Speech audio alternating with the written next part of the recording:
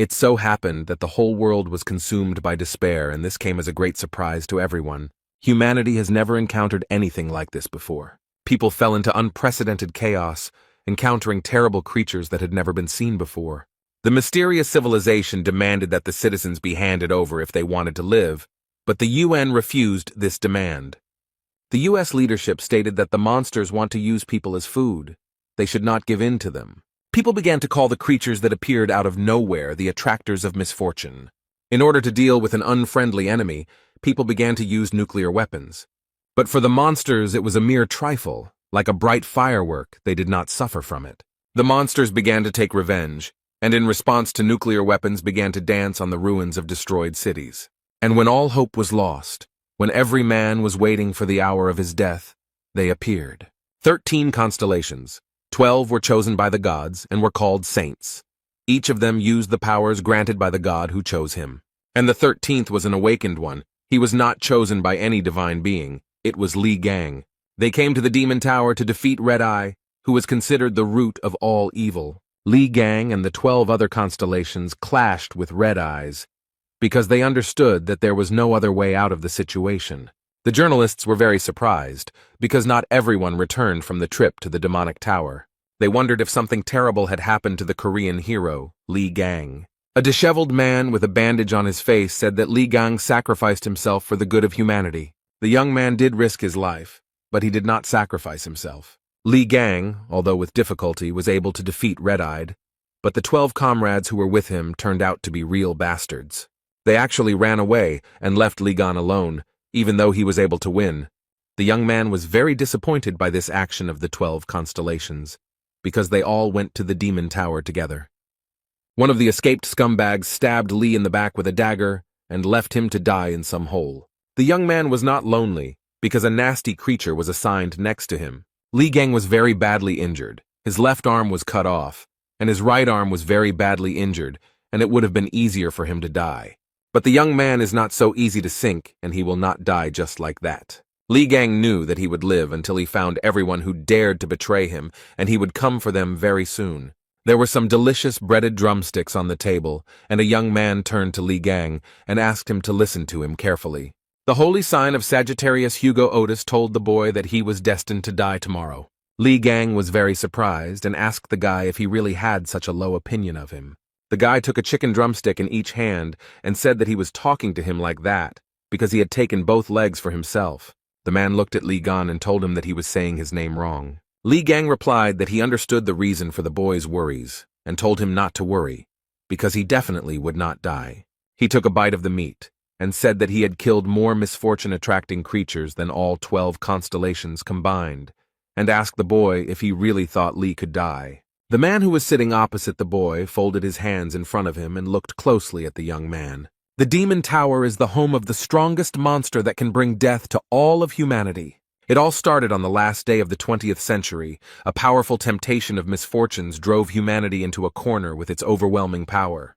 They left behind only chaos and pitch darkness, and it was during this period that the 12 gods appeared, who called themselves sacred beings. They vowed to give humanity the power to fight off all monsters and chose 12 people who was granted indescribable power. But something happened that no one expected. The 13th awakened appeared, without the blessing of a single sacred entity. He was so strong and so incredible that everyone was shocked by his abilities. The surprising thing was that even among the 12 saints he had no equal, and this fact made them very angry. And who was so strong, incredible, and unique? Of course, a young man named Li Gang. The guy thanked Gan for the fact that thanks to him, they were able to organize an attack on the Demon Tower. He sat down on a rock and said that words were not enough and he wanted a free supply of fried chicken for 5 years, and the other asked if Gan was tired of eating only chicken. Li mispronounced the young man's name. The boy told him this with a laugh, but Li only became angry. The girl said that after defeating Red Eyes, they would most likely receive a worthy reward, and the fat man said that they should demand $100 million. And Li noted that it would be better to ask for 10 years of free accommodation in a 7-star hotel somewhere in Hawaii. The boy noted that because of Red-Eyed, a huge number of countries are on the brink of crisis. The plump guy with a sarcastic smile asked Li if he wanted to collaborate with them and added that he needed to set the bar higher. The fat man asked if Gan wanted to take out the mutilated body and face, and Lee thought about how they were called saints, but in reality they were scum who cared about their own skin. The man said that it was enough to rush to everyone's aid, and a few victims would only increase their price, and the reward would only increase. Lee said he didn't care, but he thought he was surrounded by disgusting scum. He hoped he wouldn't see them after they dealt with the red-eyed man. The young people froze in place. They were very surprised. Beads of sweat appeared on their faces. They looked up and saw the Lord of the Demon Tower, red-eyed, standing before them. Li Gang stood to the side and thought that only by looking at him could one feel the terrible pressure. At this time, Red Eyes opened his mouth. It glowed with fire, and his crazy eyes glowed red. A very strong wind arose, and the young people who were watching all this were seriously scared. The ground beneath the young men's feet was crumbling, and Lee folded his hands in front of him and watched everything that was happening. A strong wind whirled the powerful people around in a whirlwind, and they screamed loudly in horror. Red-Eyed was very angry, because uninvited guests had come to his territory. The entity gritted its teeth, gnashing them, and fiery lava burst from its mouth. The girl's face was covered in beads of sweat. Her pupils became like dots. She was shaking with fear. She was telling everyone to run away. And the young people began to run headlong. They were very scared, and someone was shouting loudly that they needed to save themselves. The young men wondered if it was possible to fight something like this, and Lee looked at it all and was only surprised that these sacks of shit were only called saints. The guy squeezed the weapon in his hands and thought that all this had no meaning for him at all. The young man decided that he would be the one to kick Red Eye's ass. Li Gang did not retreat, but fulfilled the promise he made to himself. And in the end, those who were with him stabbed him in the back. He thought about how things were in the outside world and cut up the monsters that haunted him. Lee found himself in a place that was a special trap, in which more and more hordes of monsters were constantly appearing. But Li Gang could not be taken by something like that, which his traders were counting on. The guy continued to fight and promised himself that he would survive and would definitely deal with the traders. Gan promised himself that he would tear to shreds all those scumbags who dared to betray him. 20 years have passed since then. A terrible monster appeared in front of the young man, which surprised him greatly. Gan asked how he managed to get here and then noted that he was the last one. The monster screamed at the top of its lungs and began asking if there was anyone left there. Li Gang told him that the monster could scream as much as he wanted, but it was already over for him. The monster called for help, but the guy dealt with it very quickly. He stood over the monsters and sighed heavily. Li Gang had beads of sweat on his face and said that it was finally over. The guy started walking towards the exit and happily said that now he would be able to get out of here. The city was completely destroyed. There was not a single intact house. Not a single intact road. Voices could be heard. The young man was telling the other that he had chosen a less than ideal path, and the other replied that he had been told that it was safer today than usual. The boys were very surprised that they ran into high-ranking monsters that were running after them. The young man noted that they were in deep shit and said that the fortune-teller told him that today he would meet a monster with whom he should not associate himself. The monster approached the guy. He became covered in beads of sweat and began to scream very loudly. The boy fell after the blow. He lay on the ground and groaned in pain. He felt very bad. The guys were surrounded by a huge number of monsters and they felt in danger. The young man began to rise and thought that if Li Gang had been able to return from the demonic tower, then the monsters would not have dared to even show up here. And then, as if on cue, the doors of the demonic tower began to open very slowly. The young people looked at everything that was happening with horror. Beads of sweat appeared on their faces. The boys could barely stand on their feet. A strong wind was blowing in their direction, and dirt and sand were flying straight into their faces. Suddenly, a fiery tornado appeared from which smoke and sand were pouring out. It was a terrifying sight. The young people fell to the ground. They were crushed by huge boulders. The guy asked his friend what it was. He didn't have time to answer. The young man was very surprised. He told his friend that someone was coming out of the destroyed tower. Everything was in smoke, and it was very difficult to understand who was coming out of the destroyed tower. The boy stood in front of the tower, folded his hands in front of him, and said out loud that he had been hit in the back and left to rot in this hole. Lee noted that only cattle do this, but now they won't get away with it and will pay for everything. The young people watched everything that was happening, their eyes wide open in surprise, and could not understand what was happening. And this young man, who had just left the tower, dealt with the monster very easily. The guys couldn't believe their eyes. They were surprised that Li had dealt with the dog without any difficulty. But Li Gang wasn't going to stop there. He began to destroy other monsters. The young man dealt with the monsters very quickly and was very pleased with himself. And the guys who were attacked by the monsters watched everything that was happening from the side. A few seconds later, Li Gang was already near the young people and grabbed them by the hair. They screamed in fear and pain. The guys began to ask Li not to attack them. They stuttered from fear, and Gun was very surprised that he met people. He immediately thought that they were monsters.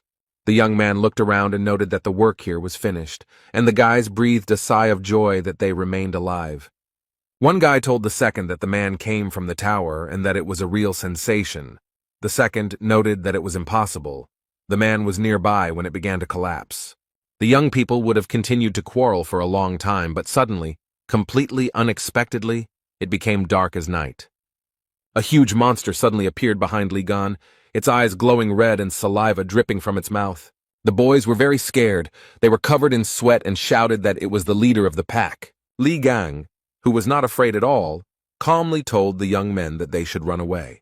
The leader of the pack began to scream very loudly. Fire burst from his mouth, and the boys clenched their teeth and grabbed their heads with their hands. After a few seconds, but to the guys it seemed like it lasted forever, it was all over. The guys were very happy that they were alive. They were very scared and could not come to their senses. They opened their eyes wide. Beads of sweat appeared on their faces. The young men looked ahead. The man who had just recently advised them to run away was standing there as if nothing had happened. Compared to the guys who were holding their heads, the man was, as before, absolutely calm. The young men looked ahead and thought that the stranger had protected them from the monster. The guy with a sly smile on his face told the dog that she was a lousy mongrel. And then, literally a few seconds later, he rose up to deal with the dog. The guy made a fist, beat the monster, and said that it was an obedient little dog. Li Gang didn't put in much effort, and after a while the dog didn't pose any danger to them. The young people who were watching all this opened their mouths and eyes wide in shock. But the guy just smiled cheerfully. There wasn't a scratch on him, and he didn't look tired. He stood in front of the young people and looked very small against the backdrop of the huge monster. The guy told the boys that he had finished his work, brought his hand to his nose, and thought that it stunk. He said he tried not badly, and then he called the guys. They were very scared. The guy looked closely at the boys and began to say something unintelligible. They were very scared. Beads of sweat appeared on their faces from fear. They asked again what the man was saying. The young man laughed cheerfully and told the boys to buy him a lot of food. The guys looked at the young man. They certainly didn't expect such a turn of events. He was silent for a moment and said that he also needed clothes. The young men looked at the stranger in surprise. And the young people decided to fulfill the guy's request because he saved them, and they took him to a cafe. A few minutes later, he put an empty plate on the table with a loud bang. The young men took the bill that the waitress brought them and opened their eyes and mouths wide. The stranger ate $1,000 worth of food. The guy said the order was small because they said they didn't have much money. The guy told the boys that they themselves said that they could treat him to anything. This was the price for their lives, and ordered another portion of noodles. One of the young men approached the stranger and asked him who he was, a Templar or a bishop, and asked him what he was doing near the tower. The guy took a toothpick out of his mouth and said that he was inside the tower and then came out of it. This surprised the guys, and the stranger also wanted to ask something. The man noted that they looked like ordinary townspeople, but for some reason they emanated a magical aura. One of the guys replied that his partner was a Templar, and noted that the man was most likely also a Templar and had received the blessing of a sacred entity. The stranger took the spoon. He became angry and replied that he would not wag his tail in front of some entity. The young man wanted to add something else, but stopped mid-sentence when he saw his reflection. Beads of sweat appeared on his face in surprise, and his eyes narrowed to become like dots. He got up from the table and started shouting that he needed a mirror, and the waitress frightenedly pointed out where it was hanging. The guy took off his t-shirt, stood in front of a huge mirror, and began to look at himself carefully. He was surprised to note that his body was completely healed. The man even looked into his own mouth and noted that his old wounds were so terrible that they simply could not be healed. He looked at his left hand and finally realized that it was whole and fully functional. The guy began to carefully examine the pattern on his palm and could not understand what it was. He began to look closely, and after a while he saw a silhouette that looked very much like a snake. The guy grabbed his left hand with his right hand, clenched his teeth, and a system message appeared in front of him, saying that he had experienced death and accomplished an impossible feat. Lee also realized that all his skills were inherited by the new body, and the achievements would be converted into experience points. He received a divine skill. The system message also informed him that all skills and traits had been inherited and transformed, and that the power of the Ophiuchus was available to him. The young man saw Ophiuchus in front of him, touched him with his hand, and received strength from him. Literally a few minutes later, the guy found himself in a cafe and was sitting on the floor in bewilderment. The guy's face was covered in sweat from bewilderment, and his pupils became very narrow. The guys approached the stranger. One of them began to touch his hands and asked with fear if everything was okay with him. He asked the boys if they had ever imagined a huge snake, and they looked at the guy in bewilderment. One of the boys said that they hadn't seen anything like that. The man suddenly took off his clothes and ran to the mirror, and then began to scream and squeeze his wrist. The boy said that other people don't see it, and the guys thought that the longer they look at him, the weirder he acts. The guy was very surprised, because he saw in front of him a message that he had become the owner of the constellation Ophiuchus. He stood and saw in front of him a huge number of system messages and read each one carefully. The boy folded his hands in front of him and thought about how his body had changed due to the super regeneration skill. He had never heard of other saints seeing something like this. The young man thought about the fact that he did not feel the energy of sacred beings. The guy understood that no matter what, he was happy with this turn of events, because his body had fully recovered. The man thought that now he needed to track down the traitors who had left him to die, namely the bastard who had stuck a dagger in his back. He laughed and said that his body began to tremble from such thoughts. He was glad that the traitors would come to an end, and the guys who were nearby could not understand why he was behaving like that. People gathered at the place where the demon tower was and thought that it was considered indestructible, but suddenly collapsed. This news will turn the whole world upside down. One of the journalists said that this place has a connection with the hero Li Gang, and it is possible that the destruction of the tower was the work of his followers or saints who did not like him. The second journalist replied that it was all very interesting, and then told the young man to look at the one who was pulling him. The guy noted that even high-ranking saints had a hard time dealing with this monster, so who challenged him and even destroyed the tower? One of the reporters frowned, sweating, and asked if Li Gang had returned from the bathhouse alive. The guest noted that they cannot be sure of this. They can only wait until new clues appear. The journalists gathered for a press conference, asking Mr. Yang Wei to comment on the fact of the destruction of the demon tower and the return of Li Gang alive. Yang Wei, the holy sign of Aries, stood in front of the reporters with his brows furrowed, not knowing what to answer. The man paused for a moment, picked up the microphone, and said that he would not be making any comments on this issue. Yang Wei began to leave the hall, and journalists began to ask him to wait, and what it meant that he was not commenting on anything. The man and his guards quickly retreated and got into a car. He was very angry and hit the car with all his might, although it was not at fault. Yang Wei was very angry. He frowned and said through clenched teeth that all he had heard all day was Li Gang's name. He remembered the young man and wondered if he had really been alive and in that tower for 20 years. Yang Wei thought that this was impossible, because there were thousands of deadly beasts in the tower, and they were all black class. He thought that it was a miracle that they managed to escape from there, having stolen the red-eyed man's throat. There was no way Li could have survived there. Yang Wei smoked his pipe and thought that Gan's body was on the verge of death due to that big guy's deadly attacks, and he didn't even wear armor like all saints. The man frowned again and thought that if by some miracle he had managed to survive and return, then he clenched his teeth even tighter and screamed very loudly that then everything would end. Li Gang held a mobile phone in his hand. He showed the guy a certain person and said that he should start with this bastard. There was a plane at the airport. It arrived. The doors opened and a man started getting out. The guards greeted the young man joyfully. They said that they did not think that they would be able to meet one of the saints, and this was a great honor for them. Mr. Hugo Otis, a Sagittarius, straightened the collar of his shirt and looked around. He approached the guards and asked them where the Prime Minister was, and they replied that he was waiting for them in the office and that transport was ready. Hugo Otis said that it was wonderful and began to walk, and the guards began to bow to him. The guards broke out in beads of sweat, and one told the other that Otis was majestic. The men looked at Hugo Otis and thought that this is what a truly chosen man looks like.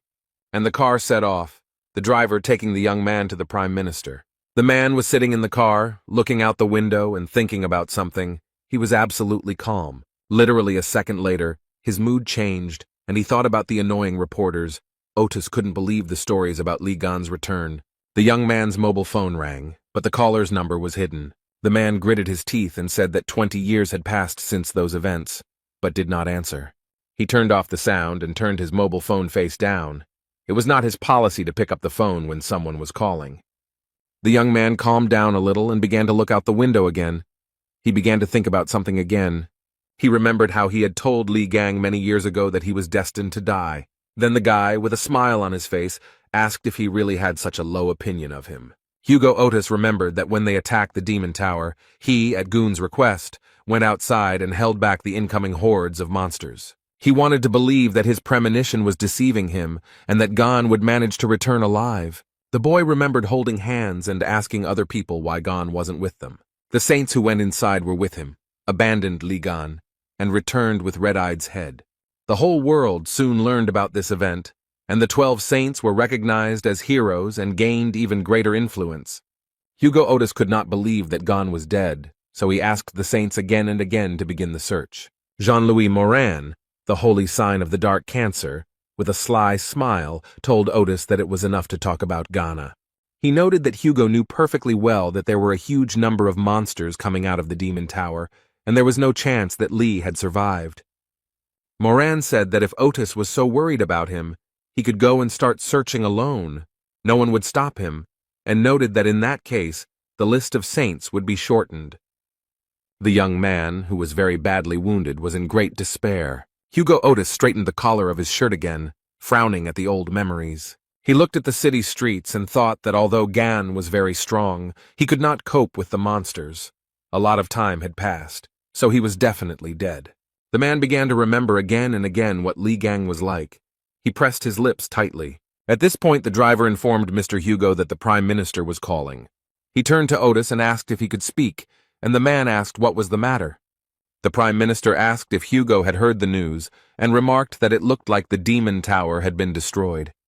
The guy grabbed his head, laughed to himself, and thought that this story was haunting him. He looked at his mobile, and said that if the Prime Minister intended to ask him to start searching for Gon, he would have to refuse.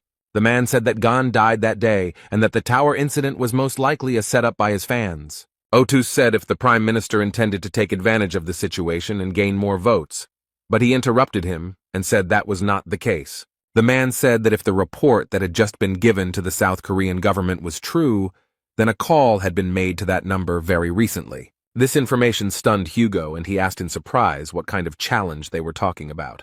The Prime Minister said the call was made from Li Gang's personal phone number. Hugo Otis started to beat his fists on the driver's seat and shout whether it was all true, and the driver got scared and almost got into an accident. The young man's face was covered in sweat, and he screamed at the top of his lungs for the driver to stop the car. Hugo started to get out of the car. He thought that that recent call was from Gan. The mobile phone screen showed information that 30 calls had been missed, and a voice message had been sent. The young man held a mobile phone in his hands. His pupils became narrow, and beads of sweat appeared on his face. Hugo began to dial some number, then put the phone to his ear and listened to the long beeps. After some time, someone answered on the other end of the line.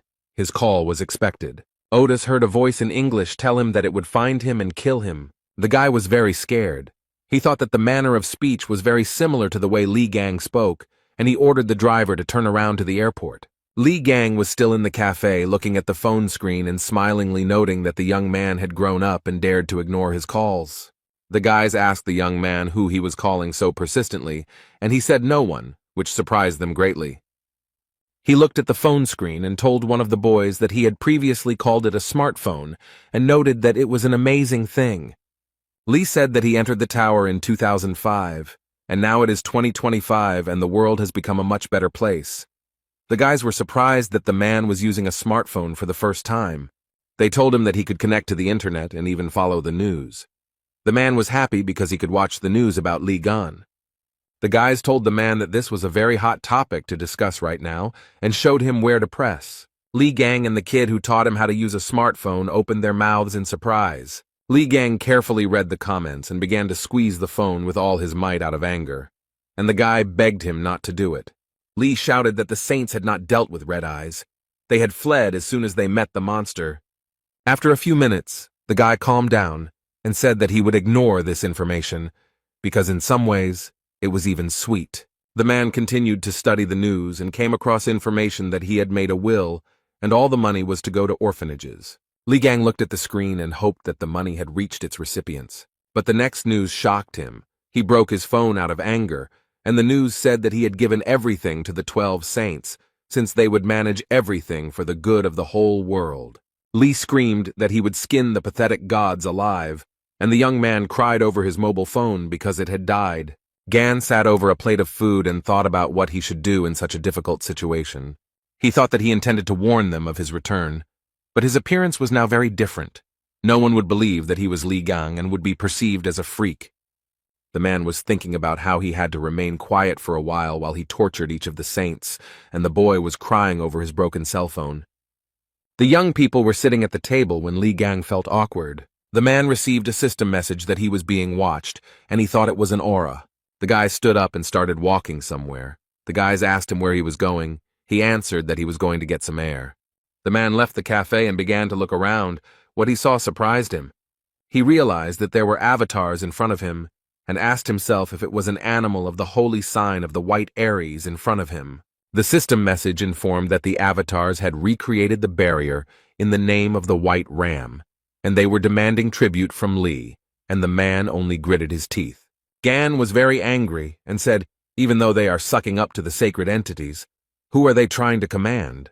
The guy wanted to say something when he heard his name being called, and he began to listen to the conversation. The young men were talking about how everyone was talking about Li Gan, and the noise from all the chatter would soon kill him.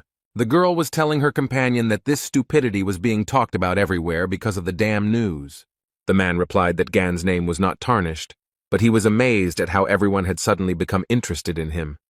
The girl supported the young men who had badges with the Gemini Zodiac sign flashing on their clothes. The guys opened their mouths in surprise and thought that the people who were talking about Li were from the Gemini constellation squad. Li Gang, who heard the conversation about himself, immediately walked towards the couple. The man frowned. The guy started shouting at him to come back immediately, as they should not be provoked. Li Gang walked closer to the young people, stood in front of them and looked at the girl and the man without blinking. He frowned and asked the guy what he was staring at, then told him to get out of there. The young men who were feeding Li and standing a little further away became frightened and thought that they were finished. The man with the Zodiac sign on his sweater took a drag and exhaled nicotine smoke straight into Li Gan's face. The young man was surprised by this attitude, and he looked at the man angrily, and he began to ask what happened, some kind of problem. The man put his face right next to Li and told him that if he had a problem, he should hit him. The mustachioed man's companion told him to leave the guy alone because he was going to shit his pants. The couple left the young man alone, and the man, passing by Li, called him a coward. The man told his companion that all those who are fans of Li Gang are no different from each other, and the girl agreed with him. Li wondered why the weakest saint was so popular with everyone, and whether it was completely absurd to consider him a saint. The boy told Li that he had held up well, then noted that these people were part of the ranking representatives of the Gemini constellation. Li Gang called the damn cockroaches with all his might, and tears appeared on the face of the guy who stood next to him. The couple turned around. They repeated the word cockroach in surprise and asked if he had said that to them. Li Gang said with a sarcastic smile on his face that he called them, "They are the cockroaches." The man ran towards Li Gan, looked the boy in the eye, and told him to repeat what he said. Li gave the mustachioed man a flick on the forehead and said that he was a pathetic simpleton who didn't even have a magical aura. The guy simply raised his hand up and the man flew away from him several meters. The mustachioed man's companion, who was watching all this, began to scream very loudly. The guys who were watching all this from the side opened their mouths in surprise. The young man watched the reactions of those around him and was very pleased with himself. After some time, the mustachioed man's companion crept up to the young man. She wanted no one to notice her. Li laughed and asked her if she seriously expected him not to notice her sneaking up. And while she was in a stupor, he also gave her such a flick that she also flew back several meters. Li Gang looked at the young people and calmly said that they were losers. The young men told Li that using magic in the middle of the street was strictly prohibited. He got angry and said that the guy was saying something wrong, because if he had used magic, there would have been nothing left of those two. The boys opened their mouths in surprise and thought that the man had knocked out two high-ranking Templars with just brute force. A few minutes later, Li Gang sat down next to the mustachioed fat man and began to look at him. The young man saw a pendant on the stranger's neck and began to examine it closely. Then he took the medallion in his hand and pulled it with all his might, so much so that the thread on which it was hanging broke. Li held the medallion between two fingers and said that's what he felt when he hit it, and noted that it was a relic. Gan looked at the relic and thought about where weaklings could get hold of a relic, because only saints should have them. One of the boys approached him and asked if it was true that he didn't know anything. He said that several decades ago, humanity was practically wiped off the face of the earth, but thanks to sacred beings and chosen constellations, the disaster was survived. 12 people could not protect the entire vast world, and the saints began to gather followers, calling themselves the Branchings. Those who were given a piece of the power of the saints began to be called Templars. They were divided into ranks. Faith is the source of strength for the Templars, and the chosen ones receive relics from sacred entities. The guy continued to hold the medallion in his hands and thought that a lot had changed in 20 years. Li was distracted from his thoughts by a guy who pointed his finger to the side, and the young man looked at him questioningly. The young man saw before him again the avatars of wealth and greed who were enjoying the current situation. Li read the system message that the avatars demanded that he deal with the attackers. They were thirsty for bloodshed and promised a worthy reward. Beads of sweat appeared on the guy's face. He thought that this was not it, because Li had attracted the attention of the avatars. They are like reflections of the sacred beings themselves, and standing in their way is like challenging the gods. The guy started telling Li to hurry up and do as they asked, but he just laughed. Li said that he thought that where the stinking aura of Aries was coming from, it turns out that they intended to fill their bellies. Gan came to the conclusion that in the end, nothing had changed, and he kicked the asphalt with all his might. A very strong wind arose. The young people could hardly stand on their feet. They could not understand what was happening. One of the guys looked at everything that was happening with surprise, and beads of sweat appeared on his face from fear. Li put his hands on his hips and said that they were showing off despite the fact that they were worthless losers. The boys looked up and noticed that the white Aries constellation had retreated and the barrier had also disappeared.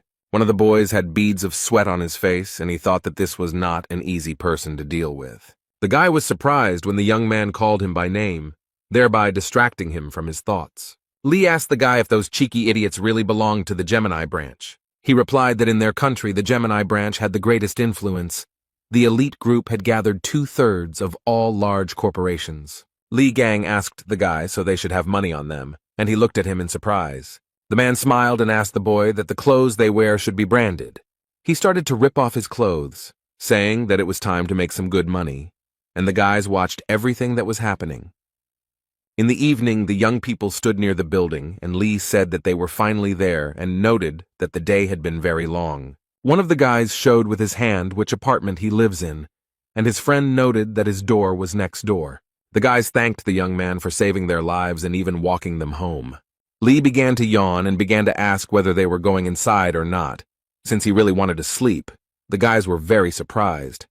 After he found himself in the apartment, he very quickly took off his clothes, got a haircut, and stood in front of the mirror. The young man began to admire himself and smiled at his reflection in the mirror. He liked it very much. The guy saw all this and told the man that a short haircut suits him very well. He said that Li now looks much cooler, and he was not prepared for such admiration. The man thought that in the past, baldness was a side effect of using his abilities, and now he tidied up his hair. Li Gang frowned and his smile turned into disgust. He couldn't understand why this happened. He looked at the huge fly and wondered what the fly had forgotten in their apartment. Literally a few seconds later, he caught the hand in a fist and squeezed it very tightly. Li opened his hand and threw away the remains, and the boy raised 2 fingers up and was surprised that he caught the fly with one hand, because even experts can't do it. The man began to catch one after another the luring one and asked what number it was and why they were sticking to him, and the guy noticed that his scent attracted monsters. Lee told them to smell his ass and said that this usually happens because something is wrong with the house. He looked at the shelf and said that the guy keeps nasty things in the house, which is why the creatures flock here. The boy looked at the figurines and noted that this could not be an abomination, since they were received from the constellation Gemini. The guy took the statuette in his hand and said that these artifacts did not belong to him, but they were blessed by the saint. But he did not finish speaking because Lee broke it. The young man looked at his hand, covered his nose, and said it was disgusting, and the guy started shaking over the broken figurine. The man picked up the mask and told the guy that it was intended to spy on the buyer. He started throwing things off the shelf, threw out the music box because it collects personal information, and the watch attracts the attention of monsters. The boy screamed from injustice. Li Gang said that the saints had appropriated his property and then started selling such disgusting goods to people. The guy got really angry and said that the very thought of such injustice made him furious. The young man who stood in front of the door heard someone shouting that all this junk needed to be thrown out. Li Gang was holding some object in his hands, and the guy was holding him by the shirt and crying really hard. The young man entered the apartment and saw all this, looking at the guys in surprise. Lee looked at the stranger and asked who he was, and the boy was very happy. He was very happy to see Songjae and called him by name, who confirmed that it was him. Sun frowned, his face became displeased, and he noted that he was the owner of this apartment. By this time, Li Gang had managed to beat and smash a lot of objects. He didn't know what to answer. In the branch of the White Aries, in the residence of Yang Wei, a very interesting conversation was taking place in raised tones. The man frowned deeply. Beads of sweat appeared on his face from worry, and he asked if the Korean avatars had really disappeared. The young man who knelt before him said that it was true, and noted that there was a lot of fuss about it. Yang Wei frowned, gritted his teeth, and began to think about who could do such a thing. He knew very well that avatars were direct representatives of sacred entities, and only someone extremely strong could disperse them. Yang Wei ordered the man to contact the other saints and ask if they had anything to do with this. The man replied that he understood the order, and noted that Strelitz had not been in touch for a long time. Jan replied that this was no cause for concern, since he wanted to get a new position. The young man replied that Hugo immediately boarded another flight after arriving at the airport. Jan listened to the young man and was very surprised, then asked where the man was heading. The guy said that the destination was South Korea. This information surprised Jan very much. He stood up from his seat and began to scratch his beard and think about something. For some time he silently digested the information. Yang Wei thought that Hugo had always been on good terms with Li Gang. The man frowned and wondered if such actions could be related to the return of that bastard Gan. It was very surprising, but Yang Wei began to wonder if Li Gang had actually survived. He grabbed some statue and threw it down the steps with all his might. It almost hit the man who came to report. Jan started yelling at the guy to report clearly. He was very angry. The man began to talk about how a Templar of the Gemini branch was found in the place where all the avatars disappeared. He was unconscious. The guy told Jan that a man was lying in the middle of the street in his underwear. Witnesses said that before this, he had gotten into a fight with a very handsome young man. A candlestick with candles fell to the floor, and Wei noted that it couldn't be Li Gang, since his face was covered in scars. Yang thought that things weren't going too well, although it was entirely possible that Li had managed to survive and return. Wei thought that the avatars disappeared for some unknown reason, and the worst thing was that they failed to finish off the Spider Queen. The man clenched his fist and thought that at this rate his position could be in jeopardy. He told the man to have a plane prepared for him, and the assistant asked if Wei was going to go there personally. Jan scratched his beard again and replied that he wanted to see everything with his own eyes. The man very quickly put on his coat, took a cigar, frowned, and noted that something devilish was happening there. In Korea, in the Gemini Branch Hospital, a fat man was lying on a bed. Various devices were connected to his body. He also could not breathe on his own. An oxygen mask was connected. A gray-haired elderly man entered the boy's room. He frowned very deeply and clenched his teeth. He pointed his hand at the guy and began to scream furiously, asking who dared to hurt his grandson so badly. The old man started pointing his fingers at some man, who calmly asked the old man not to worry so much. The man told the old man that this was exactly why the twins had sent him here. The red-haired boy frowned and asked his youth if they really met at the Demon Tower. The guy was wondering if it was true that the man was able to kill all the draggers with his bare hands and knock out a ranked Templar, and the young man noted that everything was so. The redhead screamed that it was all a lie, and that the man had destroyed all of his relics, and Lee noted that they were all fake. The guy gritted his teeth and asked what branch the man was from, and the guy laughed and asked if he thought he needed something like that. The red-haired man closed his eyes and asked what about the god he was loyal to. Lee replied that he didn't need 12 idiots for nothing. The guy started asking Lee about his rank, and he said that he was a production worker. Then he asked what the man's name was. The young man's pupils became like dots, and he calmly said that his name was Lee Gang. The boys who were in the apartment started talking about something and interrupting each other, and Lee looked at all this with bewilderment. The red-haired boy told Gan that he broke into someone else's house without permission and destroyed all the relics, and then he shouted furiously that the young man dared to pretend to be the great Lee Gan. Songjae started doing such things that the boy started yelling at him that he was a crazy bastard. A system message appeared in front of Lee that a burst of magic from a Gemini follower had been detected, and he noticed that the red-haired man wanted to destroy the house. Lee Gang was also able to study the guy's rank and other characteristics using system messages. The young man thought that the guy at such a young age already possessed high-ranking skills, and the genius trait was not given to him for the sake of a sounding point. The boy broke out in sweat and started yelling at the man to run away, as Song was a rank Templar and a crazy fan of Lee Gang. Zay asked Jiming if he was crazy, and then told him to get lost if he didn't want to get killed. The red-haired man was very angry and noticed that by playing with fire so furiously, the boy risked wetting his pants. Li Gan got tired of watching everything that was happening and decided to use force. Sun fell to the floor, and Gan said that at this rate the guy could not only burn down his apartment, but the whole house. The boy asked the young man if Sun had died, as he was very worried, and he replied that everything was fine. Then Li Gang added that everything was probably fine, and the guy burst into tears. He looked at Z and saw that he was shaking, foaming at the mouth, and a huge bump had appeared on his forehead. Lee began to yawn, said that he was going to bed, since he needed to come to his senses, and the guy shook Z and asked him if he was alive. Gan opened the door to the room, and what he saw shocked the young man. Everywhere in the room, on every shelf, there were figurines and statues of Li Gan. There were a lot of them. Lee asked what it was, and the guy said that Sung Jae was an ardent fan of Lee Gang. The red-haired man asked the man to be careful with the figurines, because this collection was dear to him. Gan said that they were really annoying him, and that their heads needed to be twisted off, which he started doing, and Sun started screaming like a madman. Z called the guy a psycho and asked him to stop. He replied that he was Lee Gang, and not a psycho, as Song had called him earlier. The red-haired guy was not prepared for the man to destroy his collection. Snot and tears mixed on his face. On TV, in the news, they said that yesterday, a representative of the Gemini branch was attacked. The identity of the attacker is not established, but he stole personal belongings. Hugh grabbed his head and thought that this was definitely Lee Gan's doing. He was surprised at what he was thinking, and this was the first news he had heard about him.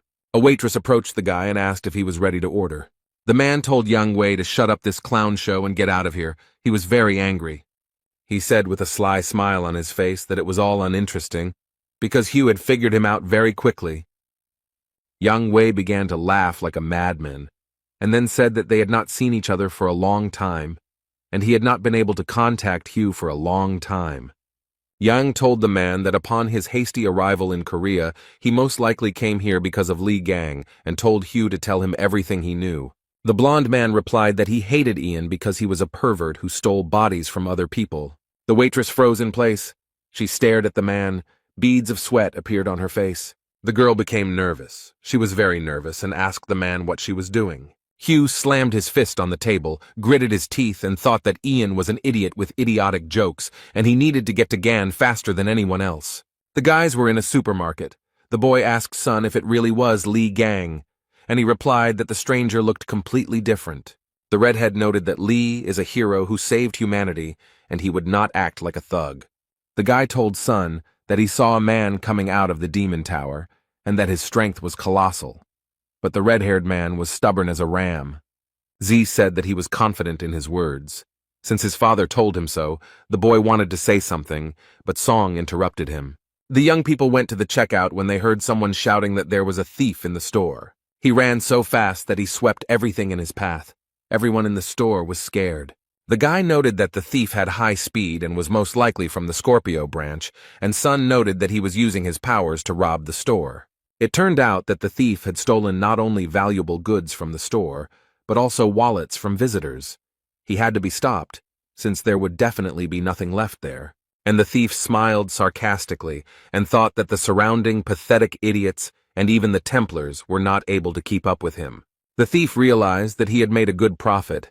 He had a wonderful catch and decided that it was time to get out. But he didn't succeed. Completely unexpectedly, he was intercepted by some hero. The thief was definitely not prepared for such a turn of events. He was very nervous, and sweat, tears, and saliva were mixed on his face. It was Li Gang who caught the thief, and the guy he was staying with asked what the man was doing there, and he replied that he forgot to tell the guys to buy chicken.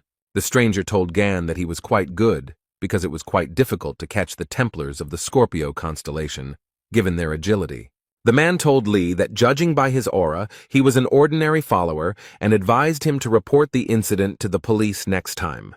Gan came closer to the young man, began to examine him, and thought about who he was. The guy wanted to ask the man something, but something distracted him and he began to look around. There were a lot of people in the store. They were all very scared. The thief, who was lying on the floor, realized that an earthquake had started and decided that he needed to get out, because this was his chance. He didn't think about anything else, but like a bullet, he began to run out of the store. Everyone looked at him in surprise. There was a smile on the thief's face. He thought that because of that man he would be caught, but the earthquake played into his hands. But the thief didn't have time to run far. The floor covering in front of him began to come apart, and what he saw shocked the man. The misfortune bringer appeared in front of him. The thief was very surprised that the monster appeared in the green zone. He stood and thought that he needed to run as far away as possible before it was too late. The thief began to run away again and thought that this creature, although very strong, would not be able to catch him. But how wrong the young man was. He ran straight into the monster's mouth with a smile on his face. And the people who were in the store watched everything that was happening without taking their eyes off it. The monster continued to stand in place, looking with interest at the people who had gathered in a crowd. Some onlookers were even filming the monster on their mobile phones, when a message was heard that an emergency had arisen and the building needed to be evacuated. They also announced over the loudspeaker that the Spider Queen was on the territory of the hypermarket and had started attacking people. People ran in all directions, and over the loudspeaker they said that the Spider Queen had appeared on the territory. The little boy did not react to the message in any way. He was lost and crying loudly, and the monster was approaching him. Li Gang hit the monster with all his might just when it opened its mouth a few centimeters away from the child. Gan told the boy that he should be careful. The child had tears in his eyes and was shaking with horror. Li. He extended his hand to the boy and calmly asked him if the baby was scared. The child didn't say anything to the man, but just started running away very quickly. Li looked at all this with bewilderment. The guy coughed into his fist and said that most likely the boy was okay. Li Gang was surprised and asked what the hell this giant was doing here. And then he added with a smile that for the first time in a long time he would be able to have some fun. Yang Wei was driving a car and asked his driver to repeat what he had said. He replied that the misfortune bringers had appeared in the middle of a hypermarket in Pucheng City, and Wei asked the driver to tell him the name of the creature. He said that the monster's name was the Spider Queen, and this information made Jan very angry. Wei thought about how they had failed during the last raid, and he had barely managed to put the seal on it while she had managed to escape. He clenched his fist and thought about how he wouldn't be able to hold back the red-class monster on his own. After the appearance of the attractors, people began to divide locations into 6 classes according to the level of danger. The blue zone is a blessed abode. The green zone was also considered safe, and there was no need to be afraid of anyone there. But in the yellow zone, it was necessary to be on guard, as it belonged to the category of light danger. The orange zone was best avoided because it already posed a major threat to life. The red zone included locations that were simply teeming with deadly monsters. But in the black zone, life is completely impossible. There are a huge number of monsters there. The Spider Queen appeared in the hypermarket, which means that this area is now considered a red zone. The driver approached Yang Wei with a question about what to do about the situation in the hypermarket. The man thought about something for a few minutes, and then replied that they needed to seal everything. Jan clenched his fist and thought that no one should know about the incident because their failure on the last raid was to blame for everything. The man told the driver to pass on the message that those inside the supermarket could not be saved, and that the Templars needed to be sent to seal the building. Meanwhile, the number of insects in the supermarket increased. They crawled around the premises in search of food. The man tried to shield himself from the monsters with his hands, his brows furrowed in confusion. He began to use his powers, his face twisted in pain, and he began to call the insects names. A few minutes later, he used a special skill and froze the insects, rendering them immobile. Beads of sweat appeared on the young man's face, and he began to say something with a smile. But the insects were not frozen and immobilized for very long. They quickly overcame the ice freeze. The man's joy quickly turned to anger. He couldn't understand how the monsters were able to destroy his spell so quickly. A few minutes later, Li Gang appeared in front of him and told the man to step aside. The guy, with beads of sweat appearing on his face, wondered when the guy had managed to get to this place so quickly. Li began throwing the cans aside and said that the parasites were so hungry that they decided to feast on people. The young man began throwing tin cans of drink at the insects and said that it would be better for them to eat them. The monsters didn't like all this. They opened their mouths, hissed, roared, and sprayed saliva in all directions. But Li Gang didn't think for very long. He took out a knife, and with the words, "Who is the monster opening its mouth at?" dealt with the big monster. The man was very belligerent. He gritted his teeth and said that the pathetic mobs should know their place. The guys Li Gang was staying with looked at everything that was happening with surprise, their mouths wide open.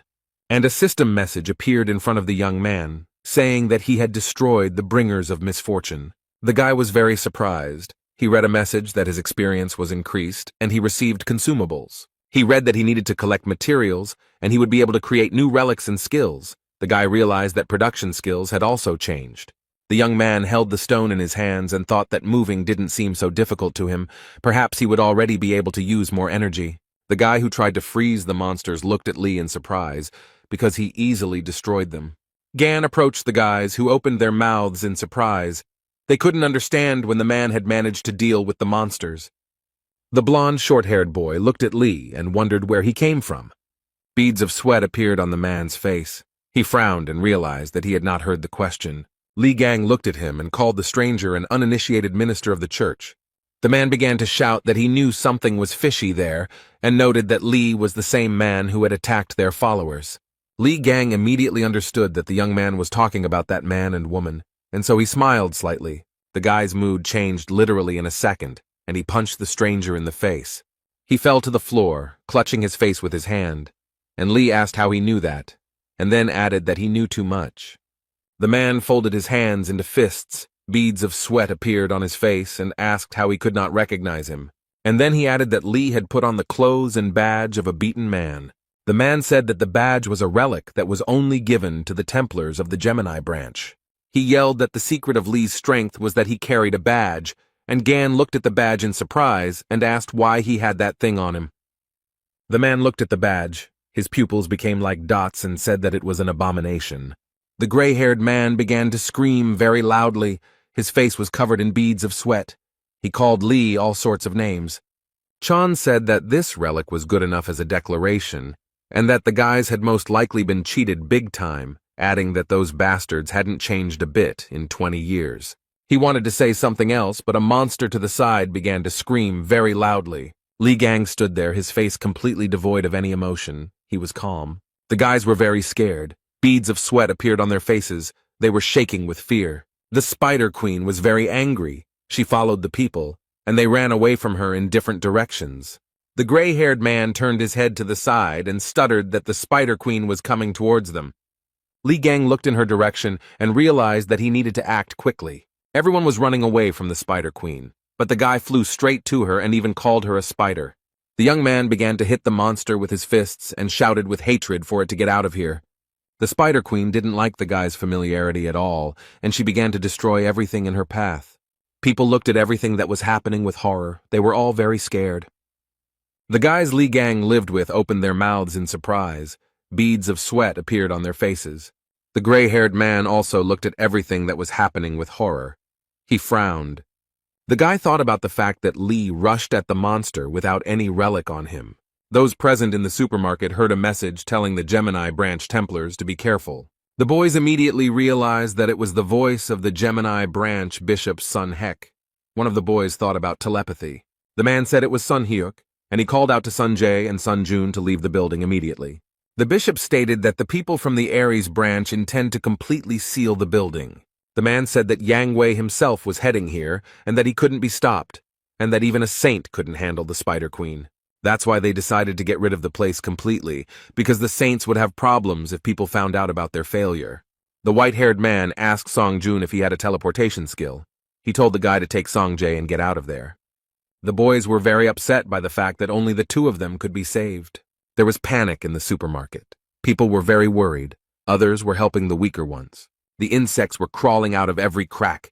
They were very angry and had no intention of retreating anywhere. But Li Gang did not stand still. He gradually approached the Spider Queen. He was not afraid of her at all. The gray-haired man watched everything that was happening with a frown. Beads of sweat appeared on his face, and he was shaking with fear. The bishop began to answer the guy's question about whether the two of them should teleport, and the man asked if there were any problems. The gray-haired man said with a smile on his face that they had no problems. The red-haired guy shouted that the man was carrying it, because there was clearly not enough help from outside, and didn't he understand how badly they were stuck. The guy shouted at the man, asking if he was suggesting leaving all these people here to die, but he reacted to the crit very calmly. He calmly told the guy to think for himself about the fact that the Spider Queen could appear in the middle of the city. What would people think then? The red-haired boy was surprised, and the man said that the townspeople would reproach the branches of the constellations. Their faith would weaken, and their strength would waver. Then he added that he could take one person with him. Song Jae would go with him. He was ordered to get him out of here. The red-haired man shouted that his friend was here and he couldn't leave him, and that there were still a lot of people in the supermarket who hadn't managed to evacuate. The man gritted his teeth and replied that the guy was an idiot and now was not the time for whims. He said he had no desire to die here because of an incompetent person like him. The man replied that he could not go against the orders of his elders, so he would finish off all the extra cargo so that the guy would have no choice. The red-haired guy clenched his fists and started yelling at the man that he was a crazy bastard. And he began to laugh. He asked Song Jae if he was going to fight him. He noted that they were on completely different levels.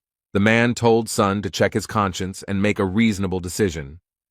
The man wanted to say something else to the young man, but he stopped mid-word. Song Jae didn't think for long, but used his strength and the man flew to the side. Li Gang ran into the hypermarket and asked in surprise why the guys were still there. The boy noted that it was very dangerous to be in the hypermarket, so he should move his buns. The guys were very happy to see the young man, and the red-haired one noted that the attractors had blocked the exit and they couldn't get out of here. The dream said that they have two ways out of here. The first is to take the teleport to the gray-haired man. The second way out is much more difficult and consists of destroying all these creatures. The guy said that there were a lot of wounded people in the hypermarket and they needed help. And then he added that the people from the Aries branch decided to seal the entire building, thereby not giving anyone a chance. Li Gang frowned and said that this was indeed a huge problem, but the gray-haired man only wheezed. A few minutes later, he stood up and began cursing Li with all his might and calling him to come to him. Gan calmly said that it seemed to him that the man had chickened out and had already run away with his heels flashing, and the gray-haired man yelled at him to shut his mouth. He looked at his mobile phone and said angrily that he would see if they could get out of here alive, and he would be able to escape alone. The gray-haired man frowned. Beads of sweat ran down his face. He was thinking about something. He didn't notice how the Spider Queen approached him and entangled him in her webs. After a few seconds, the gray-haired man realized what was happening and began to panic. He was definitely not prepared for such a development of events. But the Spider Queen did not stand on ceremony for very long. She lifted the man up in order to profit from him. The boys opened their mouths in surprise. Their pupils narrowed very much, and beads of sweat appeared on their faces. They were brought out of their stupor by Li's voice. He told the boys to take care of the wounded, and he would sort everything out. Then, when he was done, he would join them. The guys were very surprised, and Gan calmly said that it wouldn't take much time. Yang Wei arrived at the hypermarket and immediately asked about the situation. He was told that the building was already practically sealed and cordoned off. Jan said that given the fact that the work had begun before his arrival, everything was progressing very slowly. The guys began to wonder why the defense wasn't holding as it should. The second one noted that he felt like something was about to break out. A group of people standing near the supermarket began to cough very heavily because smoke was coming from the building. Those around saw a huge snake with its mouth wide open and its eyes glowing red. Yang Wei was very surprised. He frowned and seemed completely unprepared to see the snake. People started running out of the hypermarket. They were screaming to be saved and that there were people in the middle of the building. They started telling stories about some guy in a hypermarket who was fighting monsters alone. Yang Wei, who stood to the side, thought that people were talking nonsense because no one would fight monsters alone, especially since he was also not able to do it. He told the security that he would see it all with his own eyes. The security got nervous, and the guys told Jan that it could be very dangerous. Wei said he didn't care, then added that everyone should be ready and went inside the hypermarket. The man walked into the middle of the building and what he saw shocked him. In front of him was the Spider Queen. A few seconds later, he realized that she was killed and wondered who could have done this. Jan walked around the hypermarket and thought about the fact that there were traces of a real massacre in the premises. He was wondering what the hell had happened here. Wei thought that someone was specifically hunting the Spider Queen, and then said that he got rid of his headache because he already had enough problems. The man stopped. Beads of sweat appeared on his face. He began to understand that he felt a familiar energy. Jan went out onto the balcony and began to look down. He was interested in what was going on there. Wei saw Hugo Otis and was curious about what the young man was doing there. Ian began to think that this could be Hugo's doing. He thought that it made sense. Wei frowned deeply, clenched his teeth, and thought about how Otis missed him. Then the man was distracted by a question. Someone from behind asked Jan what was wrong, the pig, and he got really scared. Lee asked Wei if everything was okay, and then noted that they hadn't seen each other for a long time. And what happened to his expression? Jan was covered in beads of sweat and began to scream like crazy. He was gasping for air and choking. At this time, rescuers were working near the entrance to the hypermarket, helping the wounded. The guys Li Gang lived with were seated aside and given warm blankets. The boy was coughing and Song was deep in thought. The red-haired man was wondering if that guy could really be Li Gang, as he said, although he looks different, his movement said otherwise. Then the young man was distracted from his thoughts by someone's voice. It was very familiar. Someone was calling the guy by name. It was Hugo Otis. He asked Song Jae what he was doing near the hypermarket. Sun asked the man why he had returned. The boy was surprised to see the holy sign of Sagittarius, and Hugo got angry, since this is not the way to greet one's own father. The dark-haired guy started laughing, and Song gritted his teeth and became very angry. Hugo noted that his son was unharmed, and noted that a little medical attention would quickly get him back in action. He told his son that he had been informed that the monsters inside the building had been destroyed, and asked if he had seen who had done it. Sun said something inarticulate, and Otis smiled and wondered who his son was like. The guy asked Sun if everything would be okay with Li Gang. Hugo, who heard the conversation, was very surprised. He ran up to the boy, grabbed him by the shoulders, and started shaking him, while Sun watched everything that was happening in surprise. Otis shouted what name the boy had called, began to ask where Lee was now and whether he knew him. The child was very scared. The boy asked if by mentioning the name Theksu he meant St. Hugo Otis. Then the guy said that the young man was in the supermarket, and he managed to defeat the Spider Queen, and he also introduced himself as Li Gang. The man listened to the boy very carefully. He continued to hold him by the shoulders and asked him to describe everything in more detail. Suddenly, a loud explosion was heard from the hypermarket, and people began to look in its direction. The explosion destroyed part of the hypermarket, and someone's laughter could be heard from the side. Yang Wei was making his way somewhere. He was covered in dust and dirt. There was sweat on his face, and he was trying to catch his breath. Li Gang appeared in front of the man and calmly said that this was all too much. Li told Yan that they hadn't seen each other for 20 years, and the first thing he did was just pick him up and attack him. Jan was sweating profusely and began asking how Gan had managed to stay alive and was surprised at his own question. Wei thought that the guy looked very much like Li Gang, but he didn't have a scar on his face. His voice seemed familiar, but different from before. Yang also thought that Li looked too young, and called the man names and said that he was imitating Gan, adding that he was momentarily worried. Wei looked at the young man in surprise and could not understand who was imitating whom. Jan started yelling that the guy dared to deceive him, such a great man, and said that he would pay for it with his life. Li punched Wei in the stomach and asked him what he was talking about. adding that he had always made money by deceiving others. Gan was so angry that he used his abilities, and Yang flew back several meters. A few seconds later, Wei fell onto the construction debris and began to groan in pain, and Gan looked at him calmly. Li said that each of them needed to be taught a lesson, and then asked how he had lived while he was imprisoned in the demon tower. The guy continued. He said that they had appropriated his relics and wealth and even forged his will. Yan wanted to say something, but Li, with a smile on his face, told him not to worry and noted that in any case he was going to finish them all off. Gan said that it was worth starting with the treasury and then destroying Yan's house, its branches and relics and everything else. Yang Wei, who had been listening very carefully to his opponent, screamed very loudly in horror. He gritted his teeth and thought that this definitely couldn't be happening. The man was very surprised. Yan understood that the manner of speech and behavior were definitely Li's, and the guy was definitely not bluffing, but he couldn't even recognize all his movements. Wei began to understand that it was indeed Li Gang in front of him, but how did he manage to survive and return from the demon tower? Yan thought this was nonsense and said that if it was really Li Gang in front of him, then he had to prove it. The boy looked at Yan, who had risen up and was reading the message that the sacred essence of the Aries constellation, the Jade Emperor, had revealed itself. Li laughed and said that even the sacred entity had graced him with its attention. Yang Wei was not going to leave things as they were. He began to use his special skills. Literally within a few seconds, the young man's entire body was wrapped in chains, and Wei, with a sly smile on his face, asked Li if he still considered them weaklings. He said that he didn't know how Gan survived in that tower, and began to use the sovereign skill and heavenly weapon. Li Gang watched all this calmly, and then calmly said that he was impressed by the Emperor's strength. Yang Wei gritted his teeth and angrily told the guy to quickly shut his mouth. He began to send a huge number of swords towards Li Gan, and said that it was time for him to die. In just a few minutes, the young man was completely covered in swords. Yang Wei looked at the huge mountain with his brows furrowed, and thought that he had succeeded. He started walking towards the mountain with swords, and said that it was amazing that Li was able to get out of the tower, but his self-confidence had not gone away. Jan said that challenging someone who had gained experience all these years through his followers was at the very least reckless.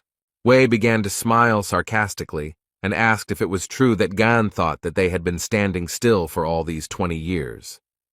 Then the mountain of swords began to crumble in different directions, as if someone was taking the swords apart. Yang Wei was very scared. Beads of sweat appeared on his face.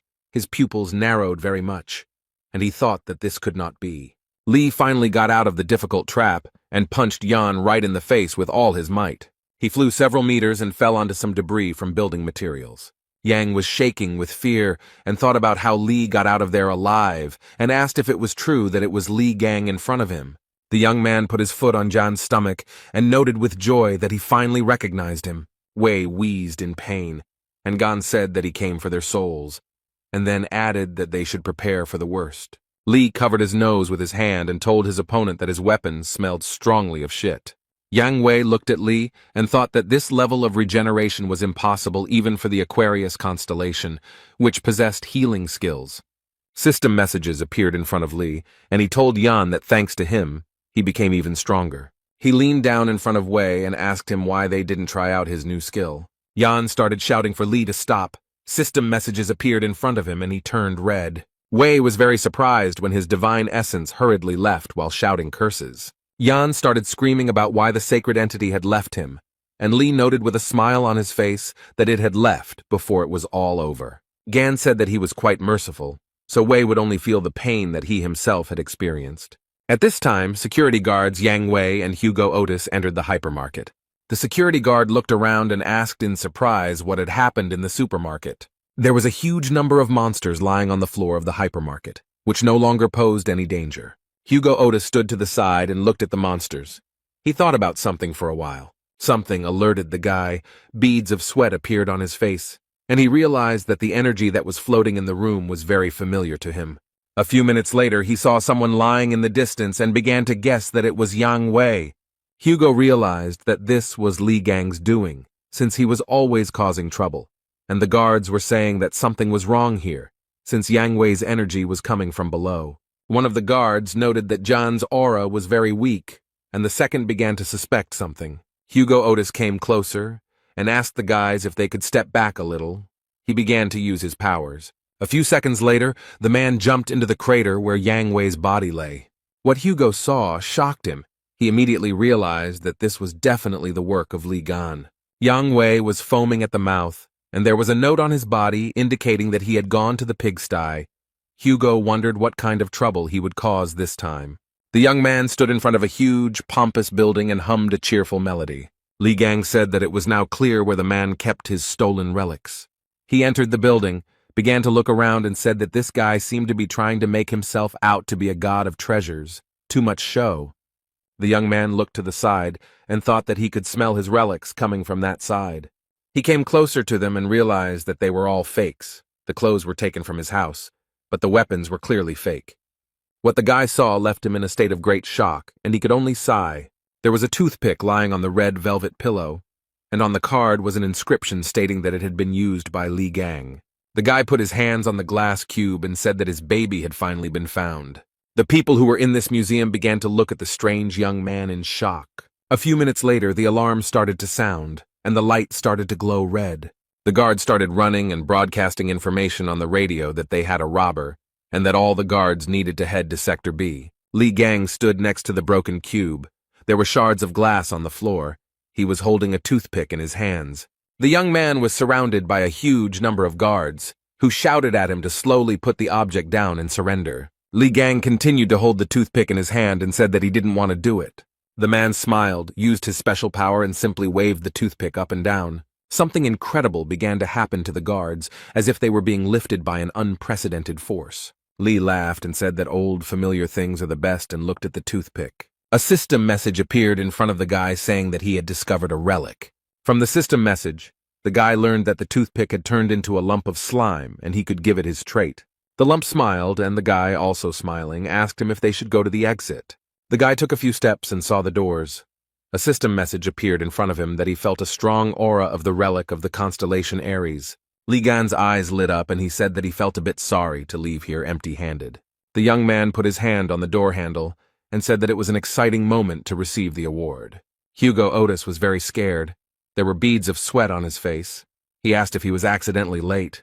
People started running out of the building, shouting something unintelligible, and Hugo watched everything that was happening. People were shouting that there were explosions all over the building and that everyone should run away, and the man folded his fists and started saying something to Gan. Li, dragging a huge bag behind him, patted his stomach and said that he was a bit hungry. Hugo Otis wrinkled his forehead. Beads of sweat appeared on his face, and he called out to Li Gan very loudly. He was very surprised, as he was not prepared to see Thexu here, as he called Hugo. The man started running towards the building with tears in his eyes, shouting that he was a bastard. Li Gang just laughed loudly and said that he did everything for the sake of old friendship. Hugo grabbed the guy who came out of the building with Li and told him that if he was alive, then he should have found him, but he was doing God knows what. The man asked if everything was okay with his leg and noticed that there was no aura coming from him, and asked where he had been all this time. And Li looked at this with surprise. He kicked Hugo in the face and asked how he could not recognize a face and called the man names. Otis sat on the ground, and Li asked the man if he wanted to die and wondered how he dared to confuse him with anyone else. The man held his face and looked in surprise at the young man standing in front of him. Hugo saw a clot of mucus on the boy's shoulder and asked if it was all true. Li began to laugh heartily and said that Taixu needed another beating. The man very quickly got up from the ground and threw himself on the guy's neck, but Gan didn't like all this very much. Otis was crying and began to ask Li if he was alive. He was wondering if it was really Gan in front of him. He hung in the young man's arms and sobbed bitterly, his face turned blue, all of which Li did not like very much. The guy threw him off and asked how he dared to rush at him so suddenly, adding that it was disgusting. Hugo replied that it was indeed Li in front of him, and a system message appeared in front of Gan, stating that the essence of the Sagittarius constellation had manifested itself. The guy looked at the essence of the Sagittarius constellation in surprise. Beads of sweat appeared on his face. Hugo was scared. He frowned and didn't understand what was happening, but Li was calm. The men looked at the essence of the Sagittarius constellation and thought about why it appeared. Li began to think about what had happened when a message appeared in front of him that the sacred entity Apollo was doubting the truth of Gan's survival. There was also a message that Apollo was offering to verify this. Otis asked how to do this. Gan read that Apollo was aiming his arrow at Li Gan and would say that everything would become clear when he shot him. The guy wanted to get rid of the god.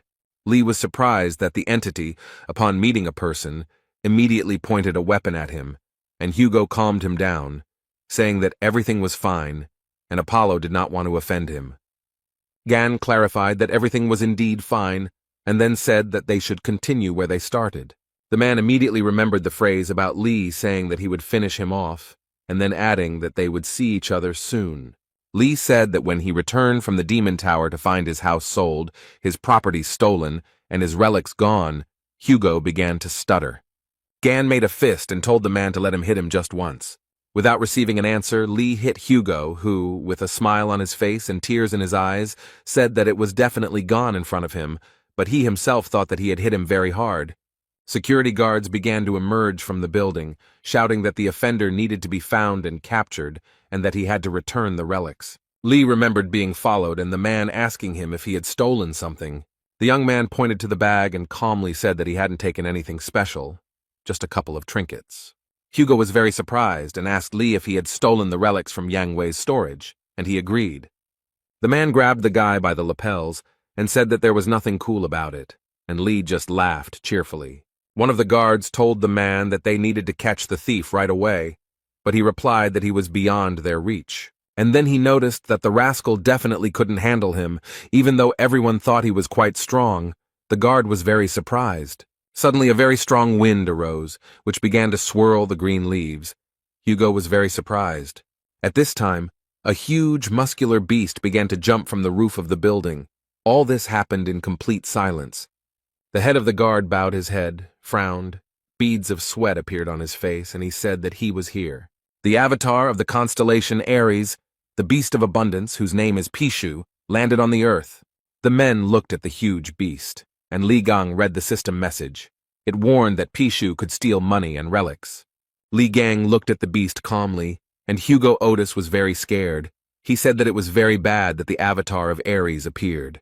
The man asked Li to leave everything and run away, but Gan told him to just stand and watch. A sly smile appeared on the young man's face, and he said that he had a plan. Li Gang ordered the slime to give him a knife, and he began to carry out the order. A few seconds later, a cold weapon appeared in the slime's mouth, and the guy reached for it. The young man took the knife in his hand and began to wave it. He was calm and collected. Then Li raised the knife up and thought that it wouldn't be suitable for fighting the avatar in this state. But the guy had an original plan. His eyes were shining, and he told the avatar to show his true form. A very strong wind blew. Hugo began to cover his face with his hand and thought about what kind of force this was.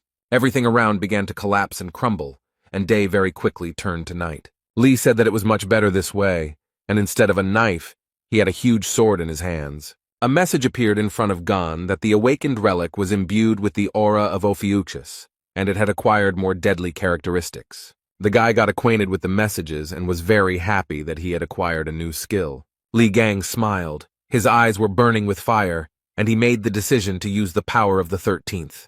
The guy looked at the beast and thought that now he could easily see all its weak points. Li Gang raised his weapon and said that it was time to warm up a bit. Hugo told the boy that rushing at the enemy without thinking is Li's tactic. The man noted that Gan always overcomes obstacles despite his recklessness. The man looked at the boy. There was a smile on his face. He mentally told him that he congratulated him on his return. The beast also did not stand aside and did not cool down. He was very angry and hit the asphalt with his paw. So where was Gan? Hugo Otis was so scared that beads of sweat appeared on his face. He called out loudly for Li. Aries' avatar looked at the man in surprise, and Hugo, out of nowhere, heard the guy's voice, most likely from the animal's belly. Li is under the beast, began to come out and said that there was a very strong stench there. He almost died from the smell of pork. The young man's eyes were shining with anger. There was a sly smile on his face, and he said that now it was his turn. The animal's eyes were burning with anger. It clenched its teeth very tightly, since it could not break away from the guy. Li Gang didn't wait long. He immediately got down to business. The guy wielded a huge sword like a feather, and the wounded animal screamed as if in frenzy from pain, saliva spraying from its mouth in all directions. A system message appeared in front of the young man, informing him that the beast was using its skill. The beast opened its mouth wide and screamed, and Lee read in the message that Pishu was absorbing all the valuables that came within range. Lee squeezed his sword even tighter and said that the beast should have behaved quietly, but now it would not escape punishment. Gan raised his weapon very high and read the system message that the Ophiuchus trait had been activated. Lee's eyes lit up. He smiled and said that one slight paresis should be enough. And the young man hit the asphalt with all his might, and pieces of asphalt, dust, and dirt flew in all directions. Pishu also got caught in the crossfire. He screamed like a madman, opened his mouth very wide, from which sharp, white teeth were visible. A very strong wind arose, which lifted the boulders like feathers, and the guards who were standing nearby screamed in horror. Hugo Otis also screamed very loudly. He was surprised, and from fear beads of sweat appeared on his face. Li Gang frowned. He smiled a sarcastic smile and was satisfied with the effect he wanted to achieve. Hugo brought his hand to his face to wipe away the beads of sweat, and thought that the guy really did have power. The man looked at the boy and thought about how powerful he had been in his prime. System messages appeared in front of the guy, and he read that he had defeated the Avatar, and his experience of the sacred throne had increased. The system asked if Gan wanted to have the Beast of Abundance as an avatar, a question that caught the guy off guard. He approached the beast, which was no longer dangerous, and said that he thought that only 12 saints could have avatars. The guy walked up to the beast, put his hand on its head, and used force. Pishu came to life, and a system message reported that the beast had become an avatar of the constellation Ophiuchus, and Lee only had one avatar. A few minutes later, the beast shrank in size and jumped into the arms of its new owner. Lee said it would be great to use Pisha as a keeper of his relics. Gan tossed the beast and caught it, and Hugo watched and said with surprise that Lee had appropriated an avatar from another branch.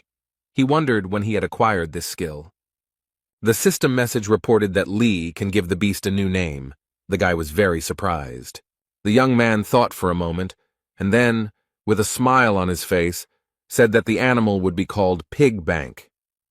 It was getting dark. The conversation was taking place in the house, when someone very loudly called their man a traitor. Hugo shouted why he was a traitor, because he was very worried about Lee, and the guy noted that while he was in captivity, he built a family and enjoyed life.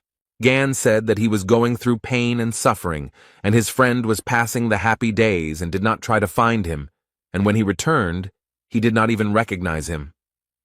Lee got up from the couch and said that he would not bother Hugo with his presence, and he replied that everything was fine and that Gan could spend the night with him, since he lived alone.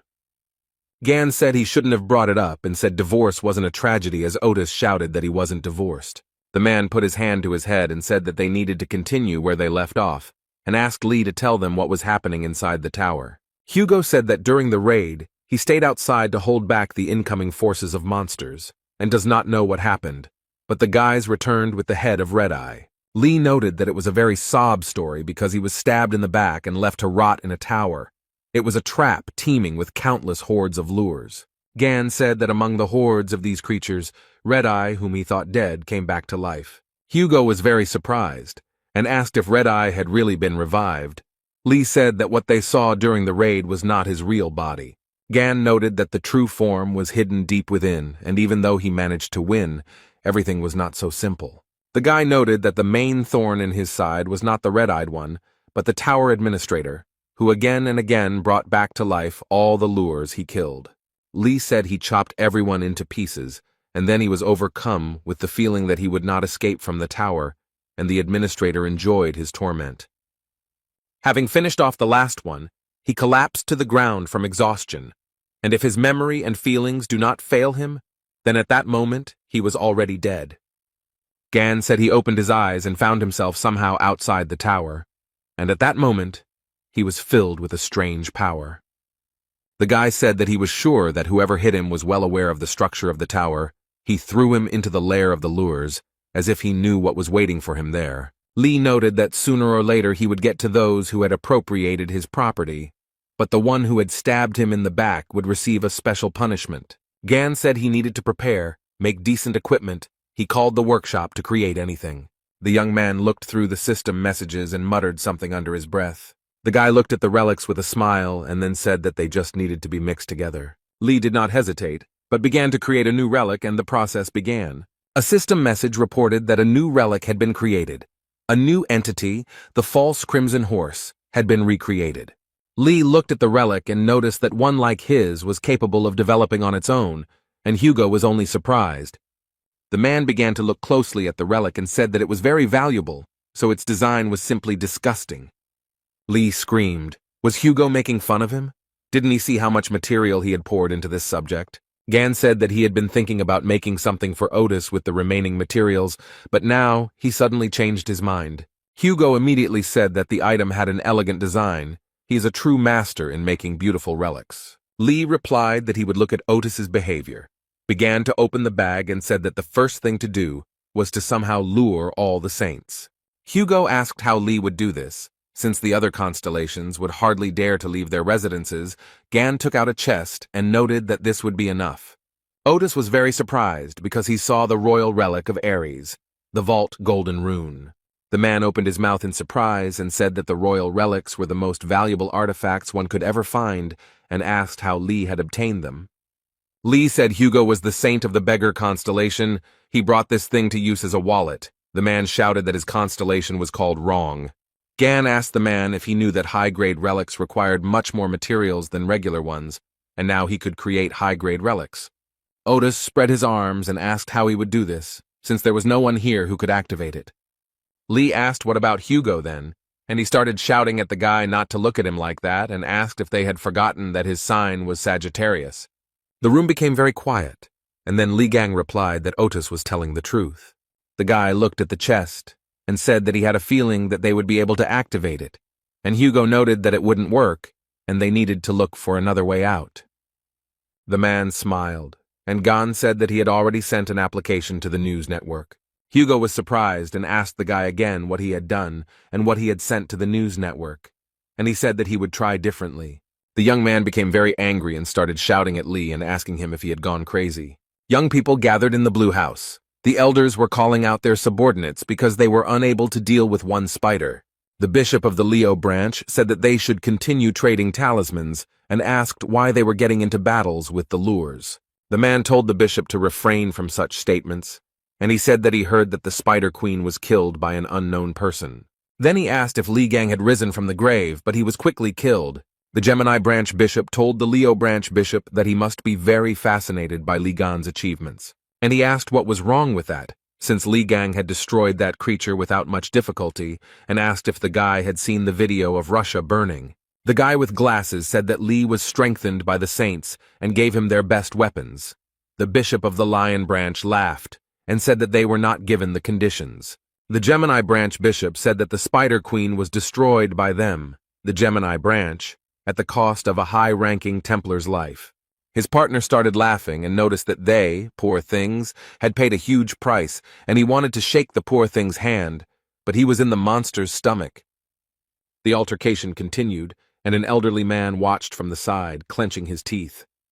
After a while, he frowned and thought that the Blue House had become a den for scumbags. A security guard ran into the room and said that he had an urgent message for Mr. President and asked to turn on the news. The announcer on TV said that they had an emergency broadcast and reported that their news channel had received a mysterious package. The man said that inside were photographs of the holy sign of Ares, Yang Wei, as well as a short message, and the test results confirmed that the handwriting was Li Gang's. Hugo Otis was screaming very loudly. His mouth and eyes were wide open, and beads of sweat appeared on his face.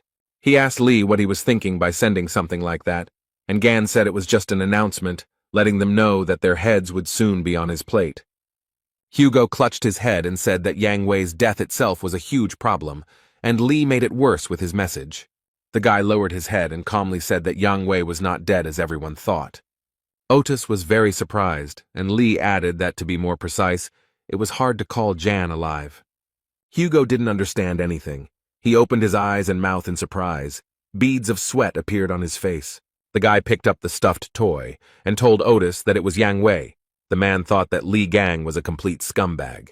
The man gritted his teeth and stuttered, asking if this toy was really Yang Wei. Li replied that thanks to recent battles, his skills had improved slightly, and he had sealed his astral body into a toy. Hugo was very surprised. He could not believe that something like this was possible. and Lee said that this was not the main thing and gave the man a dagger. Gan told Otis that this was the dagger that was stabbed into his back, the weapon that was the reason for his imprisonment. Hugo took it in his hand and thought that this was the object that almost caused Gan's death, and the dagger, judging by its shape, was far from ordinary. Otis said that if Lee was injured by him, then it was definitely not Yang Wei. The guy asked if maybe he should apologize to Yang then. Gan told Hugo that he was going to visit the shopping mall, and then asked why he needed to do so. Lee replied that the pig said that she had seen a blade with a similar shape there, and asked Otis to lend him some clothes, which he did not refuse. The young man quickly changed his clothes and told slave number 2 to protect the house, and the man asked if he had slave number 1. The guy waved his hand and said that he would be back soon and called Otis slave number 1. He got very angry and started screaming like a madman. A group of people arrived at the site where Yang Wei's estate once stood, but it was now completely destroyed. The girl said into the earpiece to Miss Sacred Aquarius that as expected. But the constellation of Aries has not been there for a long time. The aura of the sacred essence is not felt. Miss was just taking a bath, and with a smile on her face, asked where he could have disappeared to. The security girl said that he most likely took his property and intentionally disappeared somewhere, and added that everything was very bad if he made deals with other saints. Sophie Mard was wondering where the bald, fat man had run off to, and the security guard asked if Yang Wei had been kidnapped by Li Gang, since there were rumors that he had returned. Miss Saint Aquarius began to laugh very cheerfully after these words. She could not stop for a long time. After some time, she let go and told her friend that it was a very stupid joke.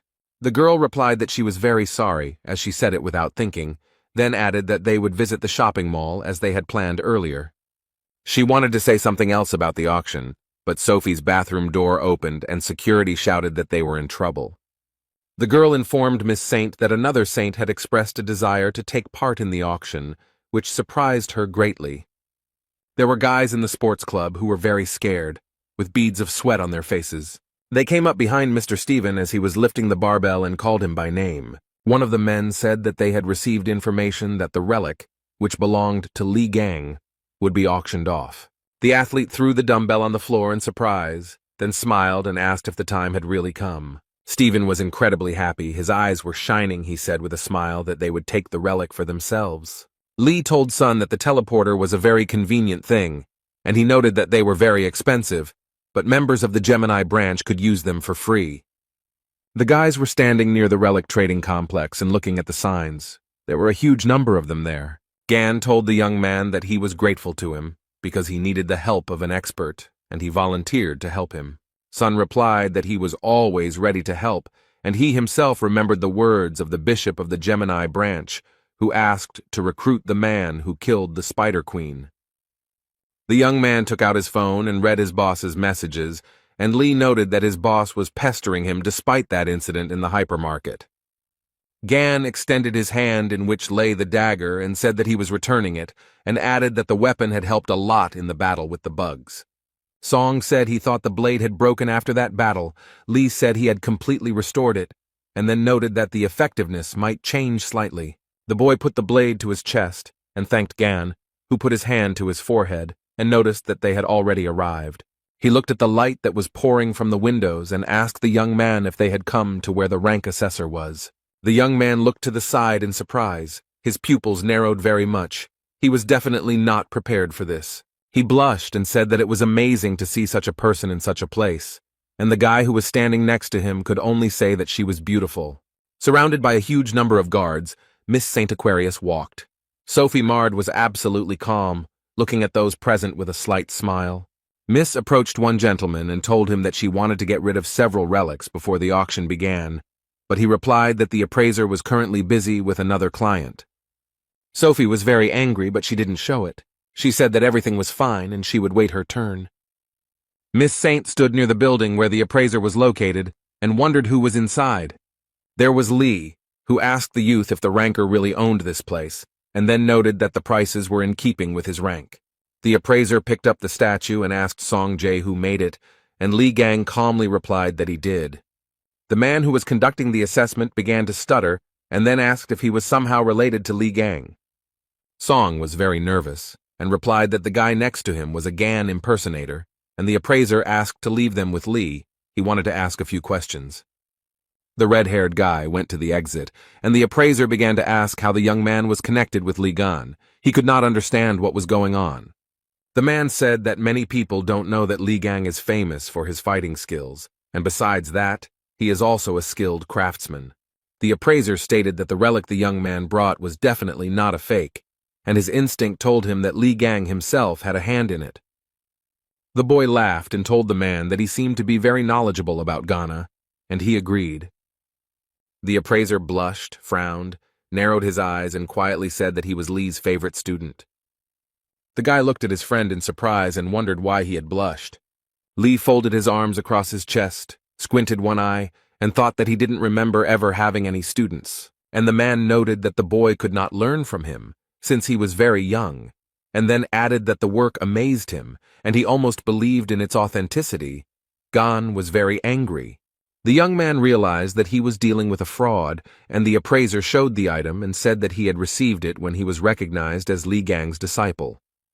The guy looked at the notebook and thought that he had once lost it and began to suspect something. Lee remembered the annoying newcomer who followed him around everywhere in China. He was so fed up with him then. The young man thought that he had aged a lot in 20 years. And the appraiser said that Lee Gang had a keen sense of beauty. But when he disappeared, he left a notebook in his house, and the guy thought he had lost it. But it turned out that the man had simply stolen it. The appraiser opened the notebook and said that he could not decipher Lee's handwriting and that there were many brilliant ideas hidden in this notebook, and Gan remembered that there was a list of his victims in it. The guy thought that after waking up he always received information with what he fought with, but this guy would be able to get much more information. But the mustachioed man handed the young man a notebook and said that it would serve the young talent better than him. The guy picked up the notebook and was happy, because it contained his first sketches, and he was very upset when he lost it. Lee held the notebook and saw a message in front of him that the item's dormant magic had reacted to the owner's aura, and it had been transformed into a relic. The appraiser shouted that it was a memory-type relic, and then said that Lee Gang had cast a spell on the notebook when he was alive. Someone entered the room and told the gentleman that they had big problems. He was very surprised. The man asked what had happened, and the young man said that the saint had been waiting outside for a long time. Usati calmly said that they raised a fuss over a mere trifle, and Lee was very surprised when he heard the name Saint. The girl continued to wait. She folded her arms across her chest. She was guarded by security, but the paparazzi still tried to take pictures of Sophie. The saint bowed her head and thought about how these worthless people dared to stare at her. She noticed that the same thing happened every time. People gathered in a crowd. One young man thought that Sophie Mard only appeared at official meetings because she was too picky for such outings. The saint told the guards that they had been waiting too long, and it was a waste of time. She thought she should go in and hurry them up personally. The girl really wanted to sell the relics. A security guard approached Sophie and said that there was still a client inside. She became interested in who was there, because it was because of him that the saint was disrespected. She really wanted to see that smug face and ran into the room, saw the appraiser and Lee Gan there. Miss Saint looked around, staring at the men, her eyes growing very big in surprise. The girl stared at Lee Gan and couldn't take her eyes off him. The guy looked at her absolutely calmly. A blush appeared on Sophie's face. She thought that in front of her was a magnificent, handsome man. She wanted to look at him a little closer. Literally a minute later, a snake appeared before the beauty's eyes, its eyes burning with fire. The saint was very frightened. Her mouth opened in surprise, and the pupils of her eyes became like dots. The girl was so frightened that she couldn't stand on her feet and fell to her knees. The guards immediately ran up to her and started asking if everything was okay. Sophie's face broke out in beads of sweat as she thought about the terrifying aura she had just felt. Miss Saint felt as if hundreds of poisonous snakes were coiled around her body. Sophie realized that she needed to run away from here quickly and turned towards the exit, and people started shouting after her. The appraiser wondered why Saint had run away, and Lee noted that the girl had become unwell. A system message appeared in front of Gan, indicating that a subordinate of another sacred entity had approached him. He thought that this was not the same as magical power. He clenched his hand into a fist and read that divinity was necessary to maintain the powers of the sacred entity. Gan asked the man if it was true that the girl who came in was a saint, and he was surprised and noted that she appeared in all the news stories about saints. The appraiser paused for a moment and said that it was Sophie Mard, the holy sign of Aquarius. Lee was surprised. The guy laughed so hard that tears came to his eyes and said that he was puzzled that everyone was so upset about the saint, but it turned out to be Sophie. Gan thought that the girl had changed quite a bit. It was no wonder that he didn't recognize her right away. She had always been pretty, but her rotten soul wouldn't go away. The boy thought about how there were categories of things he despised, including pests, fish bones, and sewage, and Sophie was a pest. The man told Lee that he didn't understand why she was considered the saint of mercy and self-sacrifice. The girl had a nasty character, and Gan laughed. Usati said that Sophie had once provided healing assistance to Lee, so she wanted to appropriate his property and the matter passed into the hands of the government. The appraiser told the boy that he thought Sophie would call his name and noted that they probably knew Saint. Gan replied with a smile on his face that they were old friends. At this time, Miss Saint ran wherever her eyes looked, with security running after her and shouting if everything was okay with Sophie. The girl remembered Lee's face, who asked her if she wanted to die, and thought about why she remembered his face at that moment. Sophie said that the magical aura that wanted to absorb her was similar to that person's aura, and noticed that she became very scared. Death did not frighten her so much. Miss Saint told the security guard to go back to the pawn shop and find out who the man was. The assistant asked about the appraiser. Sophie thought about something for a few seconds, and then with a smile on her face said that she had changed her mind. Miss Saint's eyes lit up with a blue fire. She became cheerful, and the girl told the security to finish them off. The assistant said that the appraiser was under the protection of the Virgo branch, and they still needed to sell him the relics, and Sophie said that they both deserved to be punished. She promised the security guard that she would hand her the relic and lend her a piece of the sacred essence, but she told her that magic cannot be used in the neutral zone. Sophie asked her assistant if she was refusing to carry out her orders and looked at her with a smile. The security guard replied that no, she would never dare, because the wish of a saint is the wish of a sacred entity, and the assistant knelt before Miss Saint and stretched out her hands to her.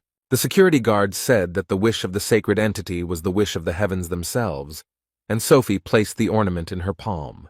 The assistant said how she could resist the order of one of the 12 saints who support the whole world. Li Gang stood in the pawn shop, watched the dripping from the ceiling, and asked why their roof was leaking. Everything was ready in the relic trading complex.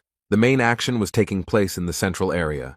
People walked past different shops, various signs were lit up, they beckoned to buyers. Sun was also walking, sipping a drink through a straw. When he stopped, he was very surprised. The guy looked at his feet and thought that there was no rain, but why was there water spilled here? He leaned over, began to examine his reflection, and thought about the magical energy emanating from her. And then a hand began to appear from the puddle, reaching out to the young man. Sun was very scared. The glass with the drink fell from his hands and it spilled. A huge water man appeared from the puddle, crawled towards the young man and looked at him with unusual eyes. The guy was seriously scared. Beads of sweat appeared on his face. He wondered what was going on here. The young man was distracted from his thoughts by some sound, and he turned his head, and what he saw shocked him. Watermen also appeared in front of other people. Some were scared by this. Some decided that it was some kind of show. Miss Saint was watching everything that was happening. She just laughed merrily because she liked this performance. Sophie decided to use such an ability as a duplicate mirror. A strong wind blew. The girl was very pleased with herself and noted that the summoned creatures could only match the rank of the Templars, but problems could arise if an entire army of bugs attacked them. There was a serious security guard named Sophie standing nearby. Sun saw her and started calling her, but she pretended not to hear anything. The guy started yelling at her about why she was using combat skills in the neutral zone and demanded that she stop doing it immediately. The girl calmly said that this was the order of the saint, so he shouldn't worry. This answer surprised Sun very much. The security guard said that she was acting at the will of the gods and began to activate the relic. The guy was very scared. He screamed very loudly that this shouldn't be done and put his hand forward. But the young man was not strong enough to prevent the activation of the relic, and the negative process was launched. The water seemed to be playing with people. It covered them, took them into its merciless captivity. Sophie told the assistant that the job was done perfectly, and she would deal with the guy from the relic appraisal point, and the security told her to grab the appraiser. The red-haired guy was also captivated by the water. He was in water bubble and understood that he had to act. Sun knew he needed to get out of there as soon as possible before he lost consciousness. The young man became very ill, and from the lack of oxygen, his pupils became like dots. At that time, Lee was in the pawn shop and looking at the huge wet spot, which was only growing in size. An appraiser approached him and reported that something was happening outside. He noted that he felt strange flows of magic. Suddenly the water gushed out in a huge stream. It not only swept away everything in its path, but also began to take men captive. Li Gang looked down and looked in surprise at the stream of water that passed by his neck. Literally a second later, the water turned into a blade, and Sophie's assistant stood behind the guy and told him not to move. The young man was not at all afraid. He continued to stand calmly. The girl told him that she had nothing personal, but he dared to offend the saint. Sophie's assistant said that if the guy doesn't want bloodshed, then let him behave calmly. The girl added that the saint had ordered them both to be killed, but if the appraiser offered a sincere apology and bought the relics at a high price, she would put in a good word for him. The man was trapped in the water but did not react to these words at all. Lee said it was not allowed to brandish a knife in public places, and he noted that he had not thought about using a weapon. The appraiser was freed from the water trap. The gun fell to the floor, and Gan told the man to ask for compensation for the damage caused. Jin Man thought that the knife was a gift from the Aquarius constellation, but the guy was able to destroy it with his bare hands. The girl clenched her teeth. Her eyes burned with hatred, and she muttered that she told the young man not to resist. Miss Saint's assistant began to use her special powers. The appraiser was thrown back several meters by water sweat, and Lee stood as if nothing had happened. The guy was having a lot of fun. Then he clenched his fist tightly. The water didn't scare him at all. He turned to the girl in glasses and asked with a smile if she had any more special effects like these, since the sensations from them were simply amazing. She got really angry. She thought that this was some kind of nonsense. The guy destroyed a rank clone with one blow. She knew it, because Saint felt bad for a reason. The girl looked at Lee and understood that he was dangerous, so she needed to deal with him as quickly as possible before he created even more problems. Sophie's assistant took out some artifact. She was very nervous and concluded that he definitely wouldn't be able to handle it. The streams of water appeared again, and the girl noted that they were created by the purest magic of the saint. The girl held the artifact in her hand and began to summon orange-class monsters. Water wolves began to appear. Li Gang smiled cheerfully and noted that these pests were very happy to see him. The young man took the blades that were lying on the display case and asked the appraiser a question. The guy asked G-Man and told them to take what he liked and said that he would lend these blades. The man didn't even have time to answer, let alone blink, before the young man had disappeared. Li Gang used his powers and went to meet the water wolves that were near the saint's assistant. The guy immediately began to attack the monsters. He was happy like a child and said that these daggers were very good. The water wolves' faces were distorted, and Lee said he had the feeling that they were no stronger than yard dogs. He understood that it was the weapons. The guy didn't stop. He said he was just planning to have his items evaluated, but he got something much better. A huge number of system messages appeared in front of the young man. His experience was increased, which could not but please. The girl who held the artifact in her hands thought that this couldn't be, because the guy had destroyed the saint's calls so easily. Lee felt a surge of strength and turned his head to tell his assistant Sophie that they weren't finished yet. The girl began to shake with fear. She understood that they were on different levels, and if she tried to attack, she would die immediately. So she couldn't think of anything better to do than run away. But while running away, he said that that wasn't all. Li Gang laughed at her and noted that the idiots who shouted that it was not the end were the most pathetic. G frowned. Beads of sweat appeared on his face. He understood that the person in front of him was not simple and asked the guy if everything was okay with him. Lee didn't have time to answer, as Sun flew into the room and shouted that he had been attacked by a Templar from the Aquarius branch and that he had barely escaped. Gan was glad to see the guy and told him that they had just finished here. Z stuttered and asked what had happened here. The guy began to look at the water wolves, which no longer posed a threat, and said that this was magical energy, similar to the calls of the saint. Lee said that by sending something like this to him, they were giving him resources, but Song said that they had better leave before the next attack. Then G-Man turned to the guys. He asked the guys to wait a minute. They looked at him questioningly. The appraiser thought that 20 years ago he had followed Li Gang and listened to his art, and he clearly remembered how he collected materials after every battle with monsters. The man told Li that he fought like a demon, this crazy fighting style, and timidly asked if it was Gan in front of him. The boy looked G-Man in the eyes and put his finger to his lips. The man frowned, tears flowed from his eyes, and beads of sweat appeared on his face, but he only smiled in response. Li told G that he would return for the materials and asked him to keep a close eye on them, then added that he still had some questions. The boys went to the door, and Man leaned over and said that they should definitely come again. The red-haired man began to ask Gan why the saint was so focused on him, and he replied that she was probably unhappy about something. Sun asked if Li had offended her in some way. The young man closed his eyes and replied that this was also possible. The man smiled. His eyes were burning with fire. He said that the boy would soon see something funny. The guys went to a cafe. Li ate ice cream and told Z that it was just awesome here, and offered him to eat as much as he wanted. Sun said that he was very grateful, and then quietly asked if Gan was sure he had enough money, because it could cost a pretty penny. The guy was silent. He was just remembering how the saint's assistant ran away and dropped something. He told Sun that everything was fine, because earlier he had picked up an interesting thing, and with it they had access to many privileges. Li showed it to the young man, and noted that as far as he remembered, this emblem was similar in functionality to a bank card. With it, he could also rent other people's skills. Sun looked at it in surprise, and said that he had not noticed before that it had the Aquarius emblem on it, and he himself thought that they might have problems, because it also serves as an identifier. Li was eating ice cream and told his friend to forget it and think about it after eating, while Song was wondering if he could eat it.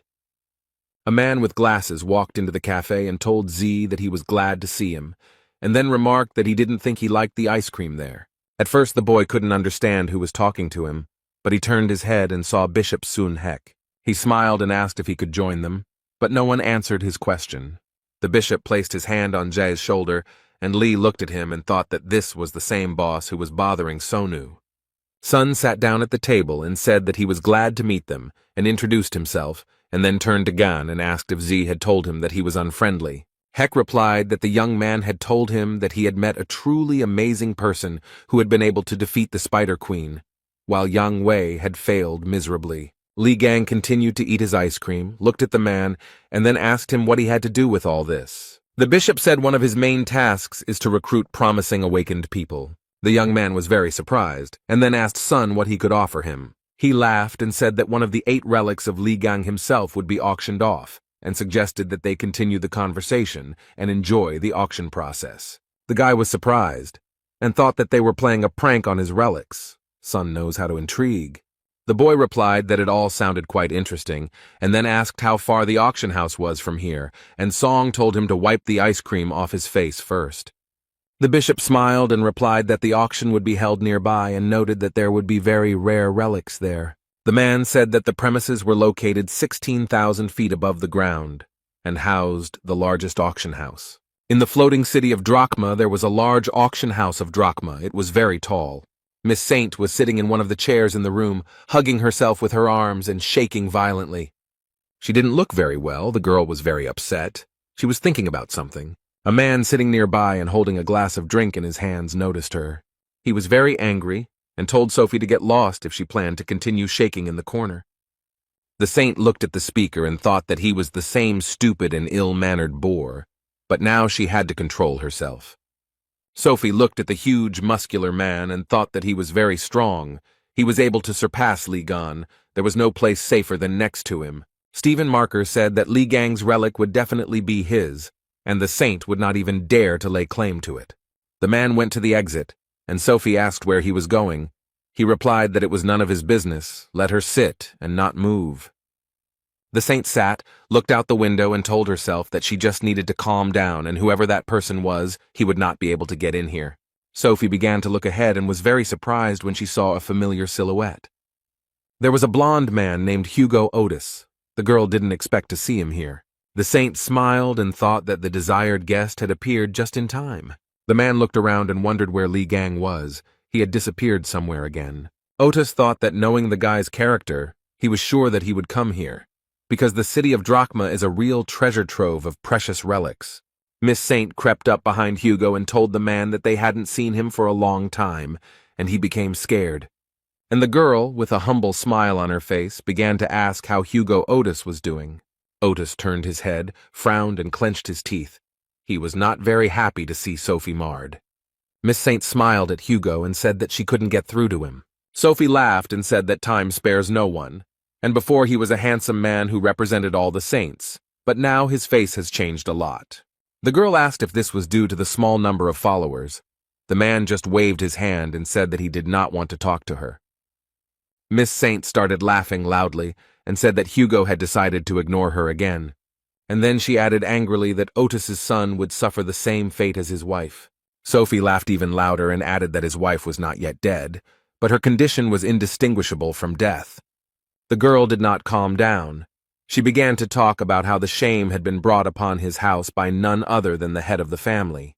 The man could barely contain himself. He was burning with hatred for Miss Sophie, and she continued to laugh. If there had been a guy in front of Otis, he would have definitely hit him, but he ordered Miss Saint to get lost.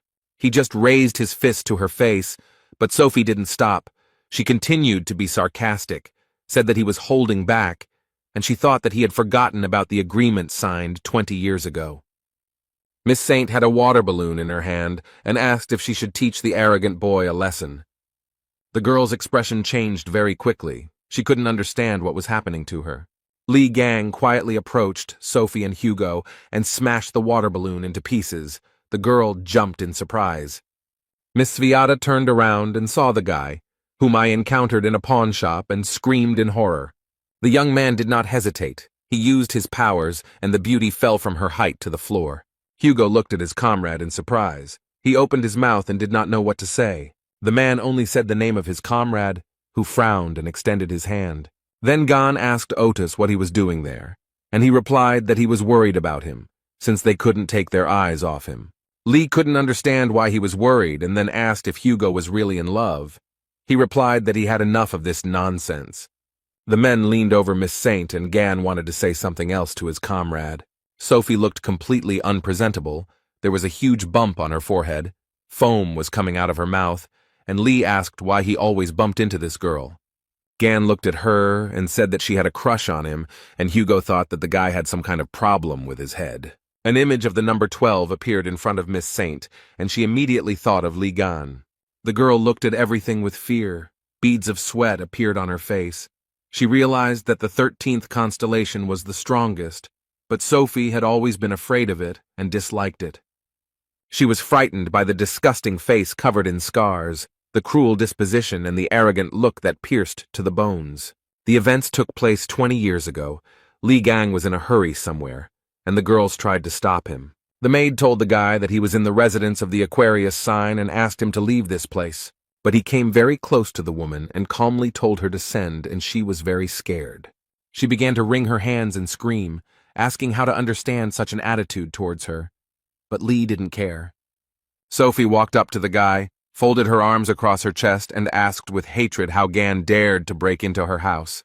And she added that he should leave, but the guy did not stand on ceremony and hit the girl on the shoulder with all his might. The young man pulled her towards him, looked straight into her eyes, and asked if she wanted to die. He began to take his hand away, and Sophie stuttered and asked what he was doing and how long it would continue, since she had sent him to the rear to treat the injured. Miss Saint began to ask why he was idle, and the young man replied that many of those people were left without arms and legs because they tried to save her life. Lee took the girl's hand and said that she had talked about helping people when she came here, and replied that it was time to go and keep his promise. Sophie replied that what difference did it make if a couple more people died? On the contrary, they should be happy that they had the chance to save her, because she is a saint. Lee continued to pull the beauty by the hand, and she said that due to constant stress, she had developed problems with her facial skin, and she was not going to go there for the sake of stupid choirs. The young man stopped, turned his head, looked at the girl, and then asked what she said. Sophie thought about Lee's smell of sweat and told him to get lost, because she had to put on makeup before she had an interview. Miss Saint began to pull her hand out of the guy's hand and screamed at him to let her go. She rubbed her wrist and asked why he had squeezed it so hard and thought about how Gan's hand was so dirty. The guy couldn't control himself after all these words and hit the girl in the face with all his might. Even outside the palace, Lee could be heard screaming. If the girl weren't a parasite, she might be reachable, but he wouldn't get anywhere until he beat all the rot out of her. Gan had forced the girl to treat the wounded and she had hated him, and now the guy was standing over her and asking if she had been sleeping for too long. When Miss Saint came to, she was seated on a chair and tied up so that she would not kick. Lee sat down opposite Sophie and looked at her without taking his eyes off her. She stared at the young man. After a few minutes, the girl screamed loudly to be untied immediately and began to ask how they dared to treat the saint like that. Lee calmly said that Sophie hadn't changed a bit in 20 years and asked how she managed it, and Otis noted that he was also wondering the same thing. Miss Saint cursed silently and thought that they wouldn't get away with this just like that, because she was no longer the weak girl she used to be. She began to use force and thought that it would not be difficult for her to melt the rope that was on her hands. The girl narrowed her eyes and thought that men would not be able to keep her with something like that, unless she managed to meet Stephen Marker. The flow of thoughts was interrupted by a juicy flick that Sophie gave Lee. The girl screamed in pain and surprise. Gan told Miss Saint that it was written on her face that she was up to something. The guy looked at his finger, from which smoke was coming, and asked what was going on. Sophie started laughing and happily called Lee stupid because he didn't realize that she had an acid layer on her to protect her from all outside attacks. The girl said that the acid would spread throughout his body and eat away at the guy from the inside. He started screaming for her to forgive him, and then said that she had imagined this. Sophie said that this was the absolute protection of the Aquarius constellation, and the young man showed her his middle finger, on which the wound from the acid had already disappeared. The girl's face was covered in beads of sweat. She screamed and thought about how the melted tissues were restored so instantly, because this is real cheating. And Gan called Sophie a parasite, and said that it was time to remember everything that happened between them. He noted that he heard how she lied to everyone, and for this she would receive one blow. The guy noticed that it was she who sent her subordinate to the appraiser, for which 5 more blows are added, and asked what she said to Otis, and said that for this another 50 blows are added. Miss Saint asked Lee to stop, a request that surprised him greatly. But the young man did not listen to the girl, but began to flick her face. She screamed in pain, asking the guy to stop, but he was still as if he had become deaf, and Hugo sat to the side and sipped coffee. Otis thought that Gan was really good at beating the crap out of people regardless of their gender. The fair-haired man was very surprised. He had a wonderful feeling, as it turned out. With each blow from Lee, his level of divinity increased. Gan didn't even think about stopping, and a huge number of system messages appeared in front of him. The man was thinking about what kind of divinity he was building up, and in this Sophie hung her head very low. The girl had a huge bump on her forehead. Foam came out of her mouth, and the guy noticed that she had passed out. Lee read the message that her divinity was unlocked, and the boy said to be reminded of what it was. And before the guy there appeared explanations about what divinity is, how it can be obtained and lost. He scratched his head and thought that now by kicking asses he was taking away their divinity, but he couldn't knock it out of Yang Wei because it wasn't unlocked at that time. The guy looked at his hand and thought that he had to become stronger anyway. Otis asked Gan if he thought he should ask Sophie about the dagger. He replied that she wouldn't have had the balls to attack him, and then added that he had found someone who could look at that dagger. Hugo thought that Lee was just teasing Sophie for fun when the guy's phone rang. Gan showed him the time, and Otis asked the young man where he got the smartphone. He replied that he borrowed it from a red-haired guy. Lee told the man that it was time for him to go to the auction room and asked him to clean it up thoroughly and suggested throwing the saint into the nearest trash can. The guy started to enter the room and told Otis that he would call him as soon as the auction ended. The man wanted to tell him something, but he retreated very quickly. Hugo thought about what to do with him. Someone entered the room and the young man asked him what he was doing there. Otis wondered why, of all the people, the one who was definitely not expected was here. It was Stephen Marker. He put his hands behind his back and began to look around the room and naturally saw Miss Saint. Hugo looked at him, his forehead furrowed and his lips pressed tightly together, but he said nothing. Marker was very angry. He frowned, his eyes were burning with fire, and he told Otis that he had to explain himself. The jock started to take off his glasses and said that he and Otis had not seen each other for a very long time. Stephen frowned so much that his veins bulged, and then said that Sagittarius didn't seem very happy to see them. Hugo calmly asked Marker what he was doing there, and he replied that he and Aquarius had made a deal. Sophie had asked him to be her bodyguard.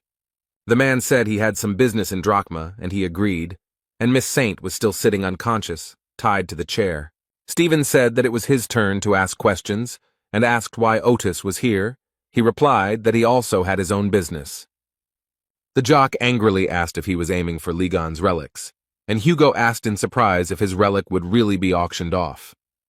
Marker smiled and asked if Sagittarius didn't know that, and then added that he was the most pathetic creature and still couldn't afford her. Hugo replied to Leo that he was always going around picking up old relics of Ghana. He added that Stephen had tried to ignore Lee for a long time, but his inferiority complex grew and he had sunk to the point of collecting all the relics. Otis asked Marker with a smile if he thought he could become as strong as him this way. The jock got very angry. His anger caused a loud explosion and stones flew in all directions.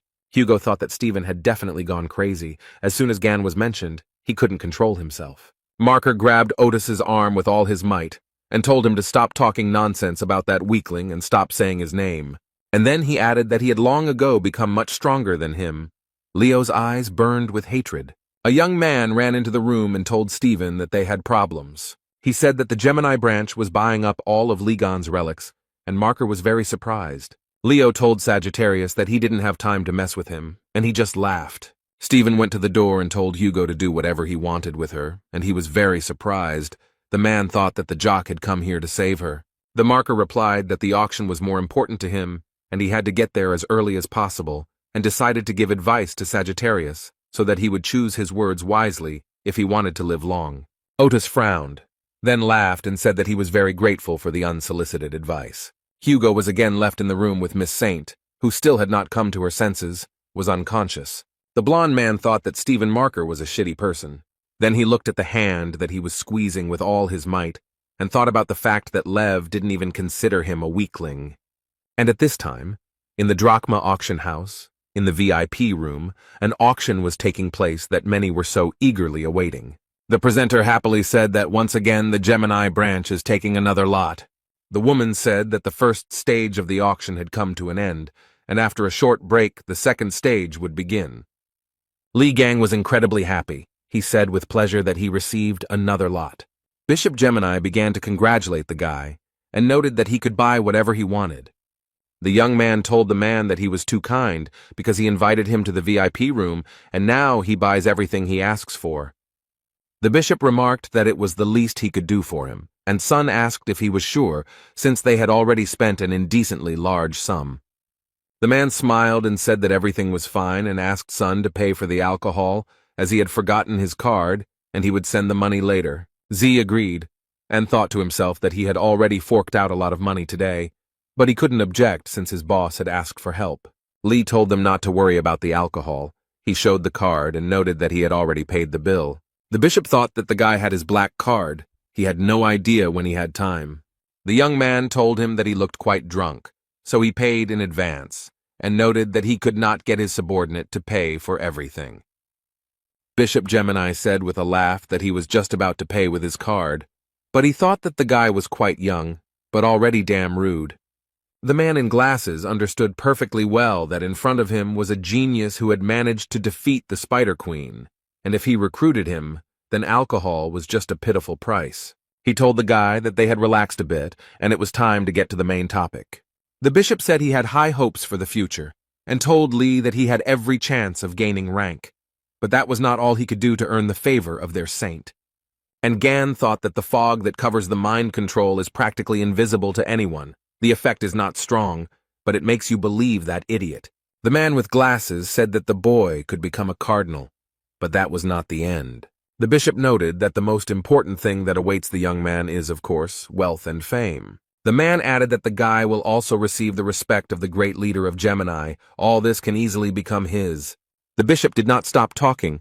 He extended his hand to Lee and told him to take it in order to be reborn as a follower of the constellation Gemini.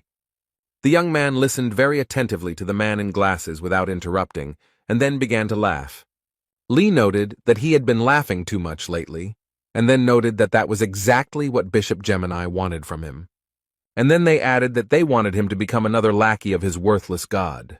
The man could not understand why the man was angry, because he had always behaved with him as expected, and he decided that he needed to change the subject and said that there was a misunderstanding. Someone outside the door said that he had brought them the relic he had won, and the bishop thought that this was very opportune. The man allowed entry, and the girl opened the door and apologized for disturbing him. She congratulated him on the purchase of the item and said that it belonged to Li Gang, also noted that all the certificates were ready. The guy thought that all this was so unusual. Bishop Gemini frowned and asked the boy if he had won one of Li Gan's relics. The young man replied that the man himself told him to choose whatever he wanted, and then added that it was not exactly what he was looking for, but it would certainly be useful to him. The guy with glasses thought that Stephen was obsessed with them, that they couldn't even afford to touch these relics, and said that she already had an owner. At this time, someone started to knock down the doors to the VIP room. He did it with his feet. The person apparently did not have the patience to just knock. Everyone in the room turned their heads to look at the person who had knocked down the door. Stephen Market burst into the room. He frowned, clenched his teeth, wanted to ask something, but fell silent for a second. Leo's pupils became like dots, and he began to ask who dared to touch his relics. Lee looked at the jock, then wondered if Stephen had accidentally laid claim to that relic. The bishop jumped up to Marker and began to ask him for forgiveness, noting that their newcomer had made a mistake due to his ignorance and that they would return the relic to its place. Lev calmed down and said that this time he would close his eyes. He told them to take the relic and put it back where it came from. The bishop thanked Stephen and said he could pay later, and he looked at the man intently. And then he said that he didn't have to spend his own money on the relic. Heck was very surprised by such impudence. He asked what Marker meant, and he put his hand on his head, saying that he wouldn't pay a penny for it, that it was a punishment for son who touches other people's things. The bishop was shaking with fear, and thought that because of a small mistake, they would be left without tens of millions of dollars. Li Gang turned his head towards the men and asked what the hell they were talking about. He smiled and noted that he had won the auction and all the relics were now his, and if Marker wanted to take them, he had to pay $200 million. Stephen pressed his lips tightly together, frowned, and began to stare at the guy. He started laughing heartily and said that he thought that the Gemini branch was full of cowards, and noted that the guy had balls of steel. Hen thought that the guy couldn't wait to die. Leo pushed the bishop away, went to the young man and said that he liked him like that. Must be a real man. He stopped near the sofa where Lee was sitting and noted that their meeting was not accidental and suggested that they get acquainted. Stephen noticed that when he met interesting people, he always greeted them warmly, and for the young man this would be quite shocking. Gan looked up at his opponent and asked him what he was talking about, while he thought that this guy had managed to slightly increase his strength. He understood that this was to be expected from the constellation Leo. It specializes in battles, which cannot be said about the constellations Aquarius and Aries. Lee looked at Stephen and thought that he would not calm down until he tore someone apart. The young man looked calmly at Marker and thought that he was an evil bastard. The lion approached the young man and used his power against him. It was so unexpected. Songjay started running to help his friend. The guy was very scared. Hen cursed, but he thought that the guy had provoked Stephen Marker, and he frowned, smiled slyly, and said that it was funny, and also added that he hoped that the guy would enjoy the rest of his life in a wheelchair. The jock put his hand on the guy's shoulder and began to press with all his might, and the guy asked what he was doing. The young man smiled and asked Stephen if he was trying to brush dust off his shoulder. The Marker stood and looked at his opponent in surprise. He thought that the blow had hit the target. What had happened then? He asked the guy if he managed to dodge his skill using teleportation, and Gan replied that he didn't understand and added that Stephen was still as slow-witted as he had been. Lee smiled and said that the skill was called Crushing Cliff, and asked if he thought the skill he had developed would work on him. Gan's face changed, and he said that Lev had begged him to teach him and swore that he would use the skill only for good, but now he used it to boast of his strength. The Marker opened his mouth in surprise and asked how he knew everything and who this person was. The guy didn't have time to answer the question, because the auction host appeared in the room and apologized for the delay and noted that bids would be accepted soon. Stephen asked in surprise if it was already time for the second stage, and Lee was thinking that another batch of his relics would be presented again. The jock stood up, pointed his finger at the guy and said that he had a lot of questions for him, but right now he had more important things to do. Marker, leaving, told Lee not to lose the pendant and that he would return for it immediately after the auction. Sun approached Gan and asked if he was okay. He was very scared. Bishop Gemini looked at the guy and thought about how he managed to survive such an attack. Even he can't dodge the saint's skill. He looked at the young man and Zay, who was sobbing loudly, and thought about who was in front of them. The auction host said it was time to begin, and announced that the highlight everyone had been waiting for with such impatience would be presented. She asked if those gathered knew about the Berlin Wolf incident that occurred 24 years ago. The phenomenon of the attracting misfortune appeared on the territory of Germany. It was a real hell, in which not only weapons but also armor melted. The 12 saints could not find a solution. The raids ended in failure. The hero Li Gang appeared, who defeated the invincible monster, and those present have a chance to become the owner of his relic. Stephen gritted his teeth, frowned, and thought about how the relic would finally become his. He had dreamed of this weapon for a very long time. The events took place 20 years ago.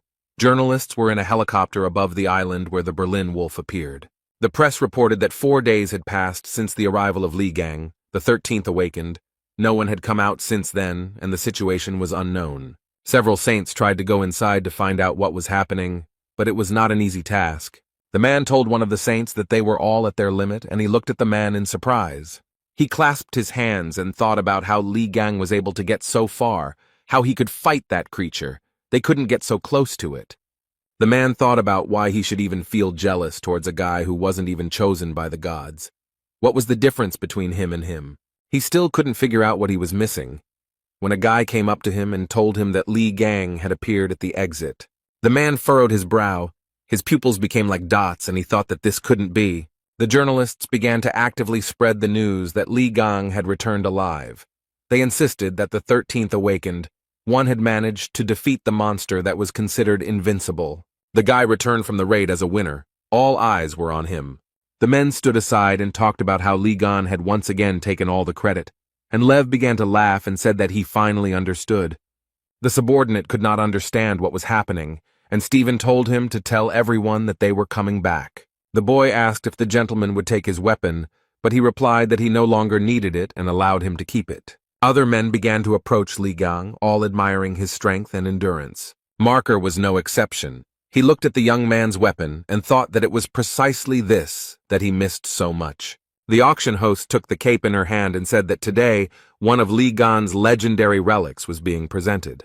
Those present opened their mouths, and the woman said that this weapon was used to defeat the mighty Berlin Wolf, and it would be auctioned off. People looked closely at the weapons, but Lee stood to the side and was absolutely calm. And Stephen didn't care that his mouth wasn't watering. He was incredibly happy and thought about how he had been looking for it for so long, and finally he had the chance to take possession of it. There was a huge bone under the glass, and Marker thought that this relic would make him truly the strongest. At this time, a huge monster woke up, and he insisted that he felt the relic of Ligana and its force.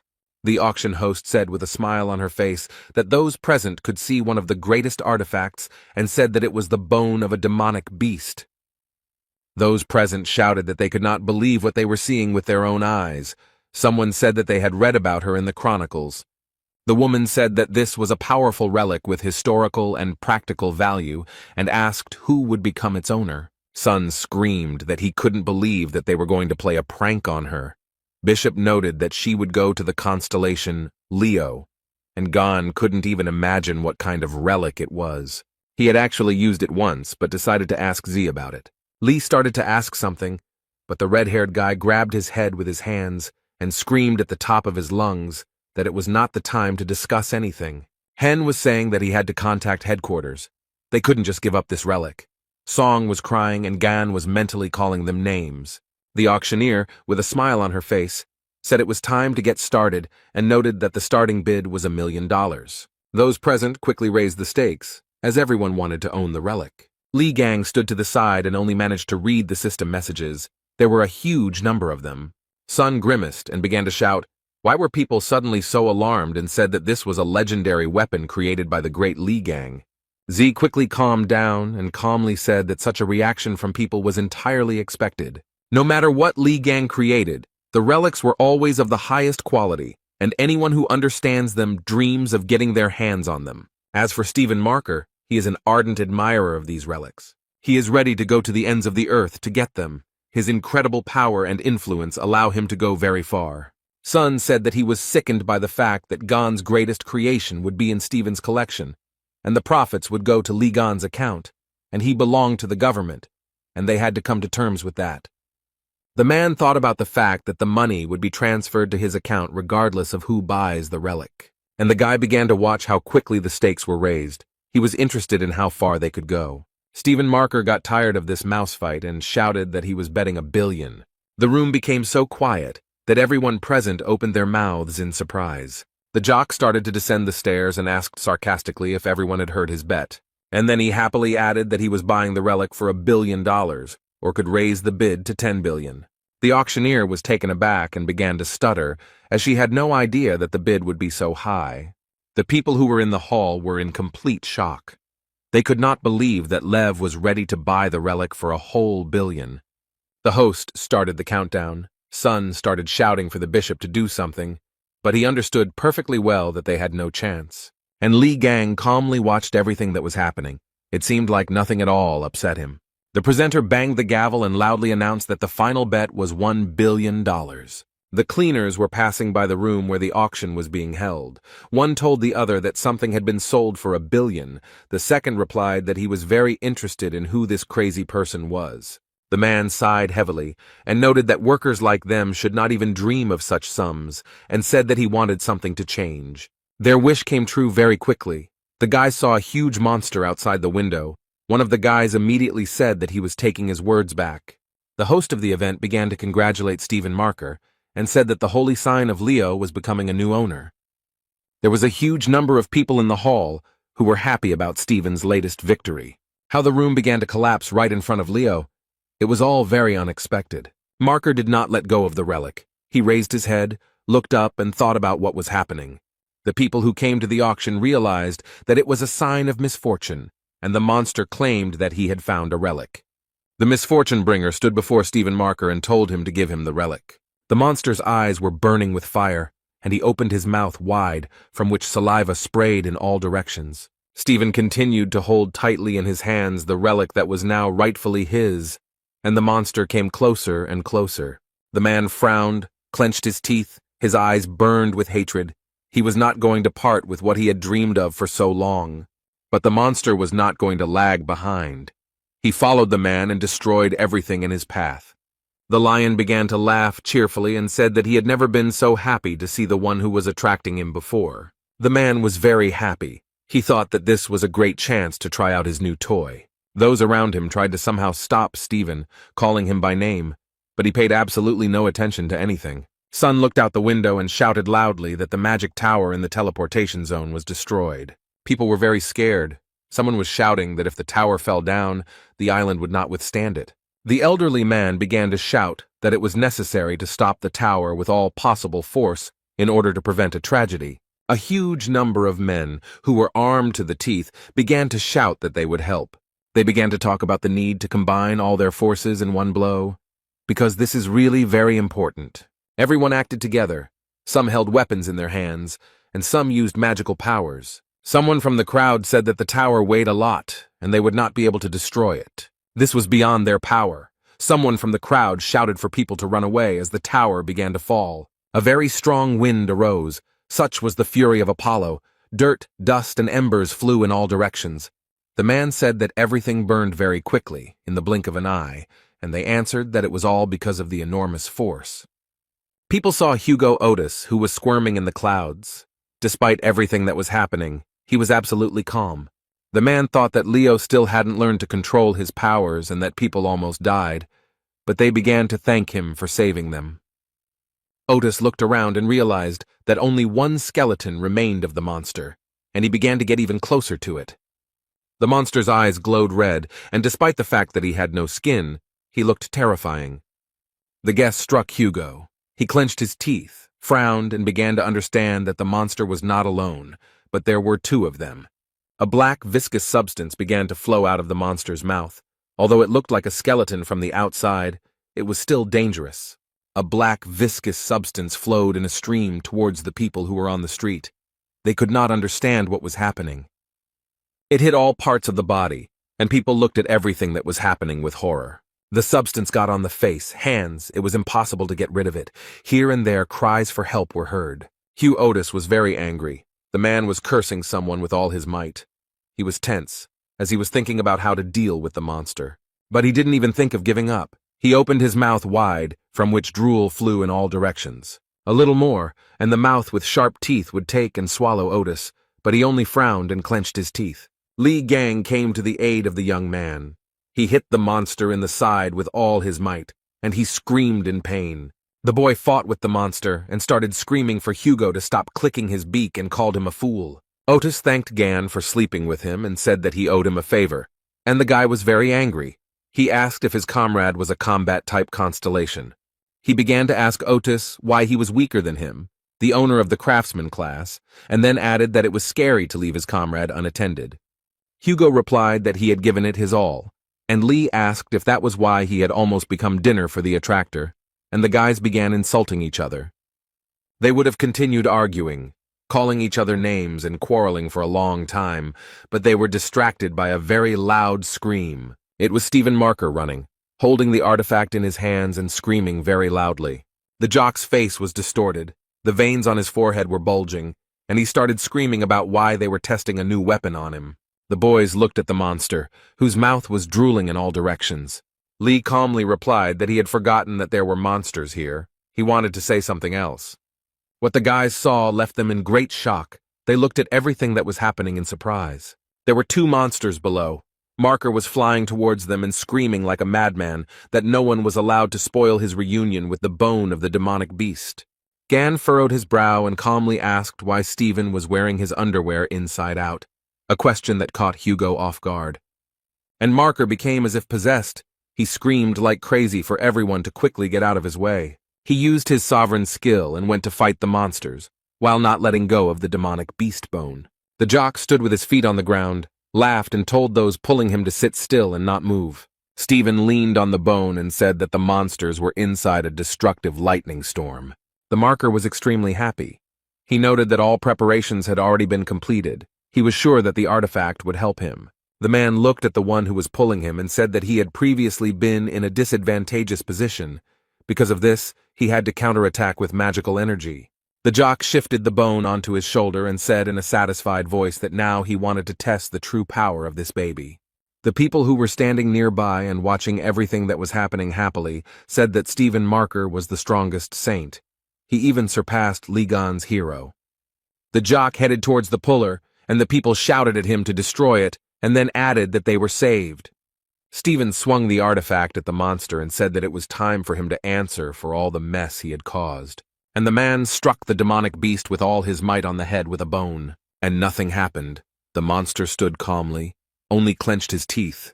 Stephen was perplexed. It became very quiet. After a few seconds, Marker screamed very loudly, his forehead furrowed very hard. And the one who was pulling him understood perfectly well that he was not in any danger, and began to attack the young man who dodged in different directions. The monster realized that the guy with the bone in his hands was not an opponent for him, and began to attack him. The jock wheezed in pain. After a strong blow, he fell down and thought about what happened, why Ligon's weapon didn't work, because there were direct hits on the entraining one. The guys started talking about whether they would be able to get out. The second one noted that they would not, since a sovereign skill was used, and it would take a long time to dispel it. Lee swore that once he got out of here, Stephen would regret being born, and Otis noted that only a moron would throw away such skills. Gan looked at his comrade and said that they needed to deal with their friends first, and pointed at the monsters. Nearby stood people who had fallen under the influence of the monster. They were screaming in pain. The young man said that judging by the location of the victims, the monster most likely intended to use them as a human shield. The blonde man noted that this meant that they wouldn't be able to just attack him. The guys looked at each other, and Lee said that they had one choice left. Otis did not understand which one, and began to clarify whether his comrade had any decision. Gan yawned and said that he would just kick the monster's ass and went towards him. Hugo started running after him and asked him to wait. The young man shouted for Lee to look away because a monster was running towards him. but the guy saw it without warning. He put his hands forward and stopped the monster. The young man, with a smile on his face, pressed the monster's head with all his might, so that he only wheezed in pain, but tried to fight back. The one who attracted, together with the people he infected, watched everything that was happening. Everyone was interested in what would happen to Gan. Lee smiled, and the man went limp in his arms. The guy told him that everything was very simple. Hugo began to ask if he was alive. Gan replied that he simply lost consciousness, and that he did it with the help of his power. Otis lowered his eyes and said that he definitely couldn't eat something like that. The guy laughed and said that from the very beginning he understood that he would do everything alone, since Hugo was of no use. And then he was very offended. The fair-haired man really wanted his comrade to cheer him up a little, but he lowered his eyes and quietly told him to forget everything. Then Otis asked if his comrade was going to rush forward and said he would cover him. Lee was glad and noticed that there was still some of his old fire left in him, and they began their first joint work in such a long time. Gan suggested not to delay and deal with the monster in one go. But first, Lee had to deal with the people the monster had infected and who were fiercely guarding it. The monster watched everything very carefully and began to growl because he did not like all of this. And after a while, it started running towards the guy and spewing out all its viscous, jelly-like poison. The young man continued to run forward, and with a smile on his face said that the monster was only trying in vain. The guy began to guess that the monster was targeting the townspeople who were behind him. People began to feel unwell. Some fell straight to the ground, holding their heads with their hands. And behind him was Hugo, who held a fire bow with fire arrows in his hands and covered Gan. The guy felt his friend's support, and with a smile on his face told him that he was a good boy. Lee was already very close to the monster and told him to stop wasting his time and just give up. But the monster was not so accommodating. It twisted its mouth from which poison continued to ooze. Gan understood perfectly well that the monster would not give up, so he was ready to fight. He clenched his hand into a fist. He hit the monster with all his might and shouted very loudly for it to die quickly. Each subsequent blow was stronger than the previous one, and after some time the monster simply crumbled. Hugo ran up to Lee and said with a smile on his face that, as expected, he dealt with him very quickly. The guy noted that the people who fell under the influence of the monster should come to their senses very soon, and the fair-haired man exhaled. The young man put his hand on his side, and it suddenly glowed with a greenish fire. The man who was standing nearby was very surprised by this. Gan began to examine his hand and thought about what it all meant, and on his palm he could see the silhouette of Ophiuchus. The young people looked up and saw a huge number of system messages. Lee looked at them very carefully.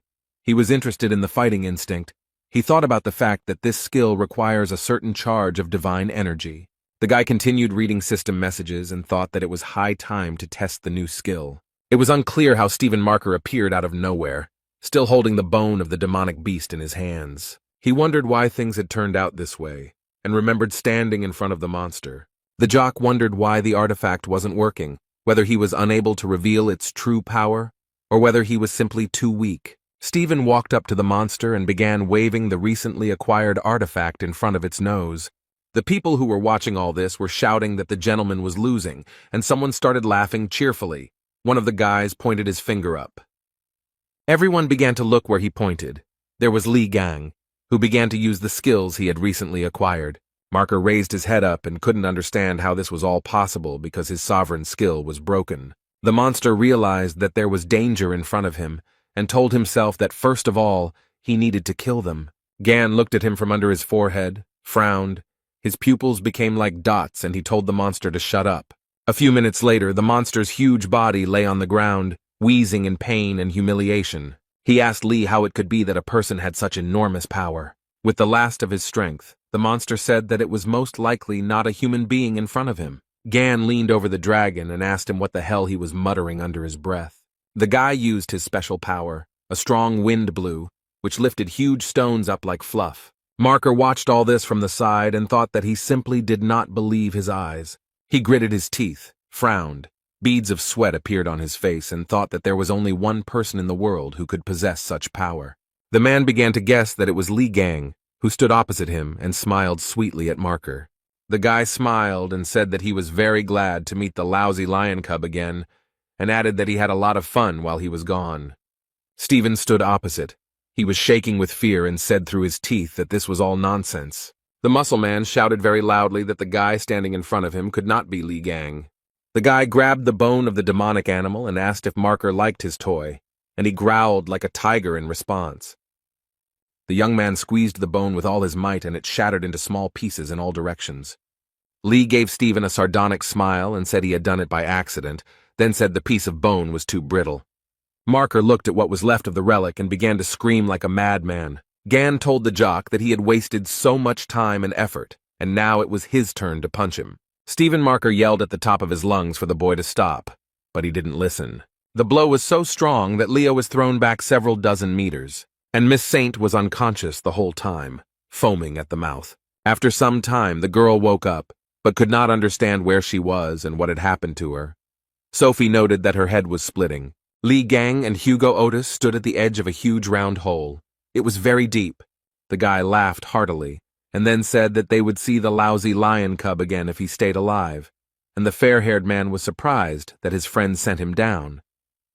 Li noted that Marker had vitality, and asked his comrade if he had taken care of the people inside, and he assured him that everything was fine, because the people were rejoicing. Gan said that everything was fine, took out a small little toy and ordered it to act. The guy told the pig to take a good look around and collect all the useful items and explained to his friend that she was simply collecting everything she saw. Li turned to Otis and said that he came here with his friend, who asked who it was, whether it was the person from whom he borrowed a mobile phone. The guy said that the young man he came with was called Song Jae. This answer shocked Hugo. He started shaking and became covered in beads of sweat and asked again what his friend's name was. Li repeated his name again. Gan said that the guy is a Gemini Templar, but would be quite suitable for a bishop, also adding that he is smart, despite his young age, and he will be very useful. Otis grimaced, grabbed his head with his hands, and wondered when Song Jae had managed to get in touch with this walking headache. The guy looked at his mobile phone and wondered why his friend was so upset. Hugo thought that the last thing he wanted was for his son to meet this scumbag, but his two children are obsessed with Li Gang, so his family is doomed. The boy told Otis that Sun was with the bishop, who had teleportation powers, and said that they would call them here, but he suggested that they wait and just leave. Li was surprised, and the man said that the twins despised him. Why bother with them? And the guy began to remember that that guy always irritated him with his shouts. Hugo said what had to be proven, and then added that that boy hated him, and mentally asked for forgiveness from Sun. Gan was upset, and noted that he cared about the guy, but he should have been prepared for something like this, and Otis told his friend not to worry too much about some kids. As soon as the fair-haired man heard someone calling for Dad, a bead of sweat appeared on his face. He began to turn his head and stuttered, saying that this voice seemed familiar to him. Hugo hugged Li, and behind them stood Song Jae talking to someone on the phone. The blonde man wondered what the hell his son was doing here, and he was surprised that the bell had been active all this time. Sun was very angry. He began to ask Otis about whom he called children, and he hesitated and did not know what to answer. When someone started calling Li Gan in a very drawn-out voice, the men fell silent and turned towards the sound. This slime, despite its small size, called its owner very loudly. Li walked over, picked up the lump of mucus, and began to read the system messages, while Hugo and Song opened their mouths wide. Gan began to shake the slime violently and shout that it was forbidden to put everything in its mouth, and then ordered it to spit out the poison. The guy pulled the lump of mucus in different directions, and the fair-haired man thought that the poison fell out of the remains of that bony monster, and it could be very dangerous. Song watched the whole thing, and said that this slime was just like the one from Li Gan's relics that he had read about. The guy took a few steps forward and told the young man that his skills and inexhaustible supply of magical energy were amazing. Then Z added that the only friend of the 13th awakened was his father, and then he clarified whether it was really Li Gang in front of him. During this conversation, Hugo didn't know what to do. Beads of sweat appeared on his face, and he began to make inarticulate sounds. All this time, Gan didn't pay any attention to anyone except the slime. In the United States, at the headquarters of the Leo branch, a huge number of people gathered in the conference room.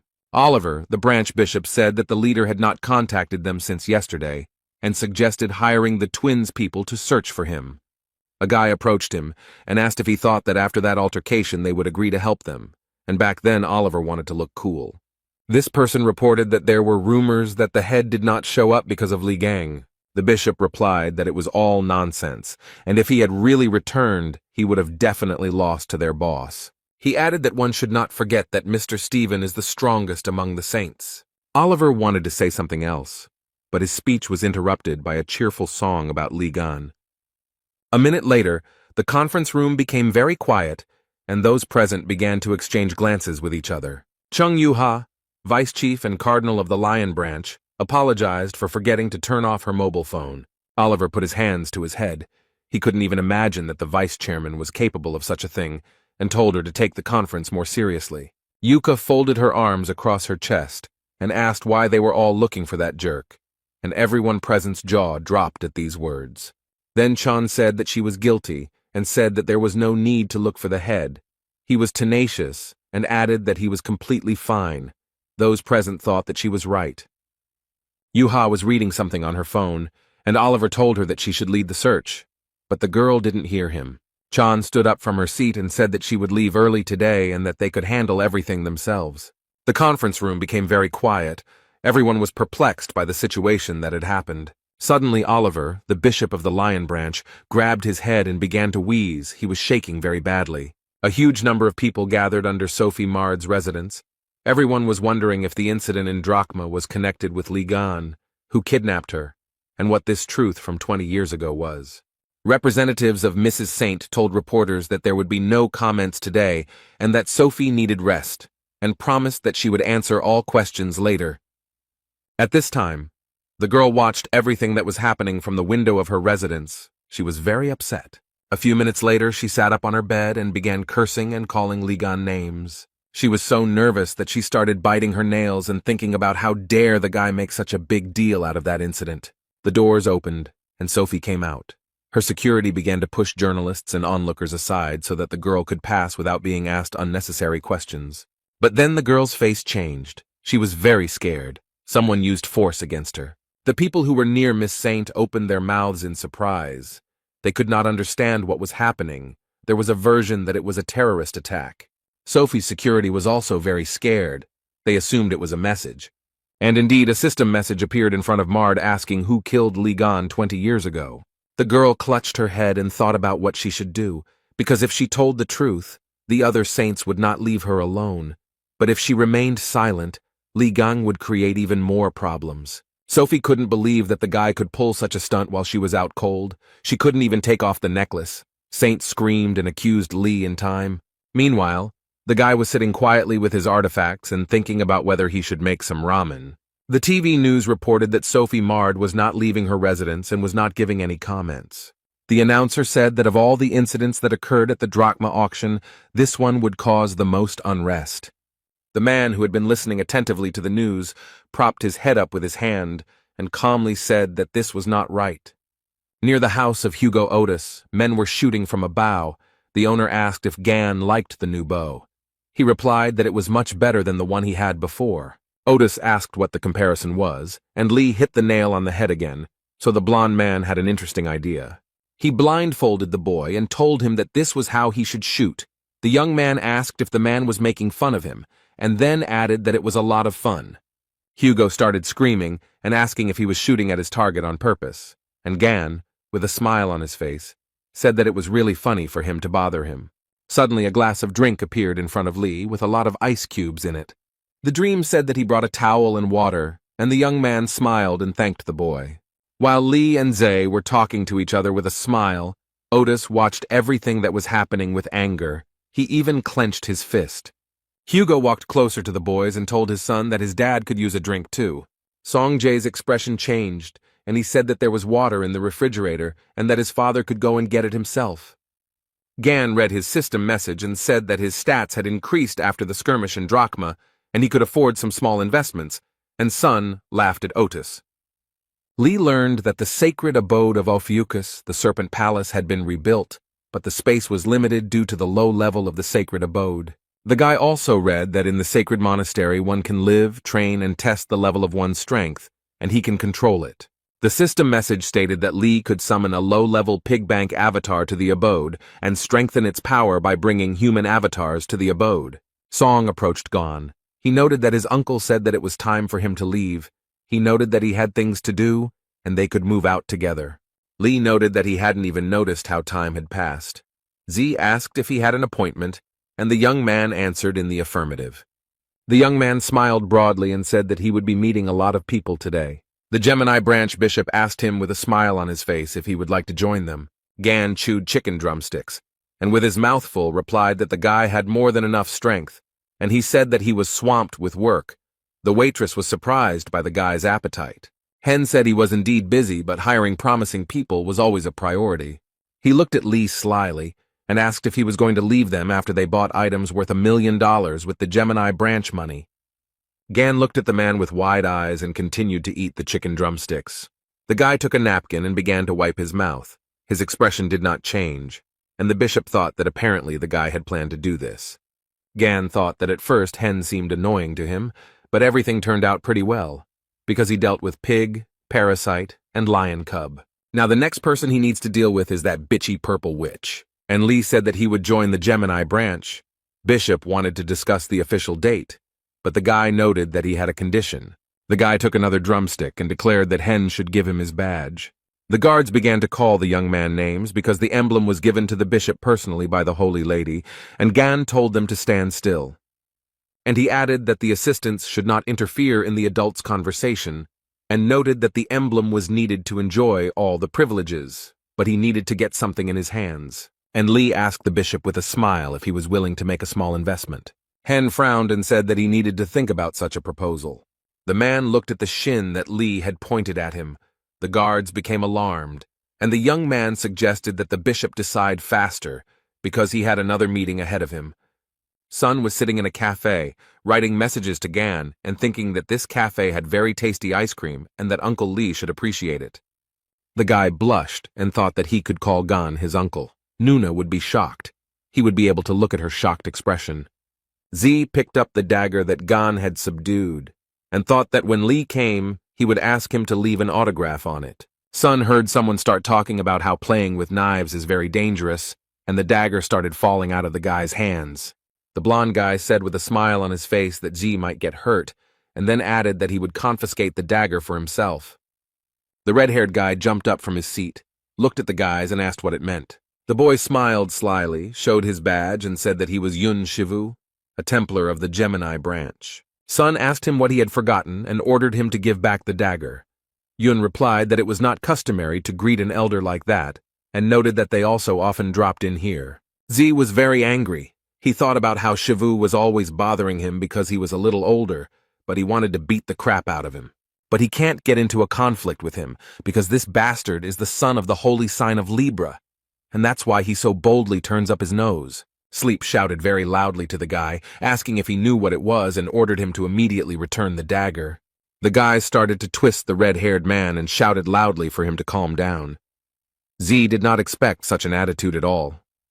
People who were in the cafe started talking about how they needed to be quieter in public places, while others wanted to break up the fight. Song asked Yun if he thought he could get away with all this, and Yun replied that these were very big words for someone with his face pressed to the table. Blondie was curious about why Z was so concerned about this thing and asked if Li Gang had made it by accident. Yun mocked the boy and asked if the dagger belonged to his incapacitated mother. These words made the boy very angry. He began to call his opponent names very loudly. A system message appeared in front of Yun, who continued to hold the dagger, notifying him that the owner of the relic was in danger and that a random skill had been activated. The blonde guy was very scared. A greenish light flashed in his face. He screamed loudly, covered his eyes with his hand, and could not understand what was happening. The guys who entered the cafe with him were very scared. They screamed in horror. The visitors were also very surprised, their mouths wide open in shock. The dagger was not simple. It attacked the blonde guy. The guy was horrified by everything that was happening. A few minutes later, he fell straight onto his back, tears streaming from his wide-open eyes. And only Song Jae was happy, because he guessed what was happening and called Uncle Lee. Gan asked Song Jae and grabbed his head while he managed to punch Yun in the nose, who was crying loudly. The boy asked his uncle with a smile how he knew he would be here, and he said that he was in the restaurant a minute ago and noticed that the one-time summoning skill had worked. Lee looked around, assessed the situation, and said that all this had not happened in vain. He looked at Yun, whose nose was bleeding, and noticed that these jerks were bullying him. Gan folded his hands and asked how they dared to offend his nephew. Someone tried to be sarcastic, and another guy said that he was scared. Lee smiled sarcastically and said that he would now show them what happens to those who bother his loved ones. The guys were very scared. And in the restaurant, a couple of minutes before the call, the bishop agreed to give Lee the emblem, but only on the condition that he join them immediately. The guy agreed. Hen smiled and thought that this was a ridiculous price for such a loot, and then he could get the emblem back. He would just add an inconspicuous clause to the contract. He handed Gan the emblem and told him to use it wisely, and he replied that he would try. The man in glasses asked the guard to hand over the contract. Lee looked at it all in surprise. The bishop said that the contract needed to be signed and raised his head, but the guy had already disappeared. Hen and the guards remained near the fried chicken drumsticks, thinking that the guy had simply disappeared. A few minutes later, the waitress came up to them, brought them the bill, and said that they owed $190. Z's two offenders were lying on the floor of the cafe, foam flowing from their mouths. They no longer posed any danger. Yun tried to ask Lee if he knew who he was, but he didn't listen to him and immediately punched him in the face. The guy started talking about his rank in the constellation, but Gan didn't listen to him. He started strangling him with a sly smile on his face. The young man tried to convey that he was the son of the holy sign of Libra, but Lee kept hitting him in the face. Yuna was shaking with fear and resentment. He thought that the man would at least let him finish speaking. The blonde guy was lying on the floor, and Gan told him to get up because they weren't finished yet, and the boy was thinking about why his magical protection was of no use. He crawled on the floor and called Lee all sorts of names, and thought that he should know his place. The bull Phalaris appeared in front of the cafe visitors. It was located behind the blonde man's back. People were very scared. Some said that he used combat magic in a public place. Others shouted that they needed to run away as quickly as possible. Yun began to laugh like a madman and shouted that the man would be punished for his arrogance. Gan stood opposite the blonde man and calmly told him that he was very noisy, and he noted that he was interested in what kind of miracle skill this was, and then added that it became clear to him that he couldn't even light coals with it. A message appeared in front of Lee that he had suppressed the enemy's magic. Yun screamed. He couldn't understand how this was possible, and then he realized that there was also a mage in front of him. The man continued to read the system messages and calmly replied that he was a craftsman.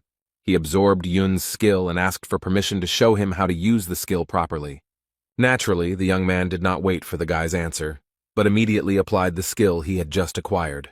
The bull of Phalaris, the burning masculine passion, was activated, and the blonde man screamed furiously.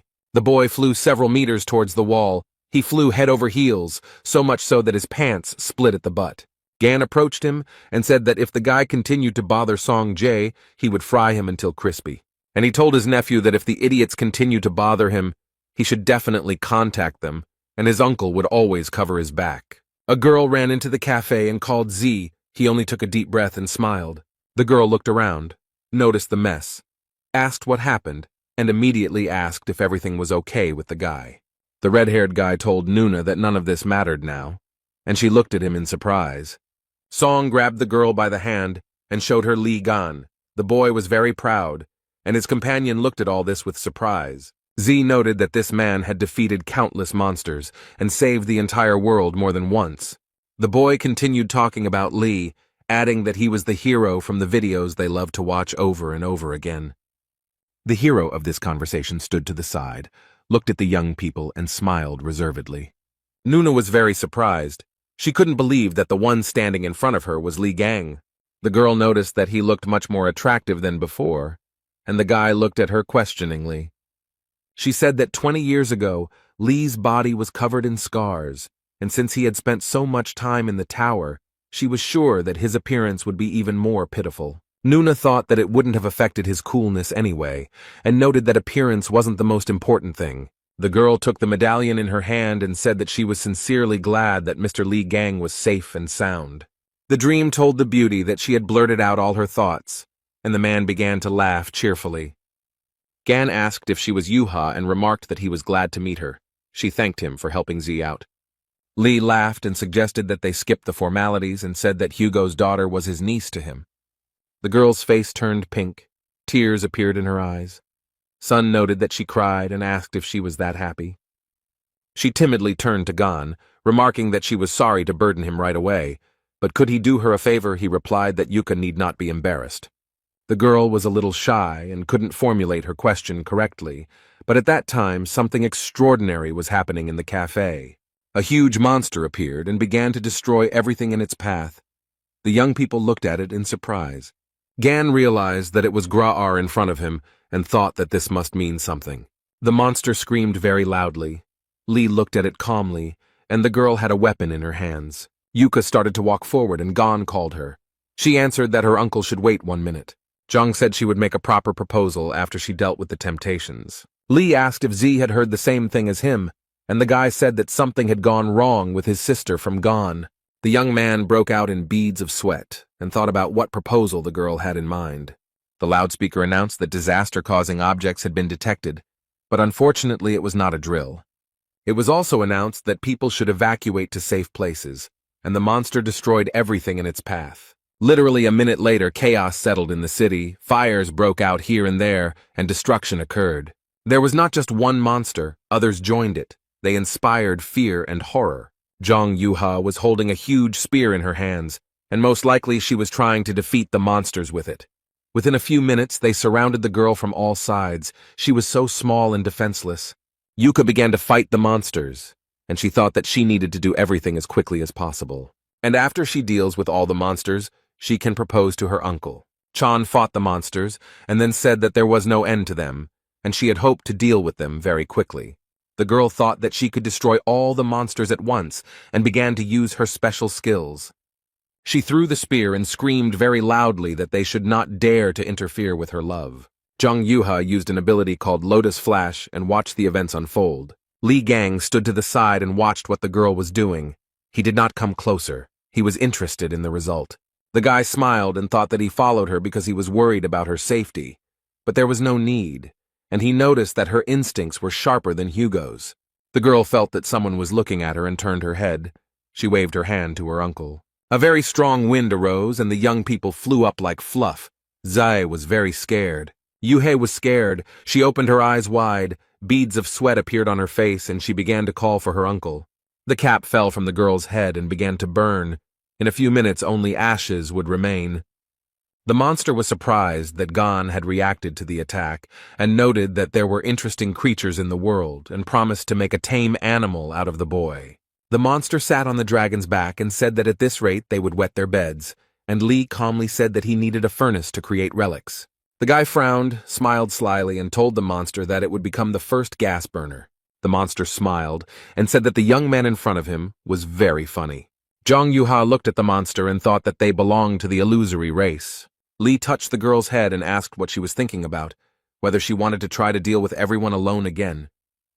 Gan asked the guys to leave everything to him, and then asked them to take care of the evacuation of the residents. The man smiled and noted that he trusted them with all this, because he knew how strong they were, and noted that they should also trust him. The boys smiled cheerfully at their uncle, even though he didn't see their smile, and agreed with his words. Li replied that it was all wonderful, and then, a little more quietly, said that the fun would begin very soon. The monster smiled vilely, telling the guy to resist even harder. A few seconds later, the young man was tied with a thin but strong rope. He did not understand how it happened. The monster was having a lot of fun, and told the guy that taming him would be incredibly fun. The monster pulled the rope with all his might and it rose up to the very sky. He was incredibly happy. The monster raised the rope, then lowered it, and the young man hit the ground, from which huge pieces flew off to the sides. After some time, the guy found himself on the ground. His clothes were very badly damaged. He stood up, tore the rope apart with his hands, and calmly said that there was a lot of talk and no sense, and then asked the monster if that was all it was capable of. The monster frowned very deeply and began to laugh very loudly. He had come up with a new plan for revenge. The monster told the guy not to make him laugh and began to attack the guy using fire. At this time, Songjae was telling people that they should evacuate as quickly as possible. There were special centers for this in the city. The guy was very pleased with himself because he successfully completed one job and helped people at the same time. Za told his sister that he helped those civilians who had not yet managed to evacuate. And at this time, the girl looked into the distance with interest. She was very interested in what was happening to Lee. She thought that her uncle was strong, but his opponent was a representative of the illusory race, one of the most dangerous ones that brought misfortune and belonged to the red class. The girl understood that Gan could have problems. She thought about what to do if old wounds from the time of the tower made themselves known. Yuha thought that she needed to help her uncle and went to him. Her brother reminded her that Lee told her not to interfere, and her sister replied that she would be right back. The monster thought that it had gone too far and burned the young man to the ground. The monster was happy and already thought that such a solution was also possible, but what he saw exactly shocked him. Lee said that a real flame should be exactly like this, and noted that the fire of that brat from Gemini could barely warm his palms. The guy smiled widely. His eyes were shining, and he told the monster that from now on it would be his burner. A message appeared in front of him that fire could be used in the workshop. The monster lowered his head. He thought that this couldn't be. How could that man survive the hellfire? Li Gang raised his hand with a heavy weapon. He was tired of the messages that fire could be used in the workshop of creation and decided not to delay. The young man was very pleased with himself and showed with his hand that he wanted to enchant. The monster couldn't understand what was happening, and then began to scream furiously that he wouldn't let the guy do this. Lee saw the monster raging and ordered the skill to be activated, and a loud roar of lightning was heard. It was Chan Yuha who arrived, who was very worried about her uncle and wanted to help him. The girl stuck her spear into the monster's shoulder, and it clenched its teeth and began to ask how she dared. The monster was very strong, and he tore the attacker away from himself and threw her aside like a feather. The girl flew back so many meters. Fear and horror were visible in her eyes. She didn't think that the monster was so strong. The monster told his dragon that dinner was served, and he went to the girl. The monster ordered the dragon to devour Yuha, who began to open his huge mouth wide. Achan looked at all this with fear, her face covered in beads of sweat. She understood that she had no other way. At this time, Gan ran up, grabbed the dragon, and began to ask where he was going because his opponent was him. The guy pushed him with all his might. He fell with a loud crash, and rock fragments flew in all directions. The lizard opened its mouth very wide and screamed in pain. She could not even imagine what awaited her. The monster watched everything that was happening, and thought about how easily the guy had thrown away the lizard of the underworld. Lee stood up and calmly said that if the monster touched Yuka again, he would not leave a single wet spot of him. The monster felt uneasy. It began to be covered in drops of some substance and thought about what was happening. The monster grabbed his head and wondered what was consuming him. His representative of the illusory race, was it really some kind of pathetic person? The monster began to understand that the games had finally come to an end. It hovered high, and Lee watched all of this. Yuka, who was nearby, began to cover herself with her hands. She thought about what these absurdly huge streams of magic were. The monster told Gon that he didn't like this form because he couldn't train in it, and he had to acknowledge him. The monster changed a little and said that there really was an enemy standing in front of him and promised to incinerate him, and then everything in the area. The monster began to use the skill of disaster. A very strong wind was blowing, but the young man calmly resisted the monster. Chan Yuha was very worried about her uncle. She began to call him very loudly, and tears appeared in the girl's eyes. A bright light blinded the entire city. It became very quiet. Only dust and dirt flew in the sky. The city was burned. The monster flew towards its competitor, its teeth clenched tightly. The monster's hand was grabbed by Li Gang, who was wearing a special glove that was designed to come into contact with fire and was enchanted with hellish flames. The monster couldn't even believe it, as he didn't expect the attack to be stopped by an ordinary glove. Gan frowned so much that the veins stood out on his forehead and told the monster that it would get it right now for daring to burn down the entire city. The monster clenched his teeth. His mouth twisted. He thought about how humiliating all this was. The guy started laughing and asked what he meant by humiliating, whether the monster was belittling the capabilities of his glove. And then he looked closely at the monster and noted that it couldn't even imagine how useful the glove was when eating chicken. A system message appeared in front of the guy saying that the negative energy was too strong and needed to be cleansed. The guy replied with a smile that he had a cleansing fist. He repeated the phrase about the cleansing fist, and the monster prayed for the young man to stop. The monster fell from such strong blows, and Gon asked him why it still wouldn't cleanse itself. A message appeared in front of Lee that dead targets could not be purified. This surprised him greatly. He was not prepared for this. The boy told the lizard that he had no choice but to replace the broken gas burner with it. The lizard gave up very quickly and became a prisoner of Ophiuchus, as the system messages announced.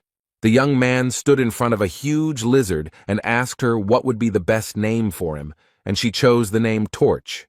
Young Yuha and Songjae ran up to Lee and asked if their uncle was okay, and he asked if they were hurt. The girl replied that everything was fine and added that she had not had time to ask a question. Gon was very surprised. A moment later, he remembered Yuha talking about proposing after she dealt with the monsters. The young man coughed and wanted to say something to the girl, but she interrupted him. Chan asked Gan if he sacrificed himself in the demon tower. The guy looked at her with surprise. The girl frowned, lowered her eyes, and said that this question had been tormenting her for a very long time. Yuha said that the other saints claimed that Li Gang sacrificed himself for the sake of all mankind, but the fact that the strongest died in the battle with Red Eyes seemed absurd. Chan clenched her fist and added that it was impossible to get proof, and she had harbored her suspicions, but now she saw him fight with her own eyes. The girl said she was sure that Li did not sacrifice himself, but became a victim of a cunning plan. The man listened carefully to the girl, and with a smile on his face answered her that she was very smart, as expected from Otis's daughter. The brother and sister looked at the young man, and he said that Yuka had said everything correctly. Gan reported that 20 years ago he was stabbed in the back in the demon tower. He added that this was done by one of the 12 saints who went on the raid with him. The brother and sister were very surprised. Beads of sweat appeared on their faces. Yuha said that she did not understand anything, and the brother asked if the saints had not tried to save the world. Z shouted that Li Gang was the brightest hope of all mankind. He was surprised how they could do this to the greatest hero. The young man pointed his finger at the red-haired guy and replied that that was exactly why they did it. But Song didn't understand anything. And Gan said that the saints did so because he was much better than them. And then he added that they did this because he was able to defeat the red-eyed man alone. And that is why the saints tried to get rid of him. Lee said that since the strongest attractor had been killed, the entire world could be at their mercy, and the only barrier between them and their ambitions was him. The guy noted that it is impossible to know everything for sure. This is only the most probable theory. The young people were silent for a moment, and Songjae said that it was all so terrible.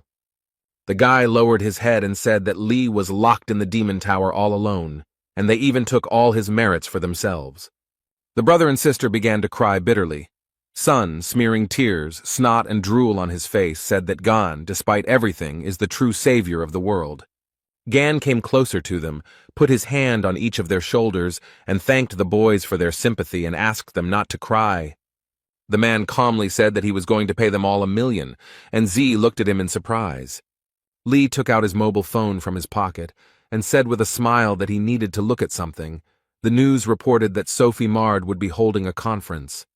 Miss Saint flew to Korea especially to hold a conference at 7 o'clock. Everything was ready for this event. A huge number of journalists and paparazzi had gathered, all of them waiting for the sensational announcement to be made. The journalists were talking among themselves about the fact that 20 years later, the truth would be revealed about what made Sophie travel such a long way for the conference. One of the journalists said that he thinks that it is all connected with the mystical message on the drachma, or concerns the rumors about Li Gang's recent return. Everyone present was ready to hear something incredible today, when Sophie approached the podium and smiled. The girl narrowed her eyes, pressed her lips tightly together. Her face was covered in beads of sweat. Miss Saint thought that she was in shit. Mard had already begun to think about sending them all away and running wherever her eyes looked. But right now, a relic was wrapped around her neck, and it was unknown what kind of magic Gan had cast on her. Miss understood that if she wanted to live, she would have to fulfill his demands. She understood that he was not bluffing when he said that he would not get rid of her. Sophie Mard continued to stand near the podium. She took a deep breath and then exhaled. The girl said that the reason she was here today was to uncover the truth about the incident 20 years ago and asked if they remembered the demon tower. The journalists began to discuss among themselves the raid on Red-Eyed, who was then defeated by 12 saints, and since then they have been extolled as heroes. Sophie tilted her head and said that, in fact, the true hero who defeated the red-eyed man that day, but she did not finish the sentence. The girl closed her eyes and very quietly said that it was Li Gan. It was he who dealt with the monster. The journalists began to talk to each other, and someone said that he had expected such a discovery. After a few minutes, the room became very quiet, and the journalists looked up from their monitors and notepads and looked at Miss Saint. The pause lasted for a while, and someone from the audience asked Sophie Mard to repeat what she had said. And then the journalists seemed to burst out. One after another, they began asking questions about whether it was true that Gan had killed the red-eyed man, whether it wasn't Stephen Marker who had dealt the final blow. Questions poured in one after another, and one of the journalists asked Sophie that if it was all a lie, then Li Gang was still alive. Miss Saint stood near the podium, her gaze downcast. She felt extremely unwell. The girl was very surprised when she heard a voice behind her saying that this was impossible. When Sophie turned around, she was very scared because she didn't expect to see him, and the man straightened his tie and said that his name was Jean-Louis Morand and smiled. It was the holy sign of cancer. He said that Miss Saint had turned pale, and he believed that she was not fit to continue speaking at the conference. Morna smiled, but there was no emotion on his face at all, and asked Sophie if all this was true.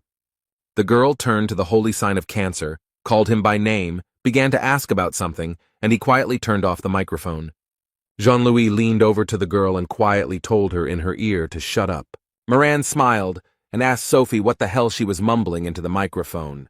He asked if Mard had forgotten the situation she was in now, where all she had to do was show off her face, play the role of a saint, and why she was putting on a show.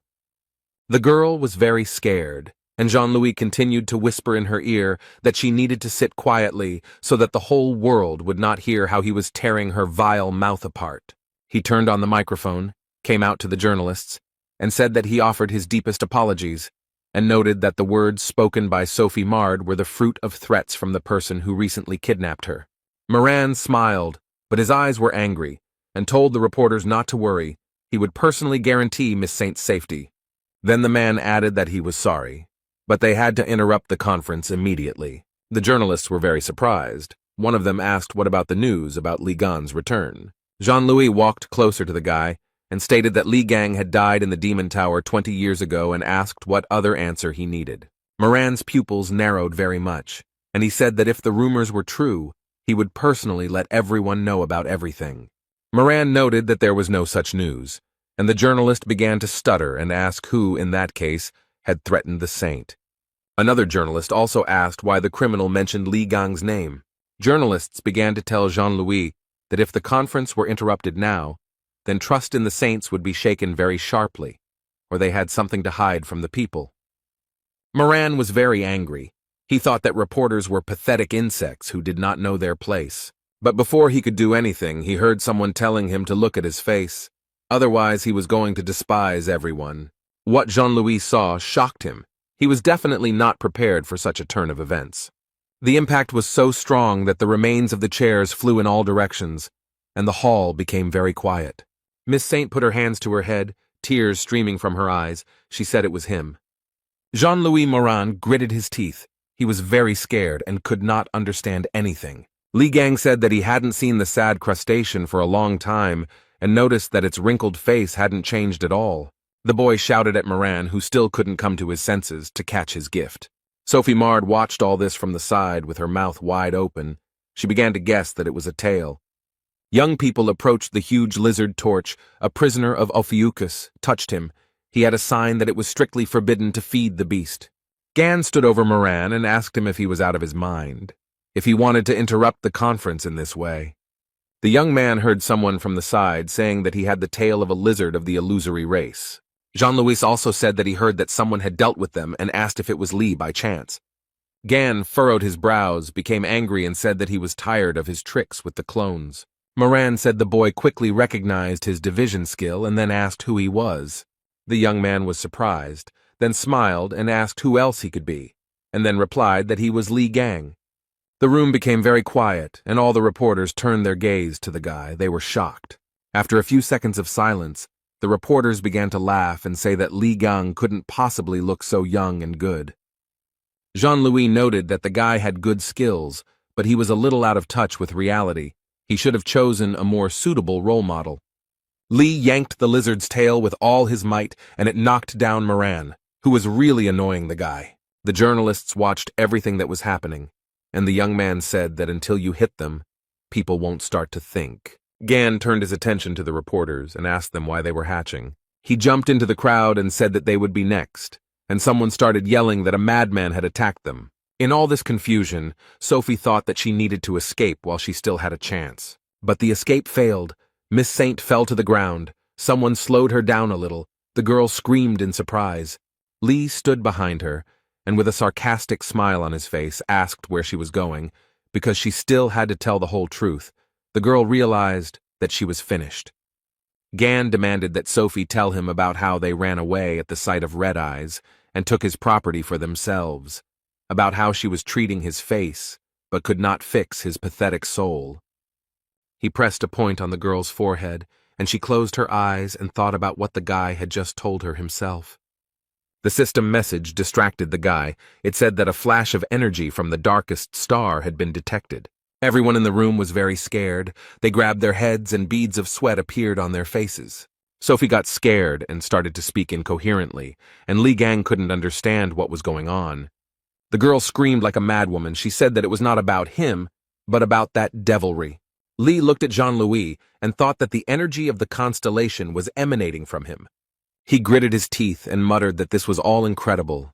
He would never have thought that it was really gone in front of him. He said that none of this matters, but he doesn't know how he managed to return alive from the demon tower. Moran then added that Ghana should throw a little welcome party to celebrate his return. Otis placed a pot of ramen on the table. This was supposed to be his dinner since no one was home.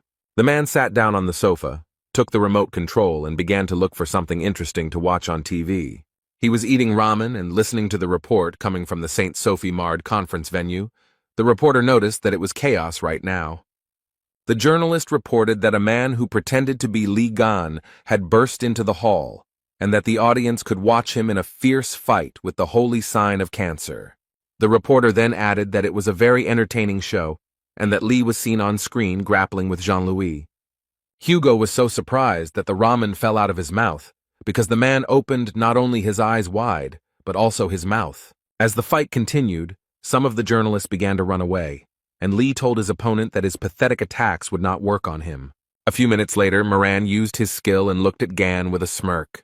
The Cancer Man was simply sure that the guy had been caught and now did not pose any danger. But Li, as always, was collected and calm, and he very easily extricated himself from the enemy's shackles. Jean-Louis was very upset. He could not understand how the guy managed to free himself.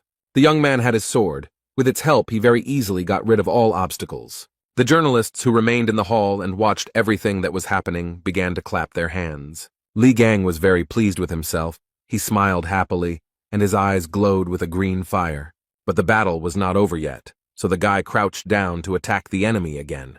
Gan picked up speed and began to approach the enemy very quickly, who looked at everything with surprise. Moran said with anger in his voice that it looked like Li had been doing nothing but acrobatics for the last 20 years.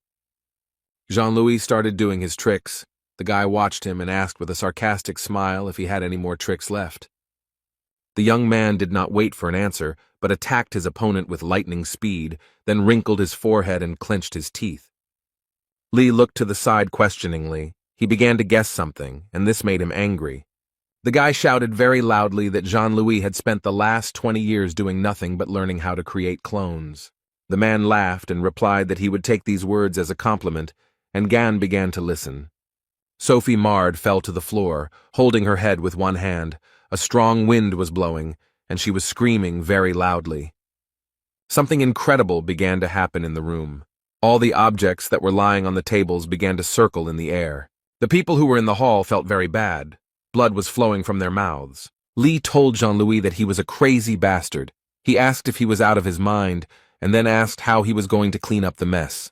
The young man's opponent most likely hadn't thought about it at all, but calmly replied that he would figure it out somehow. The man said he simply decided that he had to deal with Gan as quickly as possible while he still had the chance. The guy turned to Moran and, enunciating each word, asked if it was he, the bastard who had stuck a dagger in his back. Jean-Louis and his clones began to laugh wildly. He replied that Li was trying so hard to find the culprit. The man said, with a smile on his face, that it was not right for a hero to dwell on such petty grievances, because people were more likely to take him for a street thug than a saint. Gan thrust his dagger forward and told Moran to shut up already, and noted that these were too loud words for the cowardly little ones hiding behind the clones. Jean-Louis said that these are not just clones. He recreated them from the life energy of the reporters. They cannot be cut up. Otherwise, all their life energy will be lost. The man noted that in such a situation, things could turn out rather sadly. Lee noted that these nasty tricks matched his mug. Moran laughed and noted that these were the young man's last words and said that now he would die. And Jean-Louis, along with a huge number of clones, surrounded the guy. Just a little more and everything will be over. But the clones began to look at each other. They were very scared. They saw the lizard's tail, which shocked them greatly, since the clones had no idea where it came from. Lee waved his hand and calmly said that this was a new skill he had learned in Drachma. The guy said, "Get hit," and hit the man with all his might. He gritted his teeth and watched all this with fear. Jean-Louis screamed loudly as Gan used the take-hit skill instead of me. The young man said that in front of him was not just a clone, but a part of Moran, and as soon as he finished him off, dealing with the rest would not be difficult. The man screamed very loudly. Where did the guy find out about all this? His face twisted in horror. Lee calmly said that he had said that Jean-Louis was a bloody, rotten piece of crap, and added that one would have to be a real idiot not to realize how much he stank. The guy had a huge pink stone in his hand, and shouting jackpot, he raised it up. Moran was surprised to hear that even the twins were unable to find the core, and asked how he had managed to get it. System messages appeared before Lee that a fragment of the cancer core was in his possession, meaning he could absorb the power of cancer. Sophie continued to hide under the podium as before. She listened attentively to what was happening near her. After a while, the conference room became very quiet. Only smoke and dirt rose up. The journalists began to come to their senses. The girl asked what it was, and the guy noted that he thought he was finished. He asked what happened. Gan stood over Jean-Louis, who asked the boy what he had gone through in that tower, and said that he felt as if the power of God himself was pressing on him. Lee replied that the man was talking too much, and said that he would definitely put the core he had taken from Rak to good use. Moran smiled and said he thought he should back off for now, then noted he had an ace up his sleeve. Jean-Louis began to dissolve, but still smiled and told the guy that he would be his worst headache. Gan said that Moran had an ace up his sleeve, and then added that it was to be expected that he would not simply back down. Lee's phone rang. It was Otis. He was shouting what the hell Lee had done there, and then he ordered him to quickly return home. Hugo yelled that he was watching the news, and told the guy that he had just dealt with a high-class clone of Jean-Louis, which meant they had their guns pointed at him. Gan, who listened to his comrade, opened his mouth in surprise and could not understand what was happening. In the starry sky above the planet Earth, either a satellite or another space device was flying. It was getting closer and closer to the Earth and was making characteristic sounds. After some time, the warhead detached from the weapon and began to fly at enormous speed. It broke up into many pieces, and it seemed that a little more and they would destroy the Earth. It was the Mormoth missile, a special weapon created by the Capricorn and Gemini branches after Li Gang disappeared, designed to eliminate incredibly powerful attractors. The rocket was created in case humanity was unable to cope with the monsters. This is a kind of trump card that destroys not only the attractor, but also a huge area around the point of impact. Gan told Otis that he couldn't believe they had put something like that together and that it sounded too grandiose. Hugo said Jean-Louis had it set up so that the missile would fire automatically when his biometric signals disappeared. Lee said that it looked like the high-ranking clone was almost equal to Moran's original body, and Otis shouted that it was not the time to be daydreaming. They needed to get out of there quickly. Gan said that he didn't think that running away would be the best solution, and if his words were to be believed, that thing could level several cities to the ground, and his comrade asked if there really was no solution. The guy thought about it, asked his friend again, and looked at Sophie, who looked at him questioningly. The young man laughed and happily told Otis that there was still something they could do. Miss Saint stared at Lee. Her brows furrowed and beads of sweat appeared on her dirty face. At this time, the rocket was getting closer and closer to the sleeping city. People were sleeping peacefully in their apartments. Loudspeakers installed on the streets of the city announced that a Mormoth missile was flying straight in their direction. People should immediately hide in shelters, and this was not a drill. People started running for cover. They were talking about why the anti-drag weapon was sent to the center of Seoul. Someone wanted to rent teleportation skills. Sung Jae and Young Yuha heard here and there about people saying they didn't want to die. Here the sky became very bright, and a bluish-greenish glow could be seen at the very top. Everyone who had run for cover raised their heads and began to look carefully, and the brother and sister immediately realized that it was Uncle Gan. He wasn't climbing up alone. He had Miss Saint in his arms, her face twisted in horror, and Lee was smiling broadly. Sophie screamed very loudly. Tears flowed from her eyes. She asked the guy what he was planning. A message appeared in front of Gan that, by the will of the Gemini bishop, the teleport and levitation skills were activated, and they teleported to the location of the Mormouth rocket. All this was possible thanks to the badge that Lee took from the Bishop of Gemini and held in his teeth. Gan and Sophia were getting closer and closer to the location of the Mormouth rocket, and the girl was screaming like crazy. The guy with a smile on his face said that he knew perfectly well that Miss Saint could burn through anything and ordered her to melt this rocket, but she could not figure out how to do it. Lee said that if she couldn't handle it, neither they nor the city's inhabitants would survive a collision with such a colossus, and Sophie had been idle for 20 years, and now it was time to serve everyone. Miss Saint screamed and cried, begging Gan not to throw her into the rocket and calling the guy all sorts of names. The young man naturally did not listen to the girl and told her to fulfill her destiny, but she flew, cried, and swore. Sophie held her hand out in front of her, closed her eyes, and asked the sacred essence of Aquarius to manifest itself, but it was shocked by what was happening. And the sacred essence gave its subordinate all kinds of enhancements so that she would not die. Miss Saint continued to scream like a madwoman, tears streaming down her eyes.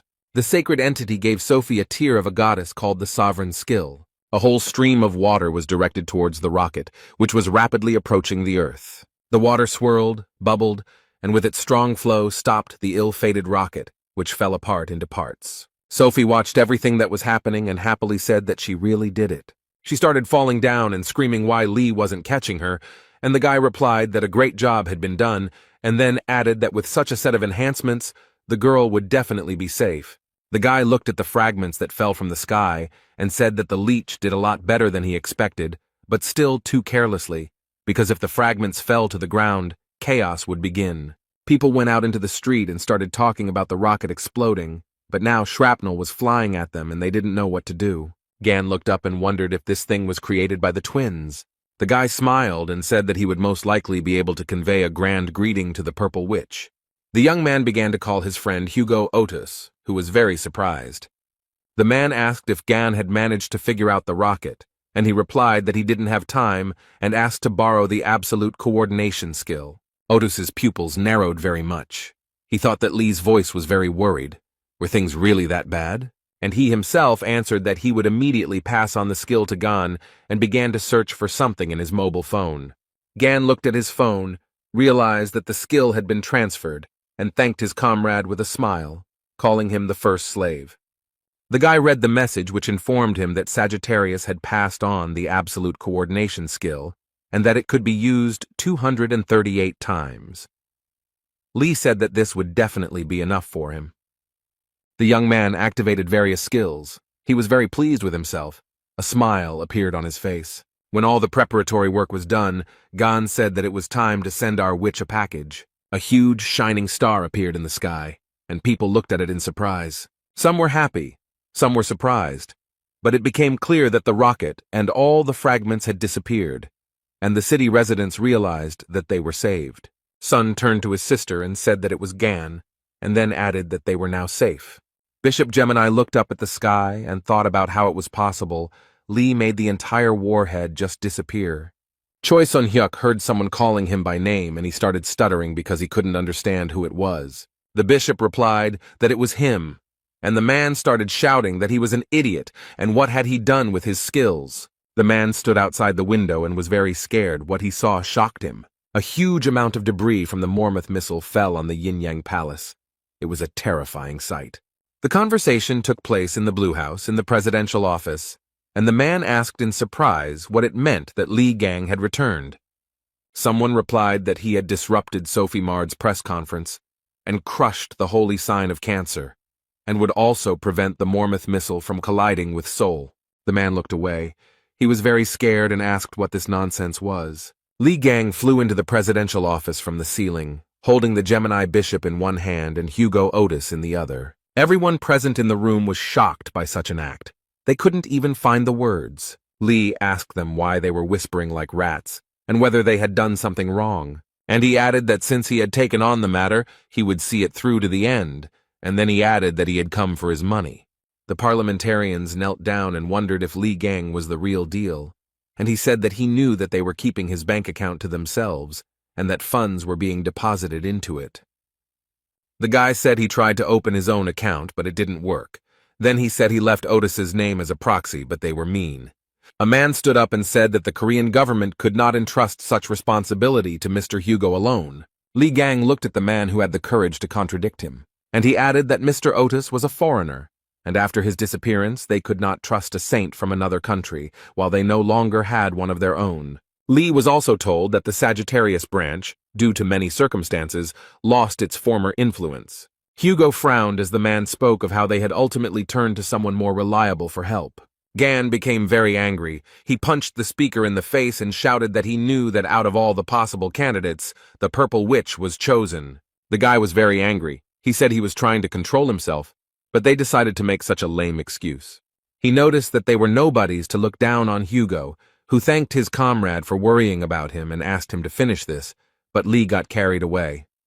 Gan said that he was Otis's master and could treat him like that, but who were they and who did they think they were? These words surprised Hugo very much. But Li got carried away. He said that his comrade's only virtue was his pretty face. Hugo asked him to calm down, and Gan shouted that the people in the blue house shouldn't treat him like shit. One of the men noted that they had not said such a thing, and the second told him to stand still, but the guy continued to shout for them to respect his comrade. Then Li started yelling at Hugo, asking why he tolerated such treatment. The man noticed that the young man made him feel guilty and became very upset. Gan calmed down a little, folded his hands in front of him, and said that in any case, before he started causing a pogrom here, the authorities had to give him his money. Finally, everyone understood why the guy had come here, when suddenly a voice was heard from somewhere asking Li to shut up. Bishop Gemini frowned and then said that the voice sounded familiar to him, but that couldn't be true. A girl began to slowly approach them. Everyone looked at her and the hall became very quiet. Li was very surprised by her appearance. He clenched his teeth and said that she had finally appeared. The beauty said that Li Gan's account had long been confiscated and told him to shut up. It was Heiji, the holy sign of Gemini. The girl wrinkled her brow and said that she was going to use the money from Li's account to restore her yin-yang palace. And then she added that he was a bastard who launched fragments from a Mormouth rocket at them. Heiji screamed that her palace was in ruins, and then asked the boy if he realized how bad the damage was. Then the representative of the holy sign of Gemini told Gan to prepare for the consequences. Li narrowed one eye, the other one glowed green, and asked the girl who she was anyway. And she just bit her lip, lowered her head, frowned. She didn't expect such a question. Heiji came to her senses very quickly. She screamed at the guy to shut up and said that she was going to teach him a lesson now. She used the energy flash skill, and the people in the room started screaming that they would also be covered. Bishop Gemini clenched his fist and joyfully said that this was the most powerful technique of their constellation, a summoning of a spirit from another world. Heiji activated spirit summoning and the spirit queen Lily Quinn responded to it. The people who were in the hall watched everything that was happening very carefully. Haim happily said that here she was, the queen of spirits, whose power was almost equal to that of the sacred entities, and noted that she would look at what she could counter Li with. The young man flew up to the girl, unexpectedly grabbed her by the chest, threw her back with all his might, and in addition wished her a successful flight. She flew with such force that she broke through the roof of the blue house. Heiji screamed so loudly that her blood ran cold, and Bishop Gemini stood under the hole that appeared in the building and called for his mistress.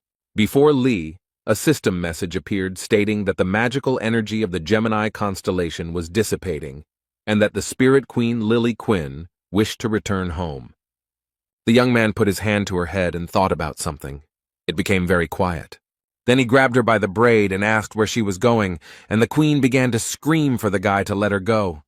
Li asked her if she thought she could get away so easily, if she thought he was an idiot, and she begged him to spare her. But then something out of the ordinary happened. Gan frowned in surprise. Through a hole in the ceiling, Heiji flew into the room, Bishop Gemini asked her if everything was okay with her. System messages appeared that the owner had lost consciousness and magical control had been broken, and the transformation skill rented from Aquarius was dissipating. Lee asked if anyone around him had seen it, and then noted that he had said that he was seeing her for the first time. Did she really hope to defeat him with the Queen's help? Spirits. Gan addressed the people gathered in the president's office and said that the purple witch would not help them. Then the guy smiled broadly and asked whether they would give him his money back or not. After some time, Li Gang and his comrade Hugo Otis came out of the Blue House. Gan was very happy. He said that everything was fine because they had received the money, which meant they could go and eat something tasty. He was surprised that they had given him a lot of documents, and his comrade noted that something was wrong here. Hugo asked why the real Haji didn't show up, since she was the type to launch a meteor into the middle of the city if she got mad. Lee smiled widely and noted that she hadn't even shown up after he destroyed her palace, which could only mean one thing. Otis looked at him in surprise, and the guy said that this hysterical woman would never be able to calm her anger, and added that he had an idea where she might be, and offered to visit her. The young people were in Songjae's apartment, and Lee offered them a little snack while they worked. The guy handed the red-haired youth a burger and asked him if he wanted to eat it. The young man looked at the ruddy bun for a very long time. The pause did not last long. Jay laughed and said he would take something else, and Gon asked what Yuha and Jiming wanted. The girl said that she really wanted her uncle's, but she didn't finish, and he began to very quickly take the burger out of his mouth. Yuha added that she wanted her uncle's advice. Jiming laughed and said that his niece was making fun of him, and Lee cursed in his mind. Gan was asked if Hugo would come too, but he replied that he had asked his comrade for a favor, so he would be a little late. They stood in front of a very strong relic case that contained the Spirit Queen. Lee told her that he advised her to answer all questions honestly, and she broke out in a sweat and agreed. The guy told her that it was much better to be locked in a transparent box than in a book, and told the Queen of Spirits to think carefully. She agreed. Gan said that bitchy purple witch still hadn't shown up and asked if she found it strange, then noticed that she was unable to make herself known. The guy noticed that he was most likely imprisoned somewhere in Songjae's house. The Spirit Queen answered this question affirmatively. Lee took the book in his hands and said he was giving it one chance, then asked where it was. The captive understood perfectly well that she had no other choice, but she was in no hurry to be frank. The guy was very angry. He asked the Queen of Spirits through his teeth whether she would tell him herself or whether he had to force her. She was shaking with fear like an aspen leaf and pointed her finger somewhere and answered that it was there. The guys followed where she was pointing with her fingers and saw a beautiful figurine on the shelf near the TV. Gan realized with surprise that this was the statue that had recently broken, but now it was whole. The guy took it in his hands and said with a smile that he knew it, because this figurine had a very strong stench.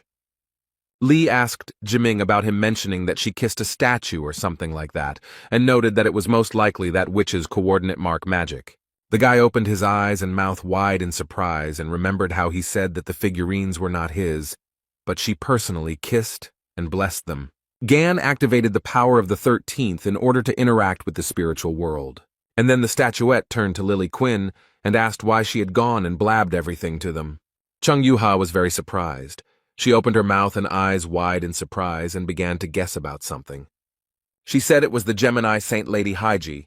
It was indeed her, but she appeared in spirit form.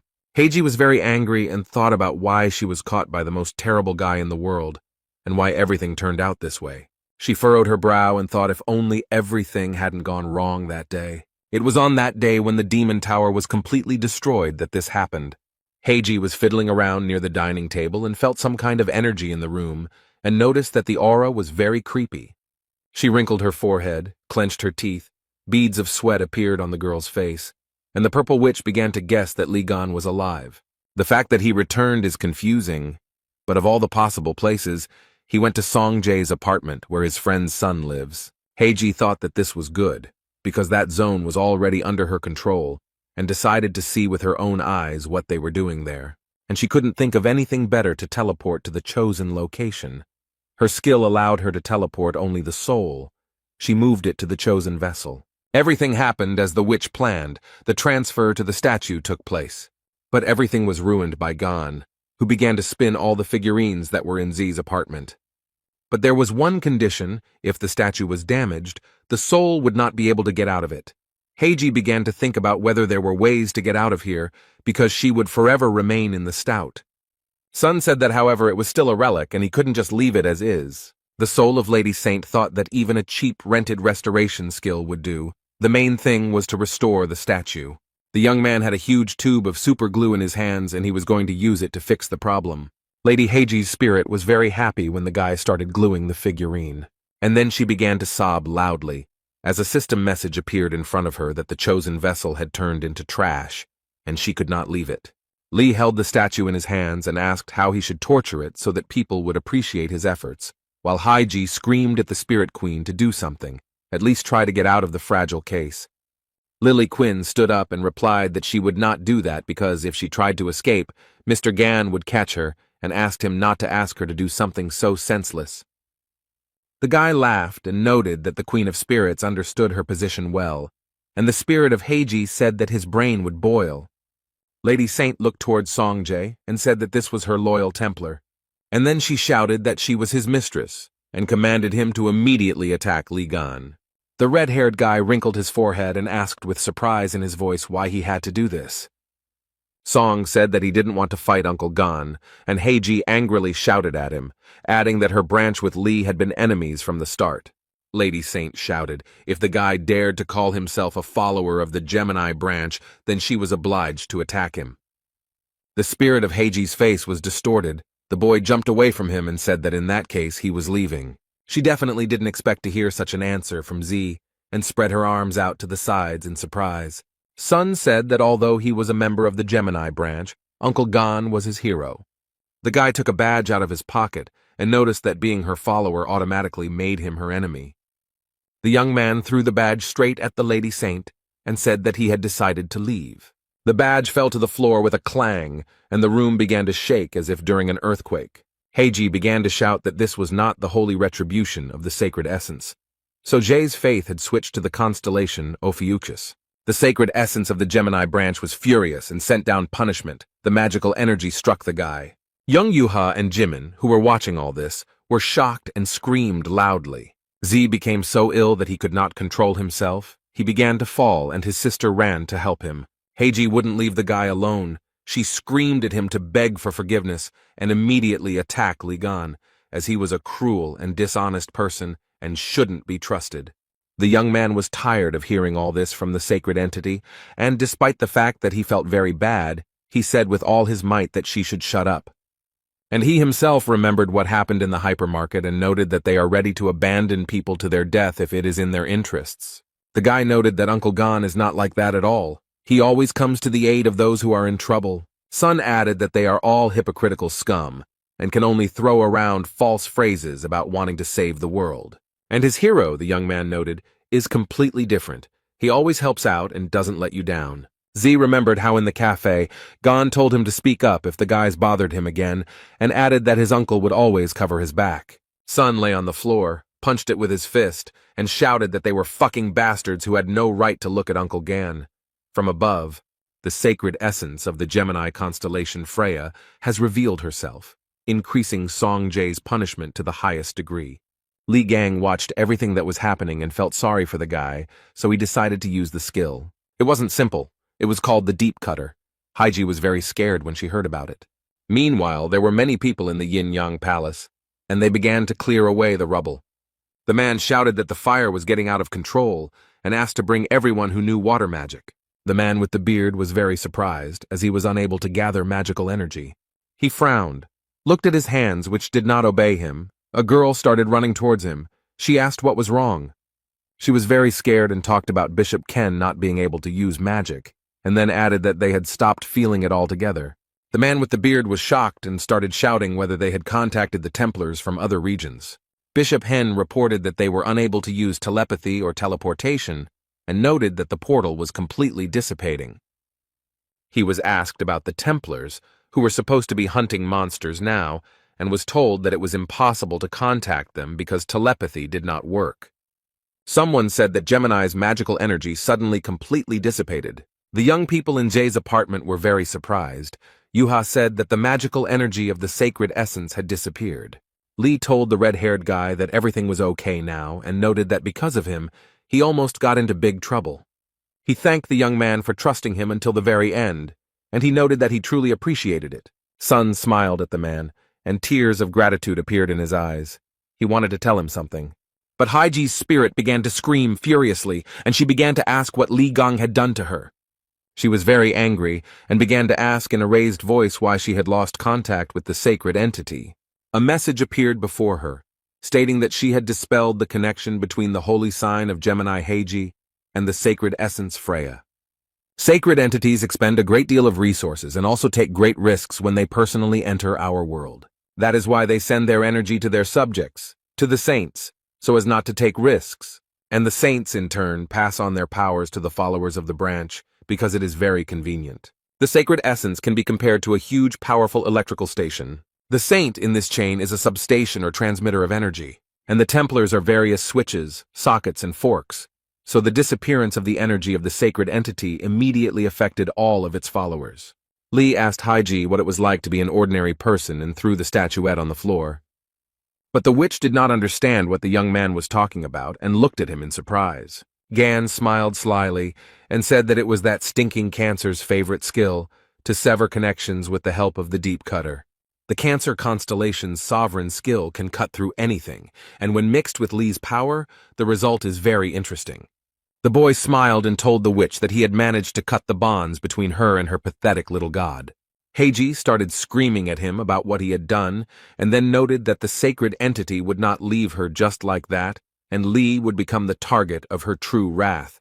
And he said that he didn't care, and he wasn't against it. He raised his finger and said that he would very much like those little gods to show themselves to him in person. Heiji looked at the young man with fear, but he was completely calm. A strong wind blew, crows began to circle and caw loudly, thunder rumbled and lightning flashed. The people who watched everything that was happening were very scared. The sacred entity was angry that its ties with the holy sign and the Templars were severed, and was ready to take all the risks and personally invade this world. Everything was spinning in a whirlwind. People were scared, but only Li Gang smiled a malicious smile and noted that this was an impressive appearance. And the sacred essence of the Freya twins appeared before the young man. The guy read in the system message that crazy streams of sacred essence magic had been detected. The young man looked calmly at Freya. He was not afraid of her and decided to use an item from his inventory. The sacred essence's face changed very quickly. She was very surprised. A fragment of the Cancer core appeared in the guy's hands, which absorbs the energy of the sacred essence. Li Gang held it in his hands, and the sacred essence of the twins was struck by the presence of a fragment of another essence. The guy held out his hand with the core in front of him, and said with a smile that he was very sorry because he didn't have the Heaven's Fury skill. And then he said that if he had it, he could allow anything, including these pathetic little gods. Li Gang smiled wryly, called the creation workshop, selected suitable materials, and said that there was no other choice. His eyes glowed green, and he said that he would have to use the best of what he had. And he created the whirling scythe of the abyss, a weapon that was created by merging the Cancer core fragment and the Gemini whirlwind and lightning, but its durability was very low. But Li Gan was fine with it, and on top of that he activated the combat instinct skill. The guy struck and the sacred entity screamed very loudly. She was not prepared for such a rebuff. And before Gan appeared a message that he had caused significant damage to the sacred essence of the constellation Gemini, and it fell into agony and felt humiliated. Yuha, Ze, and Haiji were watching the guy. They couldn't believe that Li had injured the sacred essence. They didn't understand how it was possible. A system message announced that the vortex scythe of the abyss was broken, and the young man said that this was the price for improvisation. And at this time the sacred essence of Gemini fell into madness. She clenched her teeth and looked up. Freya was so angry that she intended to summon all her powers into this world. From all sides, people began to gather around the sacred entity. There were a lot of them. A message appeared before Lee that the sacred entity and its armies had entered this world, and Freya said that there were enough of them. Gan looked at everything that was happening. The fire was spreading in all directions, but he was absolutely calm. A man appeared from the clouds of smoke and fire.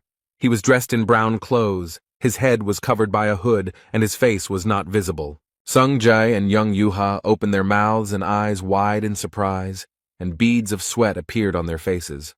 The man, who hid his face and was dressed in a cloak, which he soon threw off, turned out to be their father. He looked at Freya and told her to stop her intrusion immediately. Otis's eyes were burning with fire, and he said that a little more and all this could be regarded as a violation of the rules.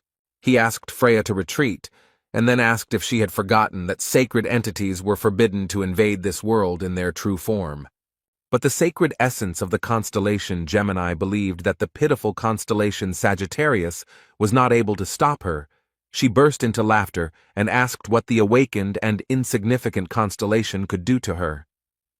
Hugo lowered his head and noted that with his current powers, he would not be able to stop her, then asked if she thought they were the only ones who did not like her intrusion. The countless entities that watch over this world stop the Gemini constellation. They are dissatisfied with the violation of the rules. The Gemini army was forcibly thrown back. The remaining sacred entities who were unhappy with what was happening activated the seals, and Freya needs to invest a lot of faith, experience, and characteristics to continue to stay in this world. The young people watched everything that was happening because the hostility of the other sacred entities was growing. Otis told the sacred entity Gemini that the other entities did not like her antics. The blonde man furrowed his brow and asked Freya if she was willing to take on even greater risks. But she didn't like what was happening. The sacred entity was trying to get rid of the shackles. Freya screamed so loudly that glass began to fall out of the windows. She did not want to give up. The sacred essence of the Gemini constellation bared its teeth and declared that it would never forget this day. Gan started laughing and said that he could argue, but Freya felt like shit and added that next time she should bring an adult with her. The holy entity was very angry, and a system message appeared in front of the guy, telling him that he had trampled on her pride and gained a high reputation among countless entities. Hugo also read that his location had been accumulated and a special quest based on his location had been activated. The young people sat on the floor among the trash and exhaled. Jiming felt very bad. Gan hugged Otis and told him he was doing well, and Otis noted that he still felt uneasy. The man gritted his teeth, thought about something, and then said that he couldn't believe that Freya had treated Songjay that way.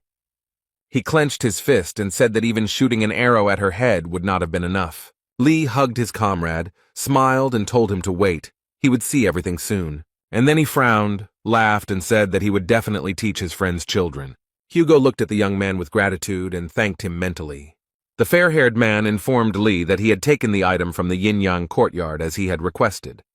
Gan was very happy, because this is the Registry of Souls, a certificate that records contracts with the avatars of the Gemini constellation. Heiji, who saw Hugo handing over the registry to Lee and started screaming where he got it from, because the registry must be very well guarded. Otis laughed and said that stealth and infiltration were the most important skills for any archer, and he himself thought that it was not necessary to say that he had the Gemini branching symbol. Li Gang opened the soul registry and began to read it, while Heiji and Hugo began to quarrel with each other. A system message appeared in front of the young man, stating that he had opened the Registry of Souls, which records the list of avatars. The first name the boy saw was Berserk, the crazy one-eyed warrior. He belonged to the legendary class. The second name that interested him was Jotun, the king of giants. He belonged to the legendary class. Also from the Registry of Souls, the young man read about the warrior king Jarl. The light of the brightest god, he also belongs to the legendary class. A message appeared before Lee that the Gemini avatars were now under the control of Ophiuchus, and he could obtain them as slaves or as his own avatars. The patron avatar, who is imprisoned deep in the sea, under the yin-yang palace, also came under the power of Ophiuchus. Gan thought that he had a mythical class. The guy looked at the registry and said why he should believe that they really surrendered. First, they need to show their loyalty. And then something incredible began to happen. Even Gan Li did not expect it and screamed in horror. Everyone who was with the guy opened their mouths in surprise. No one was prepared for such a turn of events. Heiji was flying from a great height, and everyone looked at her carefully, unable to understand what was happening. The Holy Spirit who was imprisoned in the statue was distorted with horror, and a message appeared before Lee that the avatars of the constellation Gemini presented him with the body of the saint. Li Gang and Hugo Otis came closer to him to take a closer look and realized that it was definitely a witch in front of them. The guy had a fit of hysterics. He grabbed his head. After a while, he replied that this prank counted as evidence. Thus, he accepted the loyalty of the avatars of the Gemini constellation. Gan was very pleased with the fact that the avatars of the constellation Gemini came under the power of the constellation Ophiuchus. He was asked to give names to his avatars, but the guy was too lazy to do it. So he named them Man 1, Man 2, and Man 3 in order of hierarchy. Heiji's spirit watched everything that was happening. He grabbed his head and screamed that all this was nonsense and a nightmare. Lee grabbed her by the neck and said that everyone had turned their backs on her, including her pathetic little god. He angrily advised her to answer his question honestly, and asked if it was she who had stabbed him in the demon tower. Heiji started laughing, repeated Lee's phrase, and said that she didn't understand what he was talking about. After such an answer, the young man suddenly released her, but she did not expect this and was very scared. The guy said that it was a fragment of the vortex scythe of the abyss that he had used earlier, and it was capable of frying Heiji's soul, which had shattered into pieces.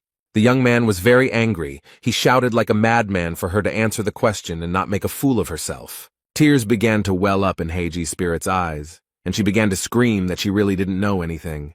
Lee shouted so loudly that he would torture her to death in her spiritual state that the young people became afraid. Heiji began to say that she guessed that it was most likely Virgo. She explained why she thought so. Since she had not seen anything with her own eyes, she noted that it was the Virgin who was assigned the condemnation of heaven. Li Gang released Heiji's spirit from his hands again. She flew down and screamed loudly. The guy smiled. His eyes glowed with green fire, and he said that there was nothing complicated. She could have avoided the torment by telling everything at the very beginning. The young man noted that since she shared useful information, he would return her body to her. Heiji grabbed her head and thought that she was alive. She looked down and saw feet on a huge platform and was very surprised. Lily Quinn raised her hands and said that she was grateful that Gan had given her freedom, even in this form. The young man looked around, then laughed and noted that he had been slightly mistaken. The guy told Heiji that he accidentally gave her body to Lily Quion and thanked her, and she threw herself into Lee's arms and began to thank him. The bunny that Yang Wei was enchanted into told the girl that there was no point in trying to restore them, and she became angry that he was interfering with her. Lily approached Gan to borrow the soul registry. She was confident that she could improve all contacts. The guy agreed with her. The young man heard some sound and began to look around. He could not understand where it came from. His attention was drawn to a huge plastic box, which was where the sounds were coming from. Heiji, whose soul was enchanted into the statue, began to beg the boy to let her go. A system message appeared in front of Gan, telling him that he had a new skill available, snake contract. He could skip it once or not skip it 3 times. The boys heard someone talking about how they had become Li Gan's avatars, and they praised him in their speeches. After all, becoming avatars is truly a great honor. They talked to each other about what excites them from just one look at Li Gan. Otis said that this was the first time he had seen something like this, because usually avatars are very proud.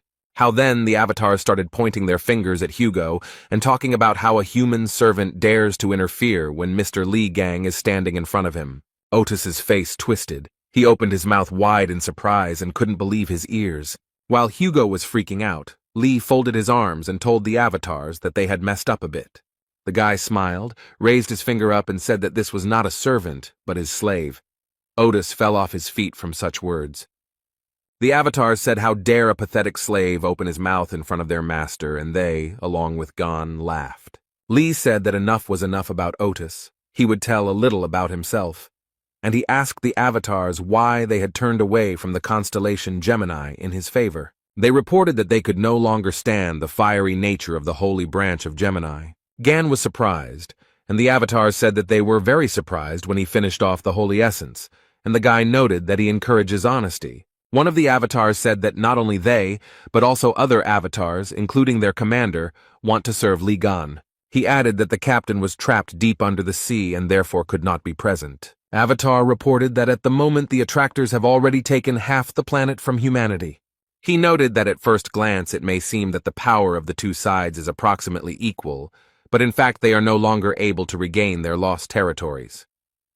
Gan listened to the story, and thought that if the Avatar was trapped under the sea near the Yin-Yang Palace, then it must be the Pacific Ocean.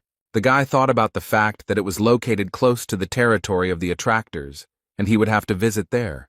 At this time, the avatars were saying something to the young man, but he did not hear, as he was thinking about how to save their captain. And they began to bow to him and say that since from now on he was their patron, they would swear allegiance to him. The young man smiled broadly at them and said that he relied on them and called them brothers. Songjae and young Yuha watched what was happening. The boy said that he expected nothing less from his uncle. And then he added that avatars of such a high class are afraid of Gan, and that's cool. The sister agreed with him. Yuha told Zae that she was very glad that she had finally decided to propose to her uncle. This conversation was heard by Li Gang, who opened his mouth in surprise, and Hugo Otis, who did not immediately understand everything and thought about it. He came closer to his friend and asked what had happened and what his daughter was talking about. Otis's eyes narrowed very much. They became like a dot, and the man began asking again and again what proposal he was talking about. The bunny that contained Yang Wei's soul shouted that Hugo was Gan's father-in-law, and then remarked that it was an interesting family tree. There was silence, and suddenly, unexpectedly, a toy, but not a simple, soft toy, began to burn. The hair began to scream as if he was being cut, and he caught fire because Hugo Otis shot him with an arrow. Beads of sweat appeared on Gan's face, and he began to tell his comrade that it would be better to lower the bow, but he refused to do so. The blond man started shouting that his daughter never said she loved him even on Father's Day. The holy sign of Sagittarius was furious. Hugo held the bow tightly in his hands. He was so angry that if he touched it he would explode, and Lee was confused. He understood that in such a state his comrade could cause trouble, so he shouted for him to calm down. The man exhaled, his eyes were burning with fire, and he told Gan in a calm tone to forgive him, but he could not leave him alive. Without waiting for any answer, the holy sign of Sagittarius began to use such a skill as stealth. Lee said through gritted teeth that it looked like Hugo was seriously angry. He used the skill God's gaze to detect his comrade's magical energy. And a fight began between the old comrades. Otis attacked with all his might, driven by anger. Gan parried the blows and said discontentedly to Hugo that he was very annoying, just like a fly. And many system messages began to appear in front of the guy. They informed him that Lee had shaken the honor of Sagittarius, his disposition had increased, and he had received the experience of the divine throne. But Otis had no intention of retreating. He was going to use such a sovereign skill as the Ring of the Sun God. The guy, when he realized this, cursed and noted that this was, at the very least, too much. Hugo drew his bow, and system messages appeared in front of him, telling him that a sacred entity was speaking to him and reminding him that he was at home and had to pay off a loan. Lee realized who Otis reminded him of. Because that idiot didn't care about the destruction of his apartment, he remembered Song-ju, who was also furious. But the men forgot that they were now broke. Gan knew that Hugo needed to be stopped immediately, and the children also told their dad that he needed to calm down. Jung Yuha said that he shouldn't attack because he won't be able to defeat Uncle Lee. Ghana. Otis held onto the bowstring and took off, while his daughter screamed that he had no chance against Gan. Lee jumped out from above onto the bow. Thus, he wanted to stop his comrade. Hugo opened his eyes and there was a huge bump on his head, which had already been covered with a bandage. The man began to rise and saw Gan next to him, who folded his hands on his chest and asked him whether he had come to or not. The guy asked why he was so angry about a stupid, childish phrase. Did he look like a person who could seduce the children of a close friend? And added that he almost burned down the house. And then he added that Otis's children are embarrassed to express their thoughts in front of him, but they have very deep feelings for him, and even now they brought snacks to cheer him up. The brother and sister smiled. Yuha noted that Dad was awake, and Son noticed that they brought strawberry cake and his favorite coffee. The children handed the food to their father, and he looked at it, and tears appeared in his eyes. He became emotional, and a few seconds later, he rushed to the children to hug them, the fair-haired man sobbing loudly. Song approached Lee and said that he had sent the video of the battle to reporters as he had requested, and his uncle praised him for the work he had done. The boy said that his uncle stroked his head and now he will not wash his hair. Hugo heard these words, turned and looked intently at the guys. Z also brought the cake to his uncle and told him to try it. The man asked why there were so many strawberries on it, and Otis looked at the piece of cake that was intended for him, and one detail surprised him greatly. He pointed at the cake and asked Yuha where the strawberries on his piece of cake had gone. The girl smiled cheerfully, winked, apologized to her father, and said that she gave it to her uncle. Otis seemed to break loose and started running towards Lee, who had a cake with lots of berries. Gan began to eat and did not suspect anything, when the man grabbed him and began to shake him. The roar was heard throughout the entire yard. Smoke was coming from the roof of Otis's house. He almost burned down his house again. Lily Quinn was sewing up a stuffed bunny, and it was talking about how Hugo didn't know anything about raising children. Yuha watched as her father demanded that Lee give him back the strawberry, but he replied that he ate it. Z asked her father not to take food from his uncle. The girl watched all this disgrace with a smile on her face.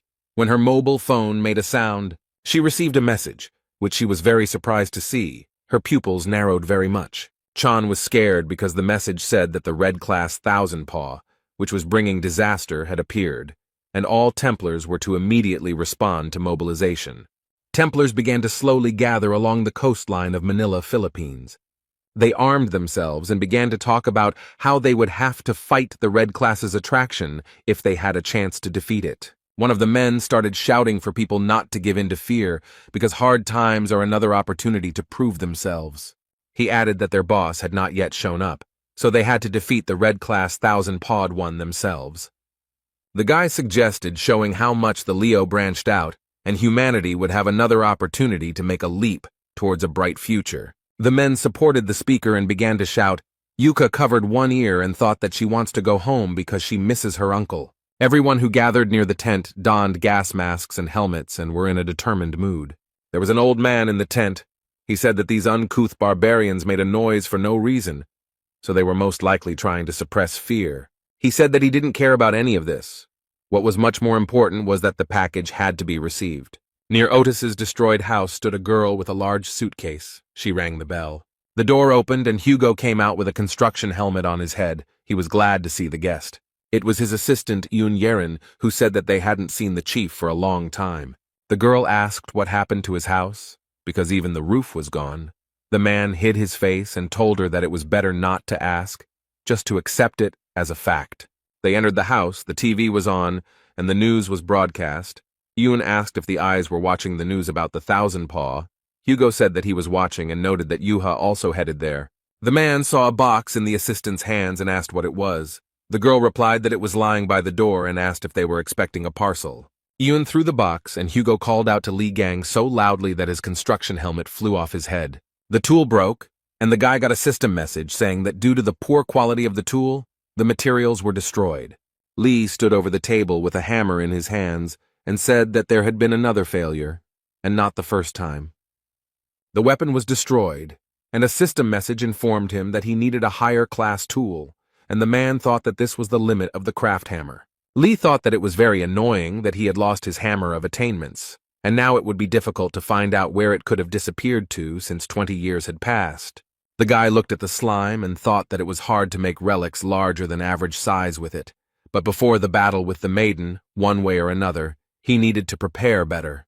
A system message informed Gan that a follower of another constellation had infiltrated the domain of the great Ophiuchus and the pitiful Sagittarius. The box that Yoon brought into the house was opened, and a voice was heard from inside asking if it was Sagittarius Hugo Otis. The strange creature told the fair-haired man that they had not seen each other for a long time and said that his name was Sergeyevich. Otis frowned. He realized that it was Capricorn and told him that it was a ridiculous joke, and noted that such nastiness was more in the spirit of Yang Wei. Lee came out of the workshop with a huge hammer, and said that he was curious about who had gotten in and recognized the old man. Sergeyevich said that he was glad to see Gan in good health, but Otis and his assistant were very scared. The monster that was in the box introduced itself, said that its name was Vladimirov Ivan Sergeyevich, and asked if the guy remembered it. Lee asked again if his name was Sebastian, and he replied that Ivan Sergeyevich, Hugo, and Aaron were standing behind, covered in sweat. Vladimirov Ivan Sergeyevich is a holy sign of Capricorn and specializes in crafting relics. After the disappearance of the strongest awakened, he had a hand in all combat relics. Capricorn was about to tell Lee Gan the reasons why he was actually looking for him. The guy started to take it out of the box, and he said that he would like to apologize for what happened earlier. Gan pulled Capricorn out of the box, threw him aside, and he continued to talk about how he wanted to build a new, mutually beneficial relationship. Hugo approached Gon and asked him if perhaps he should have listened to Sergeyevich first, and he replied that his friend should stop talking nonsense. Capricorn lay beaten in the middle of the room. Lee said that he would not want to share even a tiny detail with him, and he would never believe that he was looking for cooperation and suggested watching the news. Vladimirov Ivan Sergeyevich said that Gon still has the same bad temper, so there will definitely be a headache. A warrior entered his tent and said that it was time for them to move out, and he was surprised. The holy sign of Capricorn looked out from the tent and told those present that it was worth taking a look at what this thousand-pawed one looked like. The reporter said that they were in Manila, the capital of the Philippines, and they would be broadcasting a raid on the red-class monster, Thousand Paw. Thousand-fingered is a huge monster that was subjected to Ligang 20 years ago. It seems that it is a descendant of that terrifying attraction that appeared here, near Manila. Since this monster belongs to the red class, the forces of several branches have gathered here at once, the troops of the Lion branch, led by Vice Chief Chong Yuha and Bishop Oliver. The Pisces branch is the master of naval combat, specializing in transformation magic. The Taurus branch is the frontline troops with invincible defense. The Aquarius branch are the priests of the battlefield, who are capable of neutralizing even the nuclear threat with their magic. Capricorn branching are great experts in creating and improving all kinds of weapons. Many branches gathered in this location to eliminate the emerging threat, and the holy sign of Capricorn appeared here in person. Lee and Hugo exchanged glances, wondering what the old man was doing there. Most likely, the saint did not come there empty-handed. He wanted to show what he was capable of. Vladimirov Ivan Sergeyevich put his hand forward and began to be attracted to it, like a hammer to a magnet.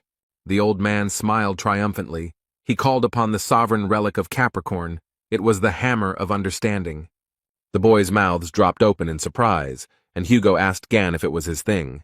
And the warriors began to say that the holy sign of Capricorn is a great inventor. He improves relics right before the start of the battle, and the whole world knows about his incredible skill. Lee started screaming like crazy that it was his relic. The guy couldn't understand what was happening. Gan pointed his finger at the TV screen and said that Sergeyevich was an old goat, and added that he was fed up with the fact that his instrument had been stolen and that this cretin was still acting up. The guy called the old man a bastard and said that he would deal with him even before Virgo. He started running and told Hugo that they were moving out immediately to teach Capricorn a lesson. The men had not yet begun to gather when a reporter's voice came from the television saying that something had appeared, and Lee directed his gaze to the screen. The young man saw the waves swaying, and the journalist reported that it was coming out of the ocean. It was a terrible sight. The ocean was raging, and from its depths appeared a huge, terrible monster, the thousand-pawed. A huge number of eyes watched the appearance of the terrible monster. They were all tense and scared. Thousand Paws, a red danger-level monster, began to show its paws and gradually approach the shore. One of the warriors shouted very loudly for everyone to get ready. The second one got scared and replied, "There is no need to rush."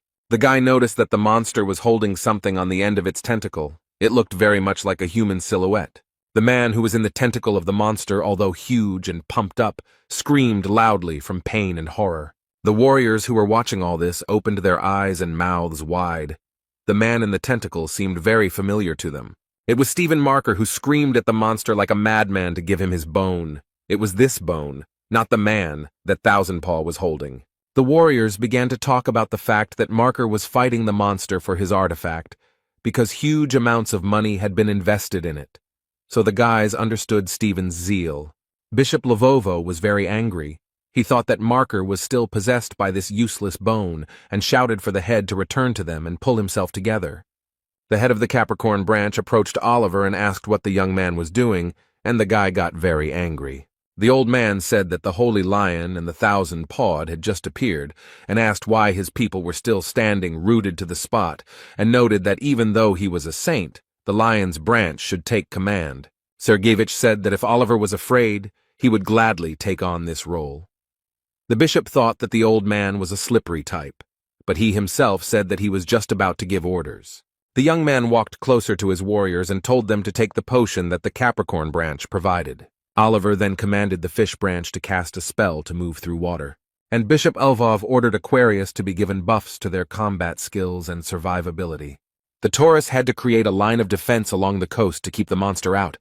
Then the bishop asked if everyone was ready and noted that it was time to finish off this vile monster and ordered the lions to attack him. And all the warriors of the lion branch immediately rushed to attack the monster. They ran and screamed very loudly. Oliver then ordered his charges to use a skill called brutality. The brutality skill was activated and the warriors gained insane beast power. Vice Prime Minister of the LV branch, Chong Yu-ha, reported that the LV advance force had entered the battle. The girl then ordered all the Templars to release their magical energy.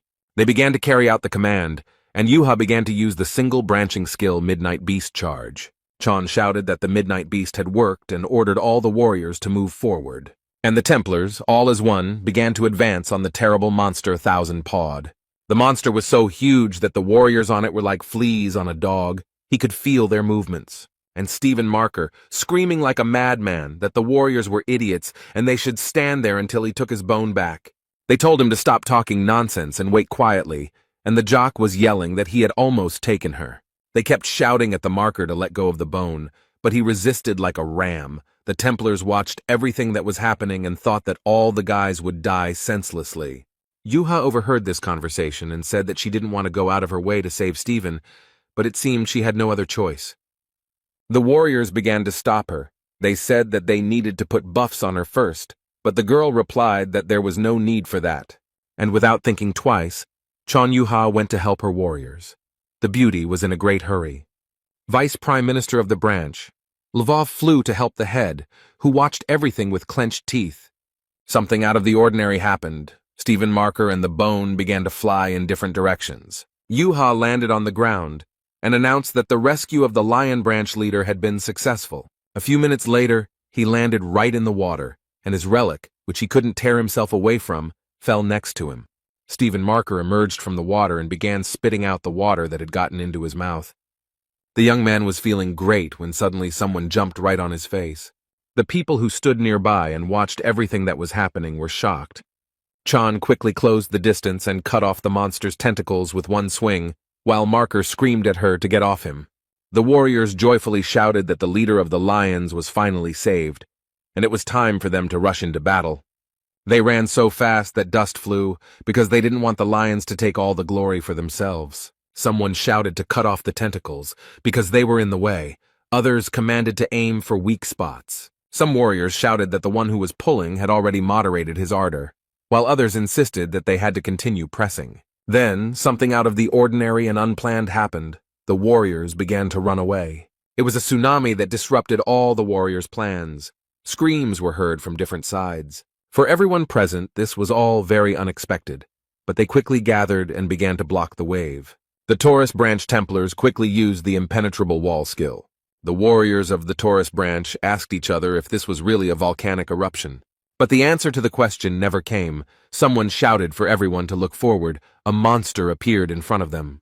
The warriors couldn't understand what the hell was going on, because they had only dealt with one monster. In front of them appeared the titanic, misfortune-bringing 10,000 paws. It also belonged to the Red Hazard class. The Templars began to discuss where this monster came from. The head of the Capricorn branch stood near the tent. He looked at the monster and could not say anything clear. He recovered from the shock a little and said that since such a creature had appeared, there was no other choice. Someone asked Sergeyevich what he was holding, and he noted that it was a detonator. He had prepared Mormont missiles in advance to strike the coastline. The old man turned around to see who he was talking to, but there was no one nearby. He was very surprised. The head of the Capricorn branch began to look around. He was very scared. Just then, the detonator that was in his hand suddenly exploded and shattered into pieces. The old man looked at his hand and could not understand what was happening, as a slime began to approach him very imperceptibly. Literally a few seconds later, it swallowed up Ivan Sergeyevich Vasiliev and stopped on the shore. Someone nearby said that Sebastian, aka Sergeyevich, is a real headache. He knows about it. The guy said he understood that those kids were just splashing around in the water, unable to kill the octopus, but he didn't think that destroying them along with the monsters was too much. Li Gang advised Sergeyevich to sit still on his ass and added that this was the first lesson in the last 20 years, and he would show him how to properly cut meat into sashimi. Chon Yu-ha ran to fight the monsters. She thought that the main forces were already exhausted after the first skirmish with the 1000 paw. The girl looked at the monsters and understood that the smaller monsters could be dealt with later, but first, the strongest one should be eliminated. And she used the Lotus Walk skill, Swift. Yuha thought that she had watched the recording of Uncle Gan's battle with Thousand Paw enough times to remember everything.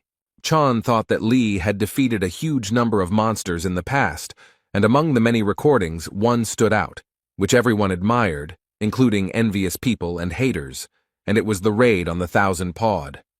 The girl remembered a scene from the video where Gan was breaking through the smaller tentacles as quickly as possible. Yuha did everything the same way as Lee did. The girl was calm and focused. Gan's next step in that fight was to cut through those tentacles that could not be dodged with one blow. And the beauty got down to business. She was so diligent that the tentacles flew in different directions. Literally a few minutes later, Deputy Prime Minister Lovov found herself on the body of the monster. The girl thought that immediately after successfully reducing the distance, she should plunge the weapon straight between the monster's eyes. Chon Yuha saw the monster's eyes. They were very close and began to swing her spear. But the monster saw the girl and pushed her so hard that the girl flew several meters up. Yuha got scared, screamed, then pulled herself together and used her Lotus Flash skill. This skill was effective, and the monster seemed to have been struck by several lightning bolts. What the girl saw shocked her. She certainly didn't expect such a turn of events. The monster's tentacle held her spear, and Yuha thought about how he had blocked it so easily. Chan tried to free her weapon from the tentacle of the monster, but she couldn't do anything. The girl only became exhausted. Yuka began to gradually sink under the water. Her strength left her. She was not ready to fight such a strong monster. But on the shore, they were watching the girl, and so one of the guys rushed to her aid. It was the head of the Lvov branch. He pulled the girl out of the water, and she began to gasp for air. The monster was very angry and began to beat on the surface of the water to destroy its enemies. The young men held on with all their might, gritting their teeth as the monster dealt powerful blows. The warriors who were also fighting the monsters saw everything that was happening to the chief and vice chief. They were very scared. Some were cursing, while others were shouting for the Templars to continue fighting and not to retreat under any circumstances. The fight was very difficult, so people called for help here and there, and at that time, Yuka thought about what her uncle would do in her place. Chan realized that Li Gang would have flown upward with a two-handed sword, and this guess made the girl very happy. The girl raised her head, and what she saw shocked the beauty. She opened her eyes and mouth wide in surprise. There in the distance, she saw Uncle Li Gan, who was not going to leave her in trouble. The guy was rushing towards adventure. He was armed and dangerous, but at the same time there was a sly smile on his face. The young man didn't think for long. He immediately used a skill called Mountain Crusher. Li Gang understood very well that he couldn't hesitate under any circumstances because the monster was very angry. The guy immediately attacked the monster and it flew away several meters. After a couple of minutes, there was no trace of it. They watched what was happening and were shocked by what they saw. They could not understand how Gan was able to destroy the thousand-pawed one in an instant. What was left of the monster was washed away from the shore by the waves, and the monster no longer posed any danger. The warriors looked at its carcass and thought that this was truly incredible. The Templars discussed among themselves how Li managed to jump to the monster from the very shore. Those who did not see it said that the other warriors were joking. Gan appeared behind the warriors and said that he thought he had overdone it a bit. The Templars did not expect him to appear, so they screamed in fear. The man asked the warriors why they were staring at him, and then noted that the Templars themselves could not do anything, so he was forced to teach them a lesson. One of the warriors told Li to shut up, so how he appeared out of nowhere and simply finished off the monster. The second supported his friend and said that they themselves dealt with that temptation. The monster captured Gan with its tentacles. He could not understand what was happening, and the warriors who had just argued with him were shocked. Li looked at them and understood perfectly well that they would not come to his aid under any circumstances. And the monster held Yuhi's weapon in one tentacle, and the guy in the other. It was a terrifying sight. Chan began to look into the distance and realized that her uncle had been captured. She screamed very loudly. Beads of sweat appeared on her face from worry. The warriors were also able to see this picture. They began to stutter and ask each other what they should do. The Templars couldn't imagine how they would even fight something like this. The monster had no intention of retreating. His eyes were burning with red fire, and he was clicking his huge teeth. How everything suddenly brightened up. One of the warriors used the Lotus of Disaster skill. The warriors opened their mouths and began to talk among themselves about how this was the vice chief's ultimate technique. The Templars' voices trembled with fear. They opened their mouths in surprise, and someone even said that this could not be. Li Gang emerged from the water, holding a weapon in his hands and shouting very loudly. The man was very angry, and he began to attack the monster with all his might, which began to scream very loudly. But Gan continued to attack. He couldn't stop. The young man was very angry. After a few minutes, he decided to use a skill called Dark Baptism. The warriors who were watching all this opened their mouths in surprise, and their pupils narrowed very much. And Gan stood on the monster and said that he loved huge enemies because they could be chopped into small pieces. The guy smiled through his teeth and said, "Even if these monsters had 1,000 or 10,000 legs, they are still the same pathetic octopuses." Li was tired but pleased with himself. He said he had cut them into perfect bite-sized pieces and added that dinner was served. The beaten monster was floating in the water and no longer posed any danger to anyone. The Templars were talking among themselves about how Li had actually been able to kill that monster, and that the stories about his exploits were not fiction. A systemic message appeared before Gan that people were looking at him with awe and respect. They were beginning to revere him. The reporter fell to the ground and stuttered as she said that the audience had seen everything for themselves, and added that an event had taken place that would soon become the main topic of discussion throughout the world. People were standing under a huge building, on the screen of which the news was broadcast, which reported that the returning hero Li Gang had destroyed the one who was attracting 10,000 paws. This news made everyone happy without exception. They began to laugh, jump, and dance. Messages appeared before Gan informing him that people began to respect and honor him after his exciting stories and memorable feats. The Ophiuchus Bible was created, and the exploits will be recorded in it. The man said that the book wants him to increase his influence by making his Templars read it. The guy was distracted from his thoughts by some shout. He looked ahead, and on the other bank they were waving their hands and calling to him. It was Yuka. She was very happy to see her uncle and smiled at him. The man also greeted the girl. Literally a few minutes later, Li was next to Chan and immediately asked her if the beauty was hurt. She replied that everything was fine. The man looked at his niece in surprise and asked in surprise what she was hiding behind her back. Li began to ask Yuha if she had decided to take the domino for herself, and she replied that she did not understand what her uncle was talking about. Gan asked if the girl also had a bone fetish, and all Leos were obsessed with them. She replied that it was just a trophy. The guy handed her a piece of something. He extended his hand to her and said that it was her spear, but it had broken during the battle, and then promised that he would soon make a replacement for it. The girl's jaw dropped when she realized that her uncle was forging a weapon for her. She was incredibly happy.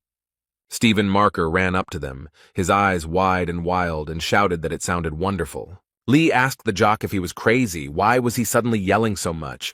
He looked at his fist and said that it was great news. Stephen said that he was the head of the Lev branch, and Yuka was his direct subordinate. And just when Gan suggested that she forge a new weapon, the girl covered her ears with her hands. And Marker's eyes widened, and he said that this meant that Li would do something for him too, and then he said how could he not be happy about the new weapon. The head of the Lvov branch said that 20 years ago, it was Gan who was responsible for making equipment for all the saints. Marker said that Li destroyed the relic he bought, which is why he is entitled to something as compensation. These words made Gan very angry, and Stephen continued to speak. He told Yuha that he forgives her for landing on his head and even throwing away the bone. The young man could no longer control himself, so he called the head of the Lvov branch a thick-headed sack of shit. Suddenly there was a very strong explosion, after which it became very quiet, but not for long. Stephen said in surprise that it was very surprising that Li could cause explosions with his screams, and the young man replied that it was not him. The warriors began to scream after they came to their senses a little. Many of the Templars needed help. One of the soldiers noted that the explosion covered everyone who stood on the front line. The warrior looked ahead, saw a toothy monster with huge claws, and asked what was going on. The man was very scared. The wolf's eyes were glowing with a mad fire. He was grimacing, and drooling was dripping from his mouth. It is unclear for what reason the people of the Leo branch began to go crazy. It was a terrifying sight. Chan said that the Lion Strike Force suddenly attacked the Taurus branch. She couldn't understand what it was. A voice was heard saying that it was a flare from Mormouth that he had planted, but due to its small size, the explosion was not that big. The young people heard some noise to the side. They turned their heads, and what they saw shocked them greatly.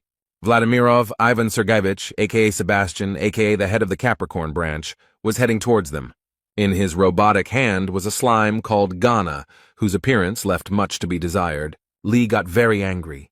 He asked what Sebastian did with the slime, and Stephen asked what Mormor meant, and asked Sergeyevich if he really installed a dangerous bomb in the area where his people were supposed to fight.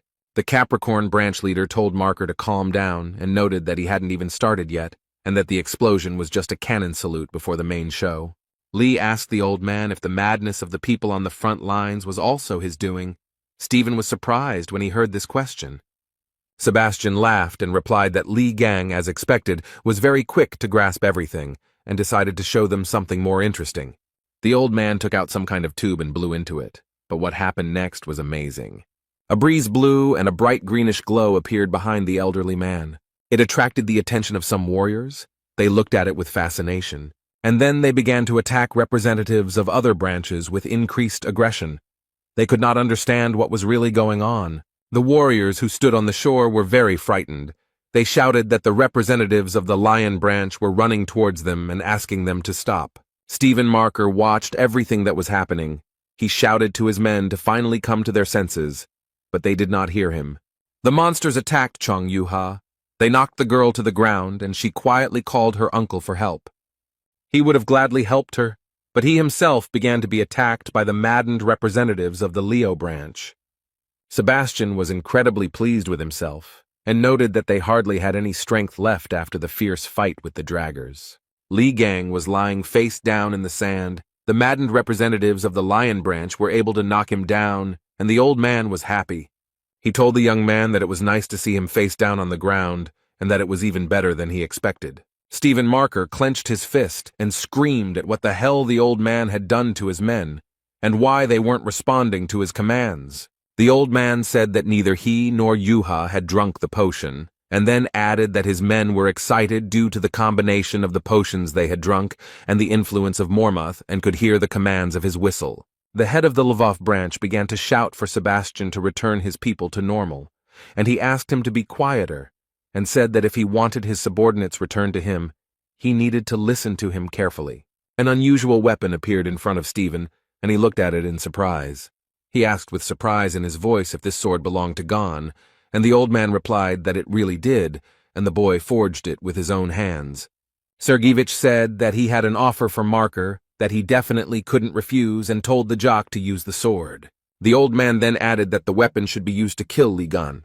Stephen folded his arms and asked if Sebastian wanted him to finish Lee off, then asked why he would listen to the old man. He calmly replied that the head of the Lev branch had no other choice. Otherwise, he would lose his people forever. The old man said that everything was fine and they should understand each other perfectly. He then noted that they had something in common, and that was a huge envy of Lee Gang. Stephen Marker said that this was complete nonsense, and Sebastian asked how the guy would then explain his obsession with the artifacts created by Lee Gang. The old man added that the muscle man was trying his best to get rid of his inferiority complex, and seeing Lee Gang's strength was like running into an insurmountable wall. Sebastian noted that this also applied to his skills in creating various artifacts. The old man noted that the harder they try to overcome that very wall, the bigger and stronger it becomes. It is impossible to destroy or jump over it. Sergeyevich, foaming at the mouth, shouted that such a chance only comes once in a lifetime and it should not be missed. And then he added that he was not as petty as Lee Gang and this was not a one-sided proposal. The old man smiled slyly and said that he would create for Marker the most powerful weapon in the history of mankind. He also noted that if they joined forces, they would be able to get rid of Gon, and then they would very quickly become the most influential saints. He handed the sword to Marker and told him to take it and kill Lee Gon as quickly as possible. Stephen didn't think for very long. He took the weapon from the hands of the head of the Capricorn branch. Yuka screamed with all her might that the chief shouldn't, because it was an obvious trap, and this old man was too slippery to be trusted. Stevenson looked towards Lee Gang, and Chung continued to scream, the girl asking if Marker could hear her or not. Yuka screamed at the top of her lungs that she would never forgive him if he harmed Uncle Gon. Marker came very close to Lee, who was being held by his enraged charges. holding a sword a few centimeters from his face. The jock frowned, raised his sword, and said that he had the most powerful weapon in his hands. The head of the Capricorn branch frowned, and in an unctuous voice began to tell Stephen to finish off Gan. And the young man pointed the weapon, but not at Lee, but straight at Sebastian. Yuka, who was lying on the ground, crushed by the members of her branch, opened her mouth in surprise.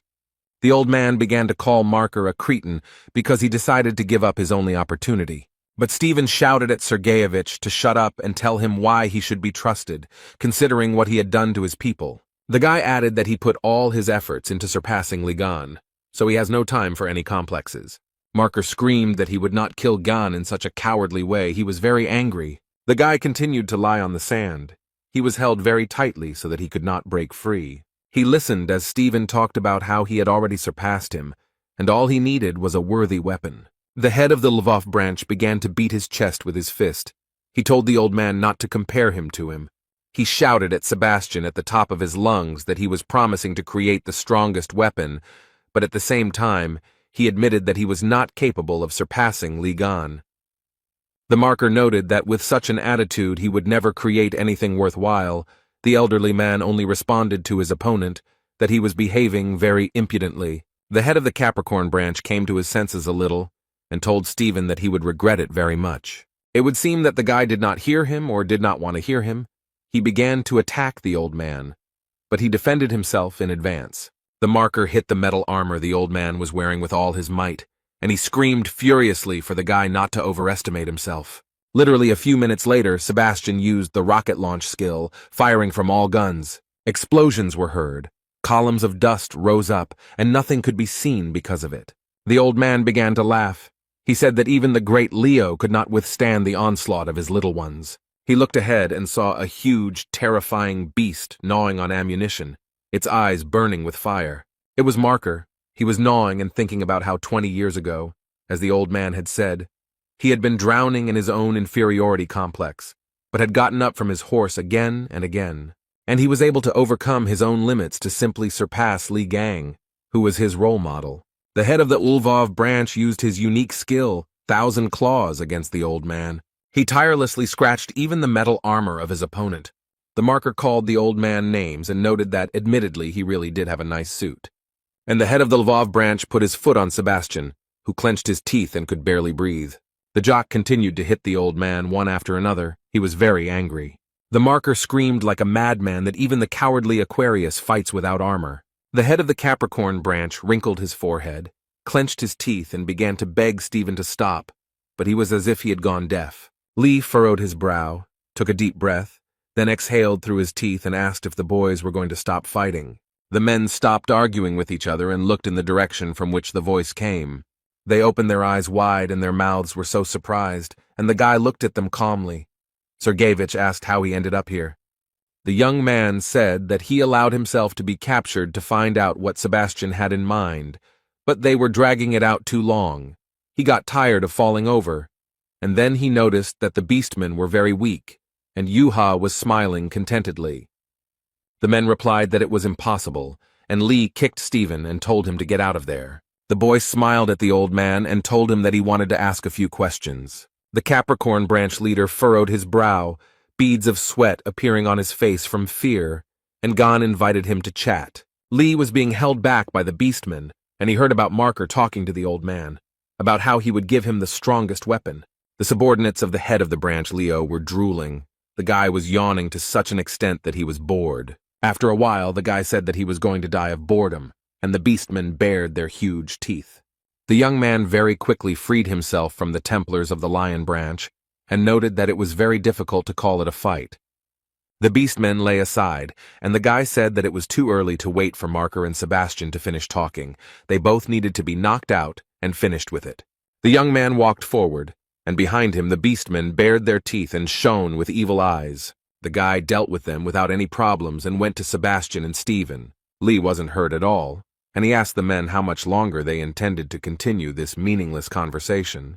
Then Marker and Sergeyevich looked at the young man in surprise. No one thought that he would defeat so many beastmen. 20 years ago, just before the Demon Tower raid, a man propped his head in his hands and said that the tower would become Ligan's grave. Stevenson asked in surprise if this prophecy was conveyed to Hugo Otis by the sacred entity.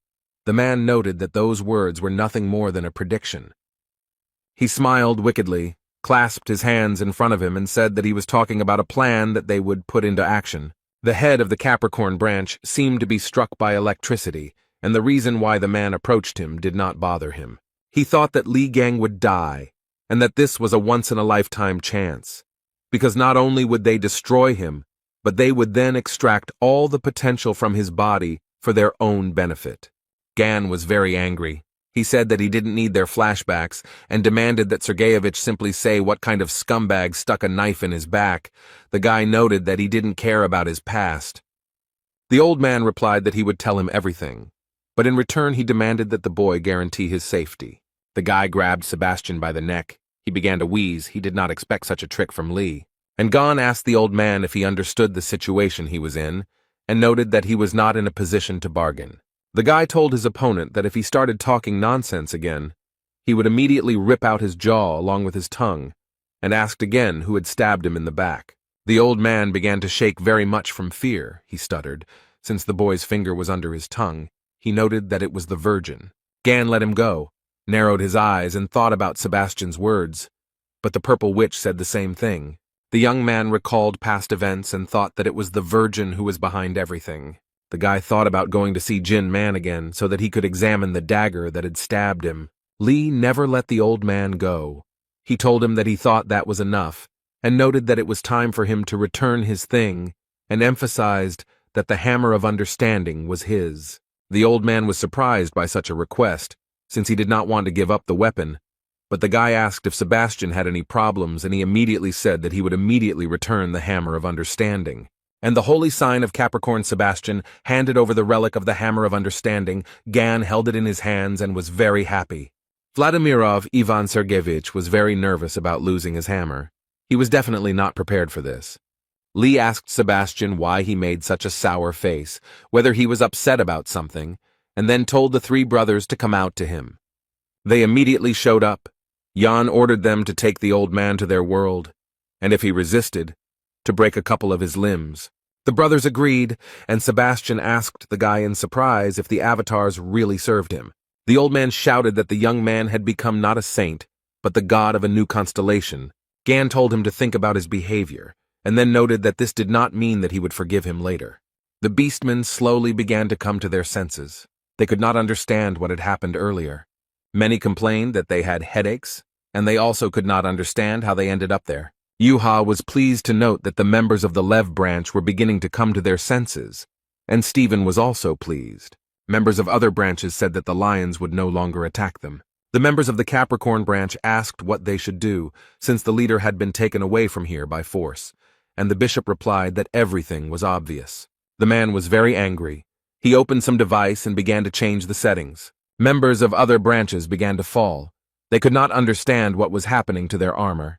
And the bishop was incredibly happy. He asked the Templars if they had forgotten that their branch had conjured up the equipment, and then noted that these explosions would send them straight to hell. One of the branch members advised not to provoke them, and the bishop ordered the Mormouth shells to be launched.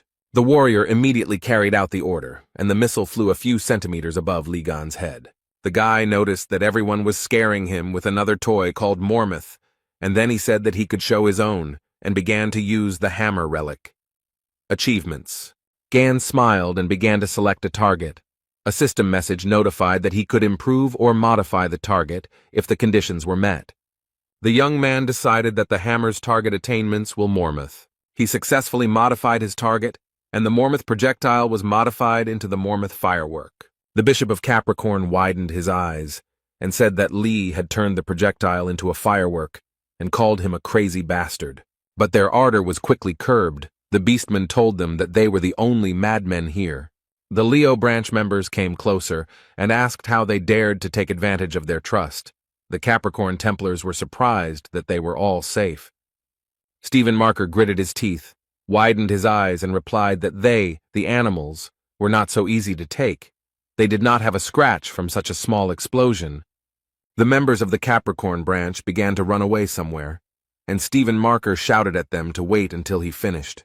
He told Gan that they couldn't just let them escape and asked if he had anything fancy, big, and strong, and he asked why Stephen was asking him again. The head of the Lvov branch was very angry, and Lee thought that it was big, strong, impressive, and easy to swing. He smiled slyly and remarked that he had something, and Marker stuttered and asked why he was looking at him like that. Stephen calmed down a little and said that if the guy had such an item, then let him give it to him. But before he could even finish his sentence, something happened, and the huge man began to scream in a voice that wasn't his own. Gan grabbed Marker by the leg and dragged him somewhere. There was a crazy smile on the young man's face. Without thinking twice, Lee swung with all his might and threw the Marker after the dying members of the Capricorn branch. He watched as the warriors began to scatter in different directions and said that it would be nice to go bowling later. The young man took Stephen by the leg and asked him what he had to say about it. The Marker was so shocked that he couldn't even say a word. The guy dragged him a few more meters, and then he let go of the leg and said that it was uncomfortable for him to hold it, and he would not do it anymore. The action takes place under the protective dome of a European nation. This is the Red Zone. Jane, captain of the Virgo branch search party, thought that the stench was unbearable and that the lures could attack at any moment, so she needed to be prepared. The warriors asked each other if they had heard the news that Lee Gang had killed a huge monster in the Philippines. The girl said she watched the video and noticed that the monster didn't have a chance, while the second noted that the official raiding parties were unnecessary baggage. Someone said that the big losses were also caused by the fact that the Leo branching intertwined with the Capricorn branching. The guy replied that it was to their advantage, because the weaker the opponent, the better. Captain, she ordered everyone to be quiet and asked since when protocol allowed whispering during a mission, and the girls asked her for forgiveness. Jane said that they were not here for fun and advised them not to forget that they were tasked with finding their man, who had disappeared into the outskirts of the dome. The captain noted that the search was already problematic due to the fog, so there was no need to complicate the task. Jane wanted to say something else, but she heard a scream from the side. Someone was calling for help. The girls stopped, but the cry for help did not stop. The captain of the search party noticed that the man was ahead. Jane said she would lead and ordered her branch members to keep up. And there in the distance, someone was begging for help. A man was shouting if there was anyone there, and a search party went forward. Jane wondered if the screams sounded like they were echoing throughout the city, and if her ears were deceiving her. The captain ran forward and thought about how it felt like these were artificial repetitions, like some kind of recording. Jane slammed on her brakes, turned around and shouted for everyone to stop. The captain of the search party looked ahead and thought that something was wrong here. She began to ask where everyone had disappeared to, asking for an answer, but no one answered her.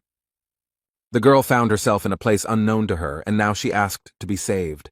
In Hugo Otus's house, the television was on, from which one could hear the news that several days had passed since Ligan's victory over the enticed 10,000 paws and 1,000 pawed. The young man read a book about his achievements while sipping a cold drink, and the reporter continued to talk about how they were in the Philippines, and how they were trying to move the bodies of those bringing misfortune with the help of a huge crane. Gan looked up from his book at the TV screen, where they were talking about how amazing he was for single-handedly dealing with the threat, making the combined mission seem pointless. The guy said that wherever you look, you see the same news, and he didn't understand why everyone was so surprised by the cutting up of a couple of octopuses. He then noted that at least the news was being told in a positive light.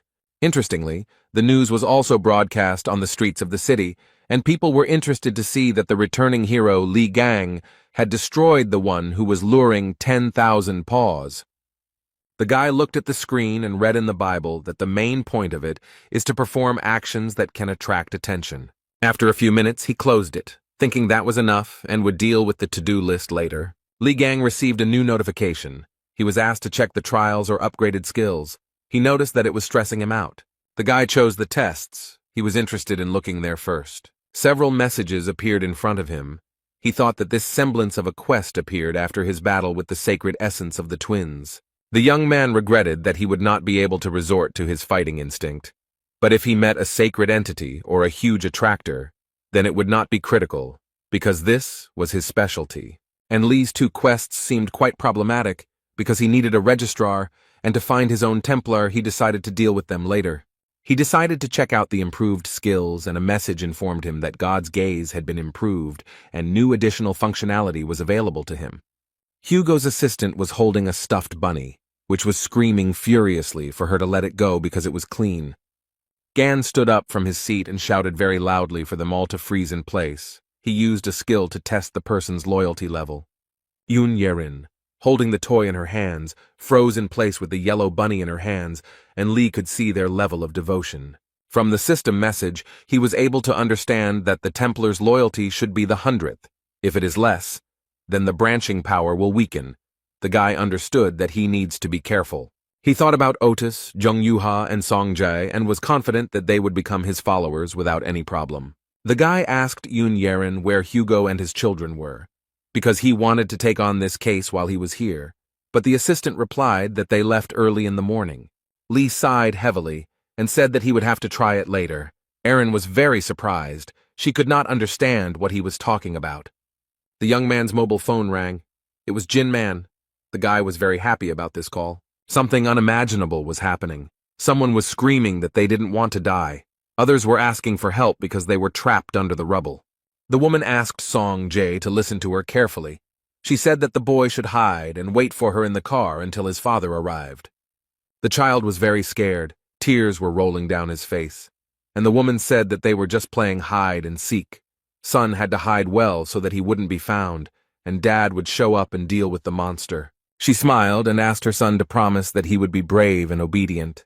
The red-haired guy opened his mouth and eyes wide. Their pupils narrowed very much, and beads of sweat appeared on his face. The now grown-up young man sat in the car and could not understand where he was and what was happening. Yuha took her brother by the hand and told him that everything was fine. He just had a bad dream. The guy rubbed his forehead with his hand and said that he was probably overexcited, since this was the first time he had met his mother in a long time. Jong said that these could be side effects of the holy punishment, so he should be careful about himself. Song replied that everything was fine. He was just a little tired. The girl started looking for something in the bag. She said that she forgot something, but since her brother woke up, she wanted to give him something. Yuka handed her brother a small thing. He looked at it with surprise and said that it was a birthday present. The girl said that she was able to get the thing that her brother asked for, and he was very surprised. Chan said that she remembered how her brother needed a relic to store the magical power of the twins, and noted that she received it from her father, and then asked if such a gift was enough.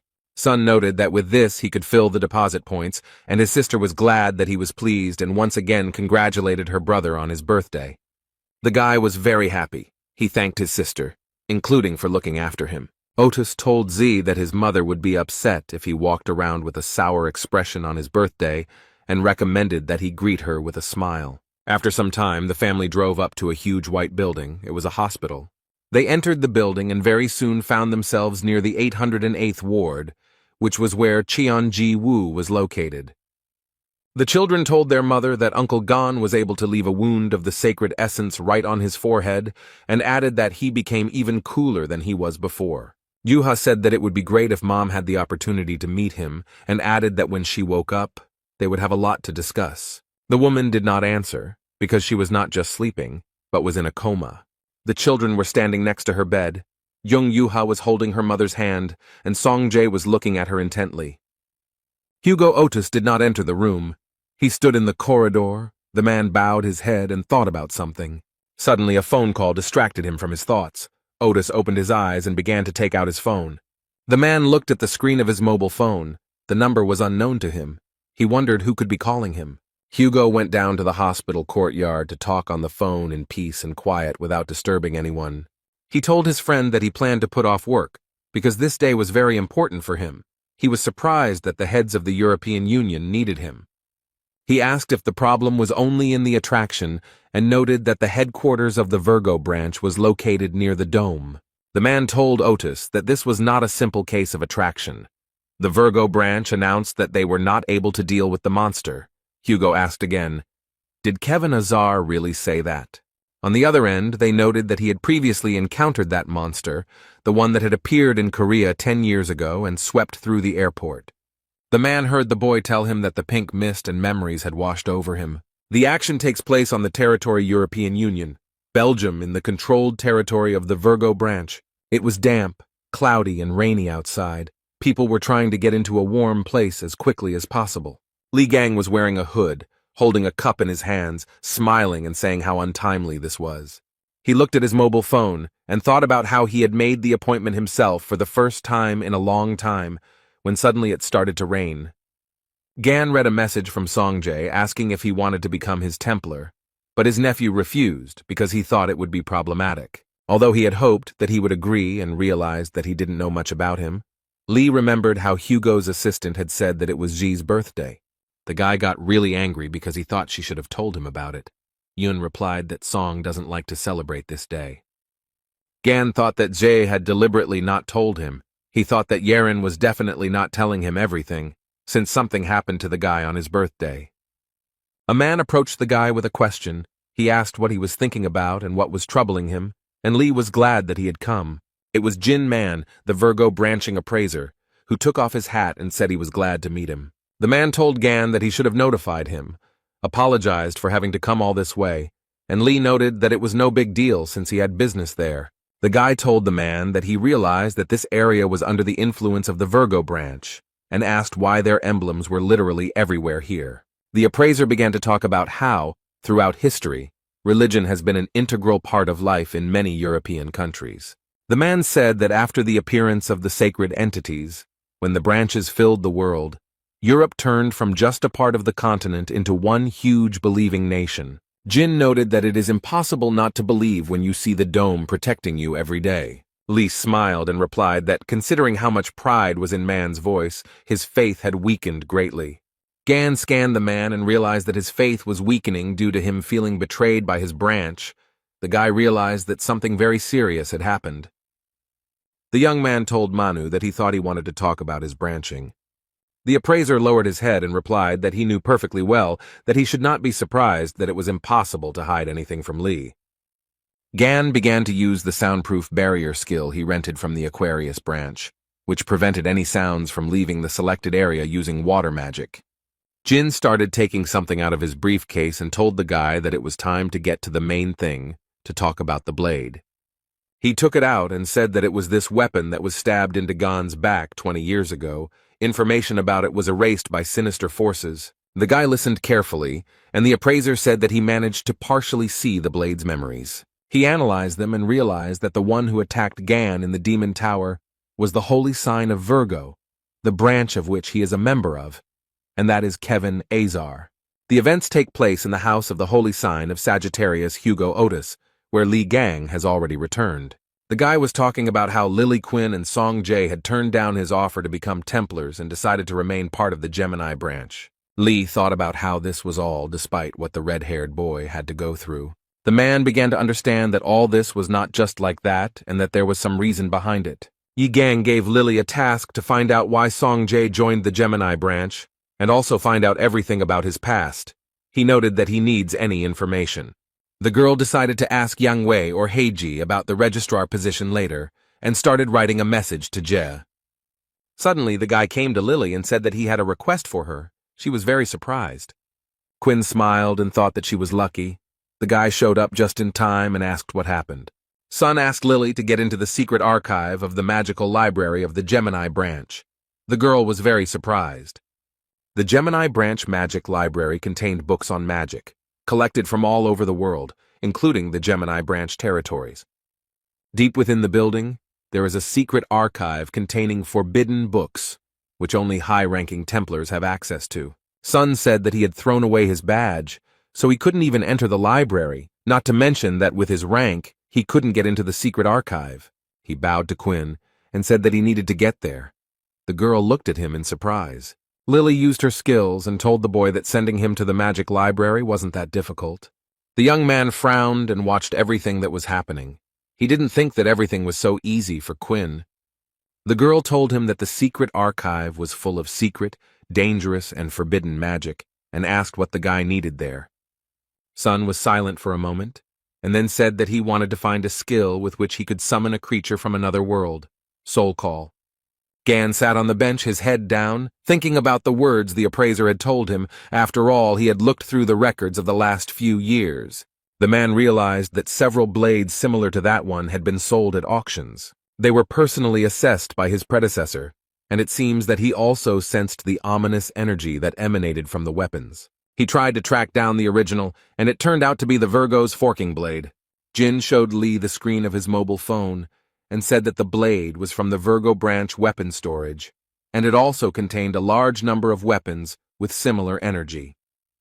The appraiser said the guns were not put up for auction because they were gradually being scrapped. Gan asked the man if his predecessor had told him anything. Man replied that no, he never heard anything from him, since he was killed while he was investigating. Ironically, it was done by the very blade he was looking for. Jin pointed his finger at the weapon and pointed out the place where there were signs of interference, and noticed that the blade was emanating an ominous energy. Someone had hidden all possible traces. The appraiser added that the blade was cursed with a powerful curse that he had not encountered before, and Lee noted that he thought that this curse was manas. Tried to neutralize. The guy noticed that a strong, sinister creature had intervened here. Everything was not so simple. Gan thought that that creature could harm not only the holy sign, but also the sacred essence. The young man understood that curses were Moran's specialty, but his curses did not work on sacred entities. This sinister energy definitely doesn't belong to any of the gods. Even the energy of cancer is nothing compared to this blade's energy, Lee thought. He came to the conclusion that whoever attacked him must be closely connected with the mysterious civilization. The guy grabbed his head and realized that he needed to first deal with the test, because it had a time limit. Li Gang understood that only after this would it be possible to return to the questions concerning the Virgin. The young man was delighted because he heard the announcer announce that his train was arriving at the station. A few minutes later, a train arrived on the platform, which it announced with a long whistle. The doors opened and passengers gradually began to leave their carriages. There were a lot of them. Gan continued to sit on the bench. A smile appeared on the guy's face. He was glad that they were already here. He was delighted by the arrival of the elite squad of the holy archer Hugo Otis. There were a lot of warriors. They arrived very quickly, as it was necessary to resolve an important issue as quickly as possible. One of the warriors said that it was necessary to get rid of the attractions in this area today.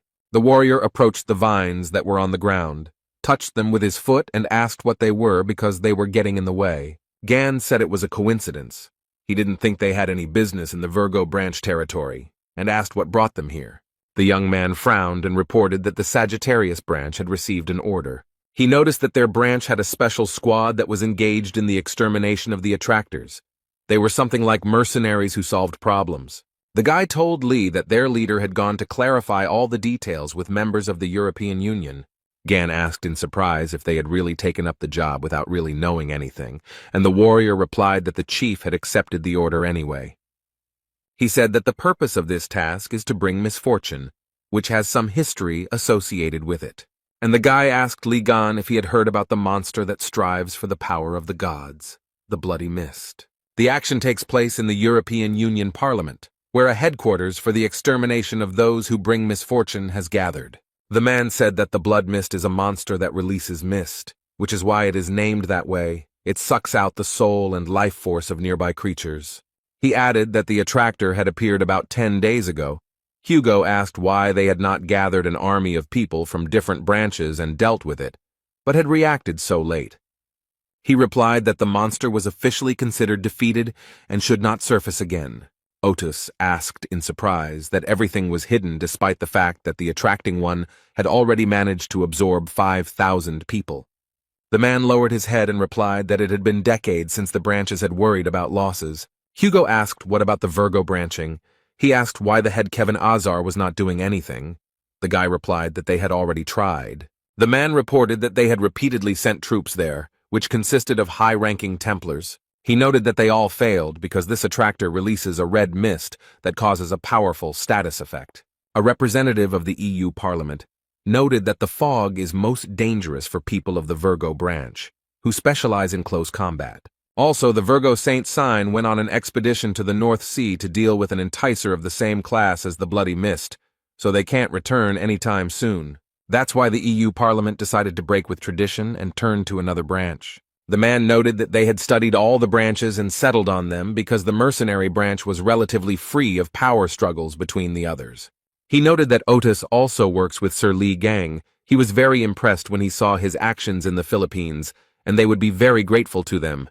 Hugo listened to the man very carefully. He frowned and came to the conclusion that it was all a lie. And the representative of the European Union Parliament stood in front of him and smiled. His smile was sarcastic. Otis thought that Kevin was too proud to let someone deal with something that was tempting on his territory for reasons like that. The man thought that the bastards from the Virgo branch wanted to get rid of the weapon, and them with the help of the bloody fog. Hugo saw through their plan, but the man still had some doubts. Otis sat in a chair and thought about something. A representative of the European Union Parliament sat opposite him, and there was silence. The man with glasses recalled how he and Kevin discussed whether it would be okay if they used Ligan and Sagittarius. The head of the Virgo branch said that everything was fine. The man should say that Bloody Mist had returned, and Hugo would not be able to refuse if he heard that name. The warrior of the Sagittarius branch told that Otis lost his mistress to the Bloody Mist several years ago. Li Gang asked again and noted that the guy could only call one person that. The guy said that Mrs. Cheon-ji Woo, the wife of the head of the Sagittarius branch, and the mother of Yu Hee and Sung Jae, they met after Gan was imprisoned in the Demon Tower. The warrior said that Lee had never crossed paths with her, then told her that the lady had tried to protect her son from the Bloody Mist, and that the monster had defeated the First Templar and the Bishop of Branching. Gan clarified that it was not Lee Jae-won by chance, and the warrior clarified whether the man knew him. The guy replied that he had carried his and Otis's things 20 years ago. Lee lowered his head, recalled the conversations with his comrade, and thought that his poor friend had been right to avoid talking about family and the past. He had been through so much. The man asked the warriors what Bloody Mist was, and noticed that his comrade was not at all the same as he had been before. He had become unreliable and weak. Lee said he knew his friend's level of preparation better than anyone else because he taught him. And he added that when Hugo was in his prime, he trusted only him with his rear. So he cannot believe that he could not overcome the one who attracts, whom he has not even heard of. Gan thought that in the past, his friend was one of the strongest among all the saints. That's why Lee turned to the warriors and asked them to explain to him what the hell had happened to him. One of the warriors replied that it was a rather difficult story, but since Li Gang was asking about it, he would tell it. The guy said that this horrific event happened 10 years ago on Song Jae's 7th birthday. The boy sat sleepily, and his mother spoke on the phone about how she had already landed, since 2 years had passed since her last visit. She said that she needed to work on the prototypes of the anti-giant attractor weapon, all thanks to Li Gan's data and the weapon that Hugo got for her. Cheon-ji Woo stroked her son's hair, and said that their son met her at the airport so early. She was so touched that she almost cried. And Otis asked how he got to the airport. Ji said that Jae-won worked hard. The guy laughed and noted that Song Jae himself really wanted to see his mother. The boy began to yawn, and then said that he was hungry, and Bishop Sagittarius looked at him with fear. Ji asked if Song was hungry, asked him about hamburgers, and Jae-won asked the woman to stay with the young master. He would buy everything himself. Cheon thanked him for his help. The guy sat in the chair and heard the men in front arguing. One told the other why he let him out, since he told him to keep him with him, and the second made excuses that he didn't know that something like this could happen. One of the men noted that they needed to think about how to get out of here, otherwise they would die. Song looked at the men running away in confusion. His mother came up and said that Uncle Jae-won would buy them burgers and suggested that they wait. Suddenly the lights went out at the airport, and it became very dark in the waiting room. The boy was very scared. People who were at the airport could not understand what was happening, and how they could turn off the lights if it was so dark outside. Son asked his mother why the lights went out, but the woman herself did not have an answer to this question. Jae-won bought burgers and was walking back. He thought about why the lights went out so suddenly.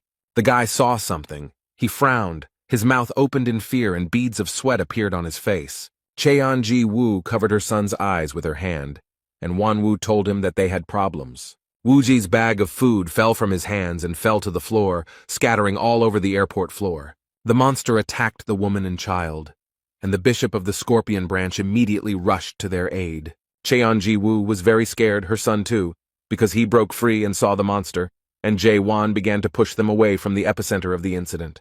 The monster opened its mouth wide, and the young man was drawn to it as if by a magnet. The woman and child were very frightened. They were crying in horror, and the boy was calling for Uncle Vaughn. The guy stood in the monster's mouth. He smiled cheerfully and raised the fingers of both hands up. Chan covered her son's eyes with her hand. He was crying in horror and told him not to look. The monster closed its mouth, from which several streams of saliva began to flow. People who were at the airport started shouting that it was a bad luck charm and that it had just eaten a person. One of the airport security guards ordered another to contact the branch immediately. The woman hugged her son and told him not to let go of her hand, no matter what happened. And she began to run forward as fast as she could, and here and there cries for help could be heard. People were screaming that they didn't want to die. Someone was begging for help because he was crushed under debris. Chan went outside. She told her son to listen to her carefully. He needed to hide in the car and sit there until his dad came. The child was very scared, but she told him to imagine that it was hide and seek, and he needed to hide better than anyone else so that the monster would not find him, and his dad would easily deal with him. She smiled and asked her son to promise her that he would be brave and strong. The boy was left alone in the car. He was very scared and he called his mother very loudly. But he so wanted to see his mother early, so that they could gather for the first time in a long time. He so wanted to tell them so many things. Songjay was sobbing, smearing tears, snot and drool across his face with his fists, and whispering that it was all because of him. The baby was asking for forgiveness. Meanwhile, the monster's tentacles were slowly approaching the car in which the boy was located. Suddenly something flashed and illuminated everything around with an orange-yellow glow. She hit the tentacles that were getting closer and closer to the car. Everything was on fire. Hugo Otis stood next to the car and asked his son if he was okay. The boy looked out the window and saw his father. He called him very loudly. He was very scared. The man turned his head towards his tearful son and asked if he was hurt. Songjay could only say the name of the Episcopal branch of Sagittarius J1 and shout Mama. The man began to guess what might have happened, so his whole body began to shake. Otis put his hand on the car and said he understood what had happened here. The man stood in a circle of fire, and the monster stretched out its long, vile tentacles towards him. The head of the Sagittarius branch was very angry. He gritted his teeth and began to scream, "How dare the monster do such a thing?" He began to look at the monster and thought that the people he had captured were entwined with the branches of a huge tree on his back. The man began to look closely and saw that his wife was also entwined with branches. He called her by name. Otis took a deep breath, then exhaled and thought that he needed to calm down, because he had to save her, and thought about ripping her out of there by force. Qianji Wu watched from above what her husband was doing down there, and he had some kind of plan. He began to push the monster's branches aside with his hands and told his wife that he would save her. She just needed to wait another second. The monster understood perfectly well that something was happening. He froze, and his eyes became bloodshot with anger. The young man gritted his teeth and tried with all his might to remove the branches. It was very difficult for him. Hugo frowned. The pupils of his eyes became like dots, and he began to shout very loudly so that they would not disturb him. Other people who were captured by the monster saw him saving the woman and also began to pray for help. He began to look with pity at the people who were asking to be saved. He felt very sorry for them. This was the young man's huge mistake. The monster began to attack the guy. A few minutes later, the young man was tied hand and foot, and the monster, baring his teeth, said that he had the power of a god and that this power was delicious. The monster tormented Hugo and happily said that it would eat him very soon. The boy, who continued to sit in the car, began to sob loudly and call for his dad. And the monster walked forward, opened its huge mouth very wide, and made heart-rending sounds. After some time, Hugo Otis managed to free himself from the monster's shackles, and they let him go. Some people also managed to escape the clutches of the monster. They were in protective capsules. Songjay saw his father standing above the car and heard a voice saying that it was a pitiful sight. The girl said that she pulled out everyone who was entangled in branches with the help of a protective spell. After some time, she said that it was time to deal with the attraction. Otis woke up. He was lying on the ground, shaking either from fear or from pain, and asked in surprise if they were really here. Haley, the Scorpio saint sign, asked if Hugo Otis was okay. He was surprised that she was there too, and like the other saint signs, she came to help. The girl helped the guy get up and said that she called everyone she could as soon as she heard about the occurrence of a strong attraction, and they decided to help. After all, none of the holy signs want such a monster to appear on their territory. The holy signs decided not to delay, but to finish off the monster with one blow. They all gathered, and Stephen Marker gritted his teeth and happily replied that he liked the plan. All the holy signs went on the attack against the monster, shouting that they needed to show him all their power. The three of them got together and began to use their powers, but something extraordinary happened. Stephen Marker gritted his teeth, his eyes burning with hatred. He said that the monster simply went and devoured their powers. The holy signs also began to observe how the monster began to heal its wounds very quickly. They looked at the monster, who was very angry, his eyes burning with hatred. He wanted to attack the holy signs. As Marker shouted for Haiji to put up a barrier, the girl replied that she knew everything herself.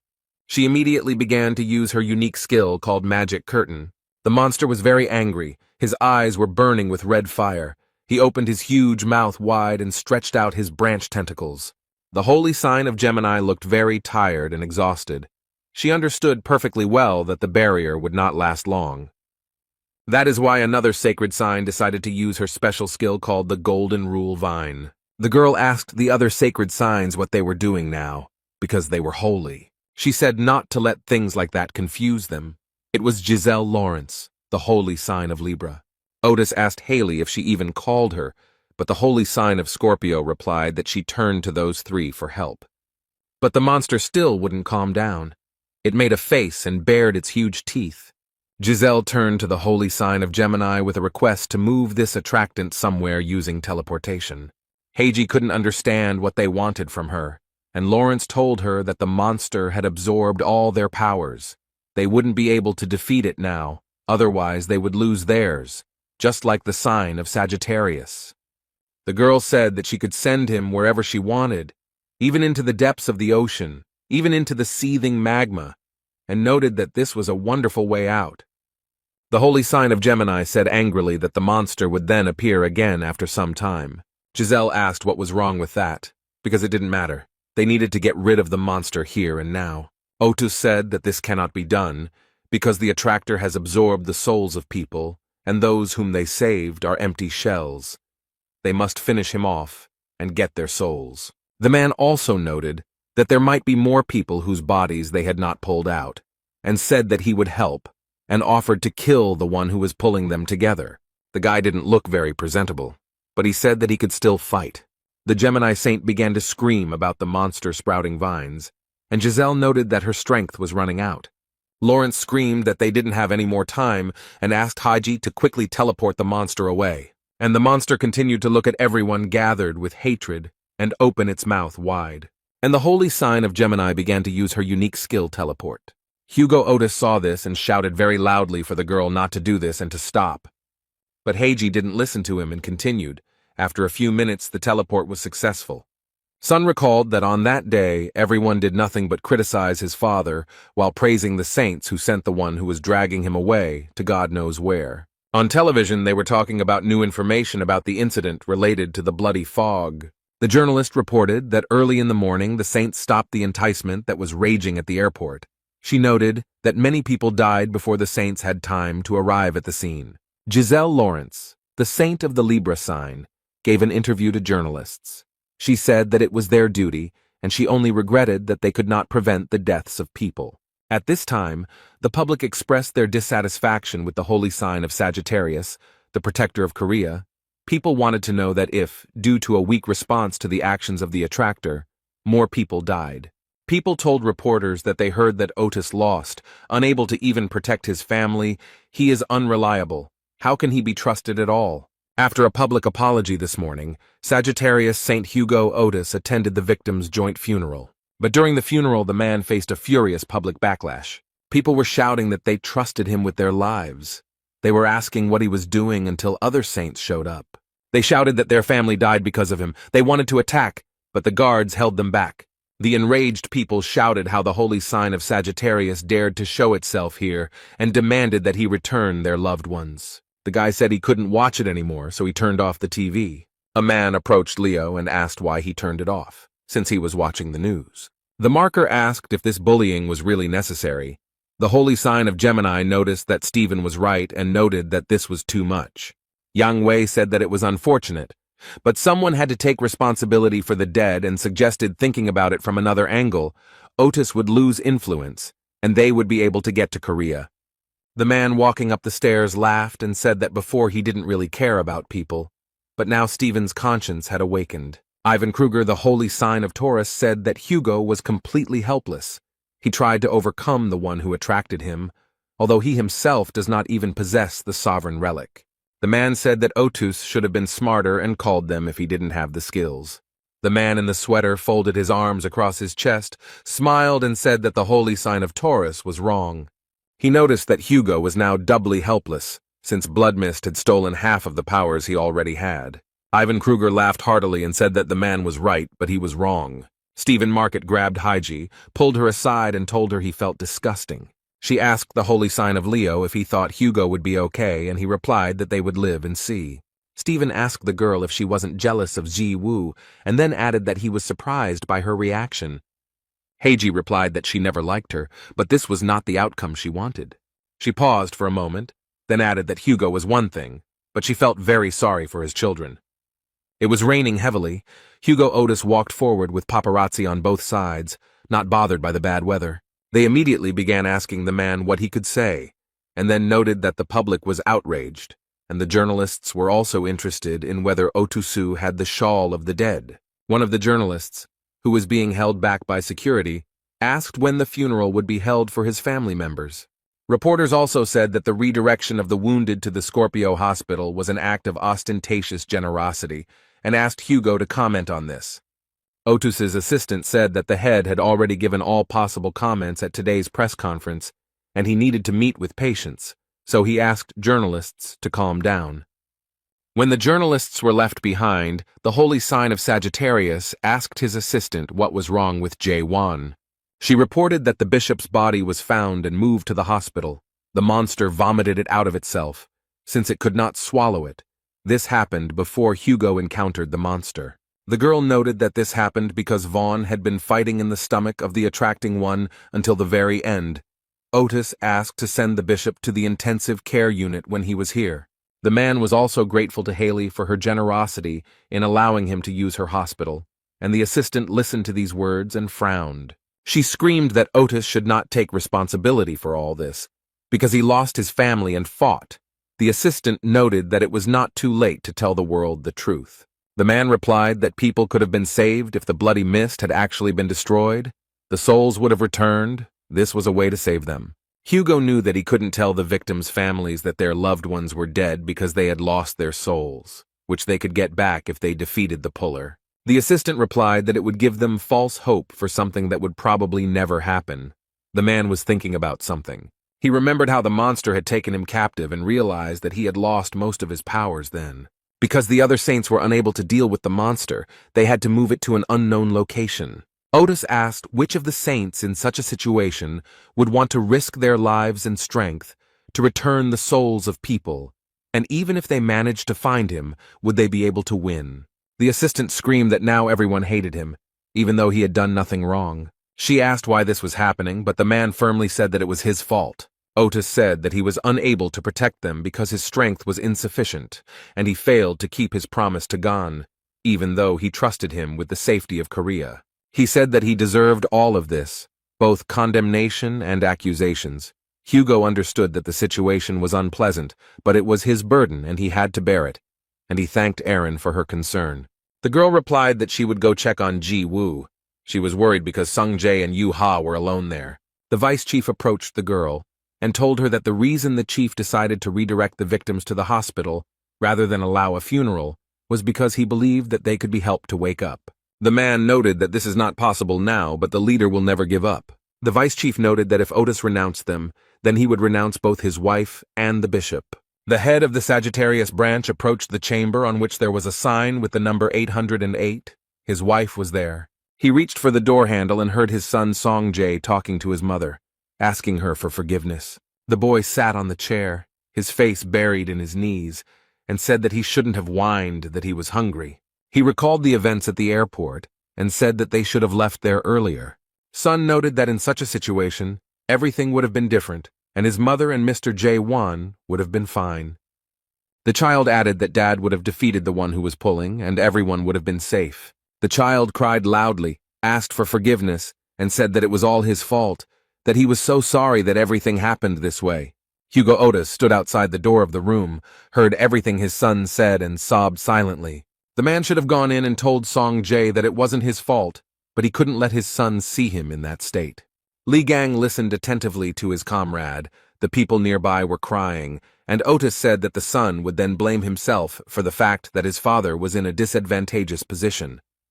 Gan said that he shouldn't have asked about all this, and Hugo said that sooner or later he would have to tell about everything. Otis said he was surprised his friend made him tell all this as soon as they arrived, and Lee said got on his nerves. He couldn't stop crying while he was telling it. Hugo noted that the blood mist had been found and needed to be dealt with once and for all. The blonde man said that he would finish off the monster no matter what. The monster thought that the remaining forces of the sun god were coming to him of their own free will, also with the power of the snake god. The monster was very angry, because he understood perfectly well why they were going to him, and said that he would eat them all. Otis ordered his subordinates to catch and burn all the bird-like lures, because they cannot be left, as they can place in the future. The young man handed him a can of drink and told him to drink it while he worked. The man thanked the warrior. Otis began to drink the drink as other people began to call him. Their faces showed surprise. They handed the man a box of chocolates and told him to eat them while he worked. Hugo thanked them. As soon as he brought the candy to his mouth, other people came up to him and started calling him. From all sides, they presented him with various gifts. The man did not have time to thank them. Hugo started asking what happened to them, and then clarified that it was because of the story he told. They answered that no, they just wanted to share it with him. The warriors told Otis that they were going to expand the radius of the area they were exploring and go on a reconnaissance mission, and Lee told Hugo to eat while he was being taken care of. Gan was eating some candy when he heard Lily Quinn calling his name. He immediately recognized her voice. The girl said that she had just spoken to Song Jae and asked if he had time to listen to her. Lee asked what she had managed to find out, and he also asked where the guy was now. Song Jae stood in front of the entrance to the secret archive of the Gemini Branch Magic Library and thought that he was finally here. The guy frowned and said that he wanted to find a skill in the library that could summon a creature from another world, and that was Soul Call. Z said he would leave, but now he is still part of the Gemini branch, which means he can get this skill. Soul Call is a unique skill that can be used to summon a creature from another world to ours. Sun said that this meant that he would be able to summon the souls of people. He had wanted this for a very long time. The young man wanted to do everything he could, no matter what it was, since his mother and Mr. Jae Won were in a coma. They are deprived of their souls because they spent many years protecting him from a terrible monster. The guy beat his chest with his fist and said that he wanted to bring back the souls of not only his loved ones, but also those people who also suffered that day. Lily Quinn stood in front of the young man and listened to him attentively. She wanted to help him. The authorization was completed, and thanks to the Queen of Spirits, the guy could enter the secret archive of the Magic Library. He thanked her for her assistance. Lily said she was sure it wasn't easy for the guy to share all of this, thanked him for his revelations, and told him not to overexert himself. The guy went inside and thought that he couldn't miss the opportunity that had come his way so hard. Sun wanted to take the book Grimoire of the World Tree, but he didn't have enough points for it. They could be replenished by donating. And the young man decided to donate his bracelet to the Gemini branch. The bracelet began to disappear little by little. Z mentally thanked his sister for such a cool gift. He received the required number of points. Access to the book was obtained. Sleep opened his mouth in surprise, because the knowledge that was inside the book began to burst out. And the guy thought that he needed to look for page 1467, Call of the Soul Contact with the Dead. While the young man was looking for the necessary page, some guy was watching him from behind the door. The book began to behave strangely, and Song Jae looked at it in surprise.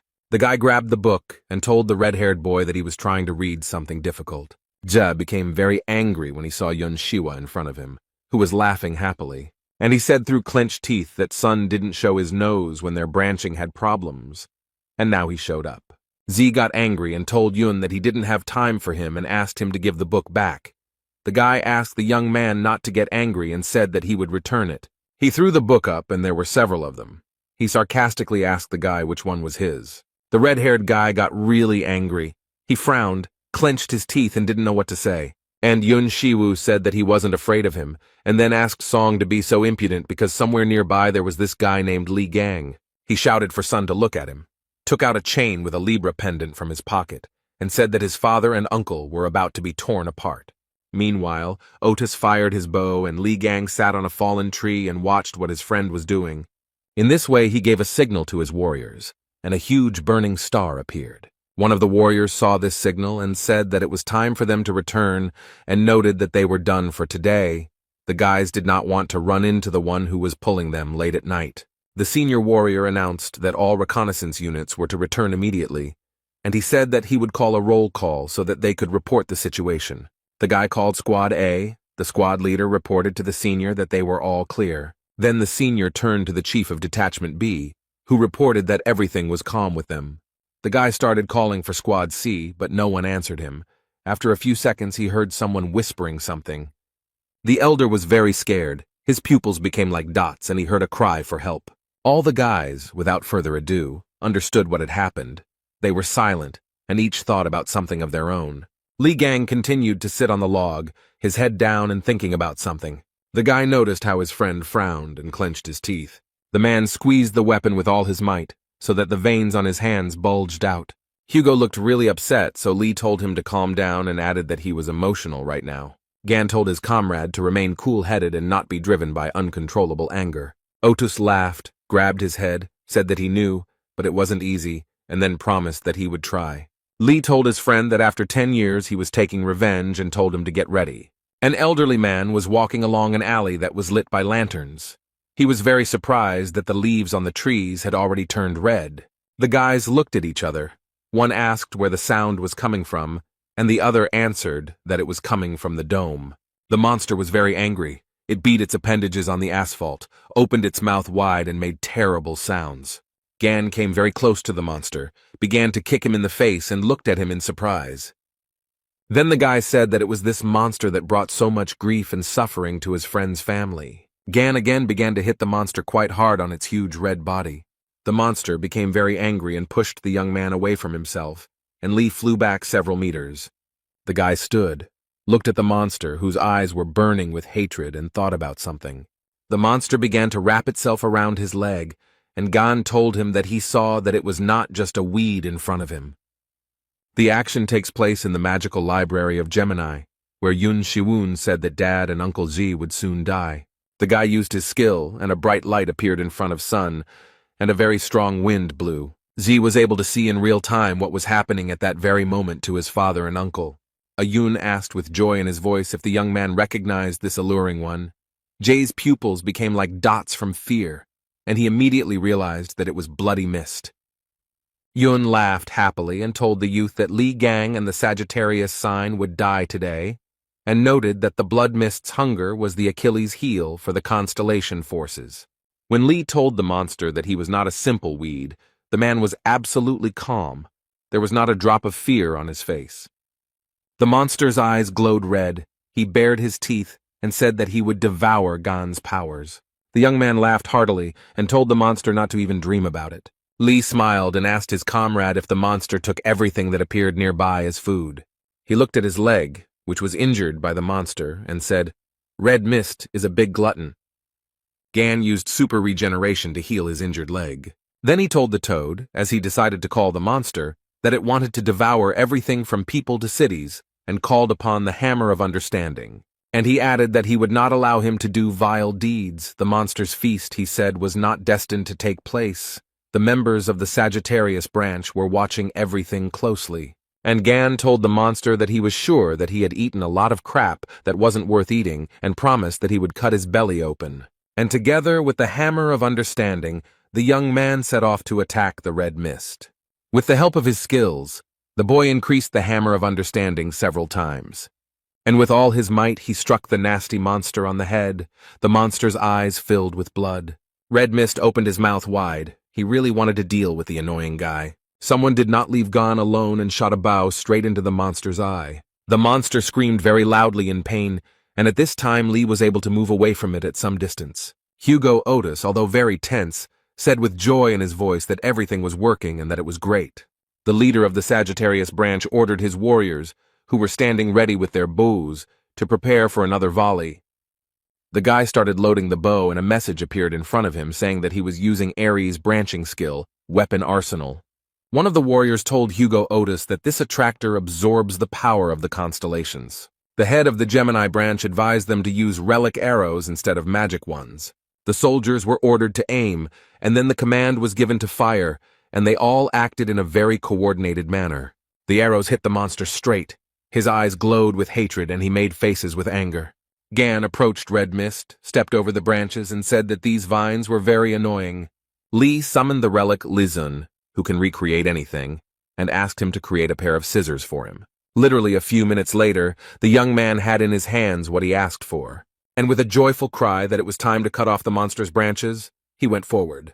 The monster screamed with terrible force. It obliged the guy because it did not want to lose what was most precious. And the young man began to wield piercing and cutting objects, and cut branches, flew in all directions. Gan was so carried away that Slime, who was watching everything that was happening, opened his mouth in surprise. And the monster screamed in pain. He opened his mouth wide and his saliva flew in all directions. Literally a few minutes later, the monster no longer posed any danger, and all the warriors joyfully shouted that they had won.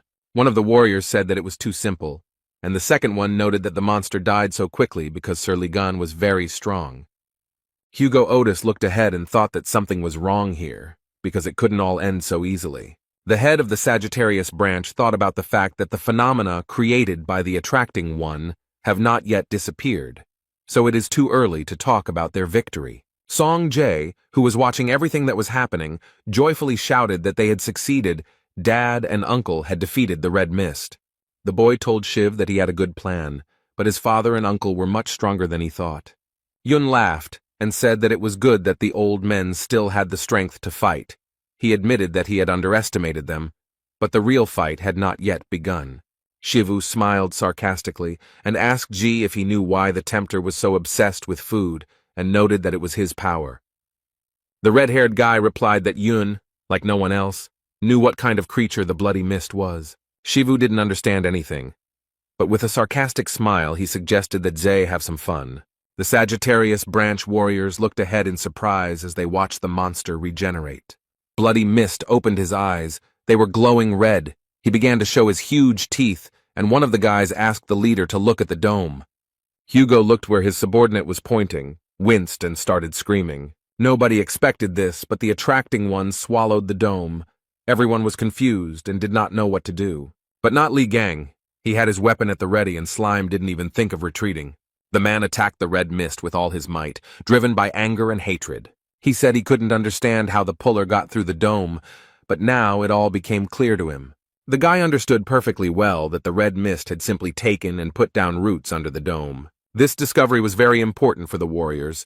Gan was proud of himself that he managed to determine this. One of the guys shouted very loudly for everyone to keep their bows ready, because there was still important work to be done. And the monster bared its huge teeth. Its eyes burned with fire, and it screamed that it needed more food. Yun looked at Zay and started shouting that even the bloody mist took time to devour the entire city, and now it was not a shelter for people, but a full warehouse of food. The red-haired guy frowned. His pupils narrowed very much, but he didn't answer. And Shivu laughed and said that there were many more people here than at that airport, and suggested that Sonu enjoy the spectacle.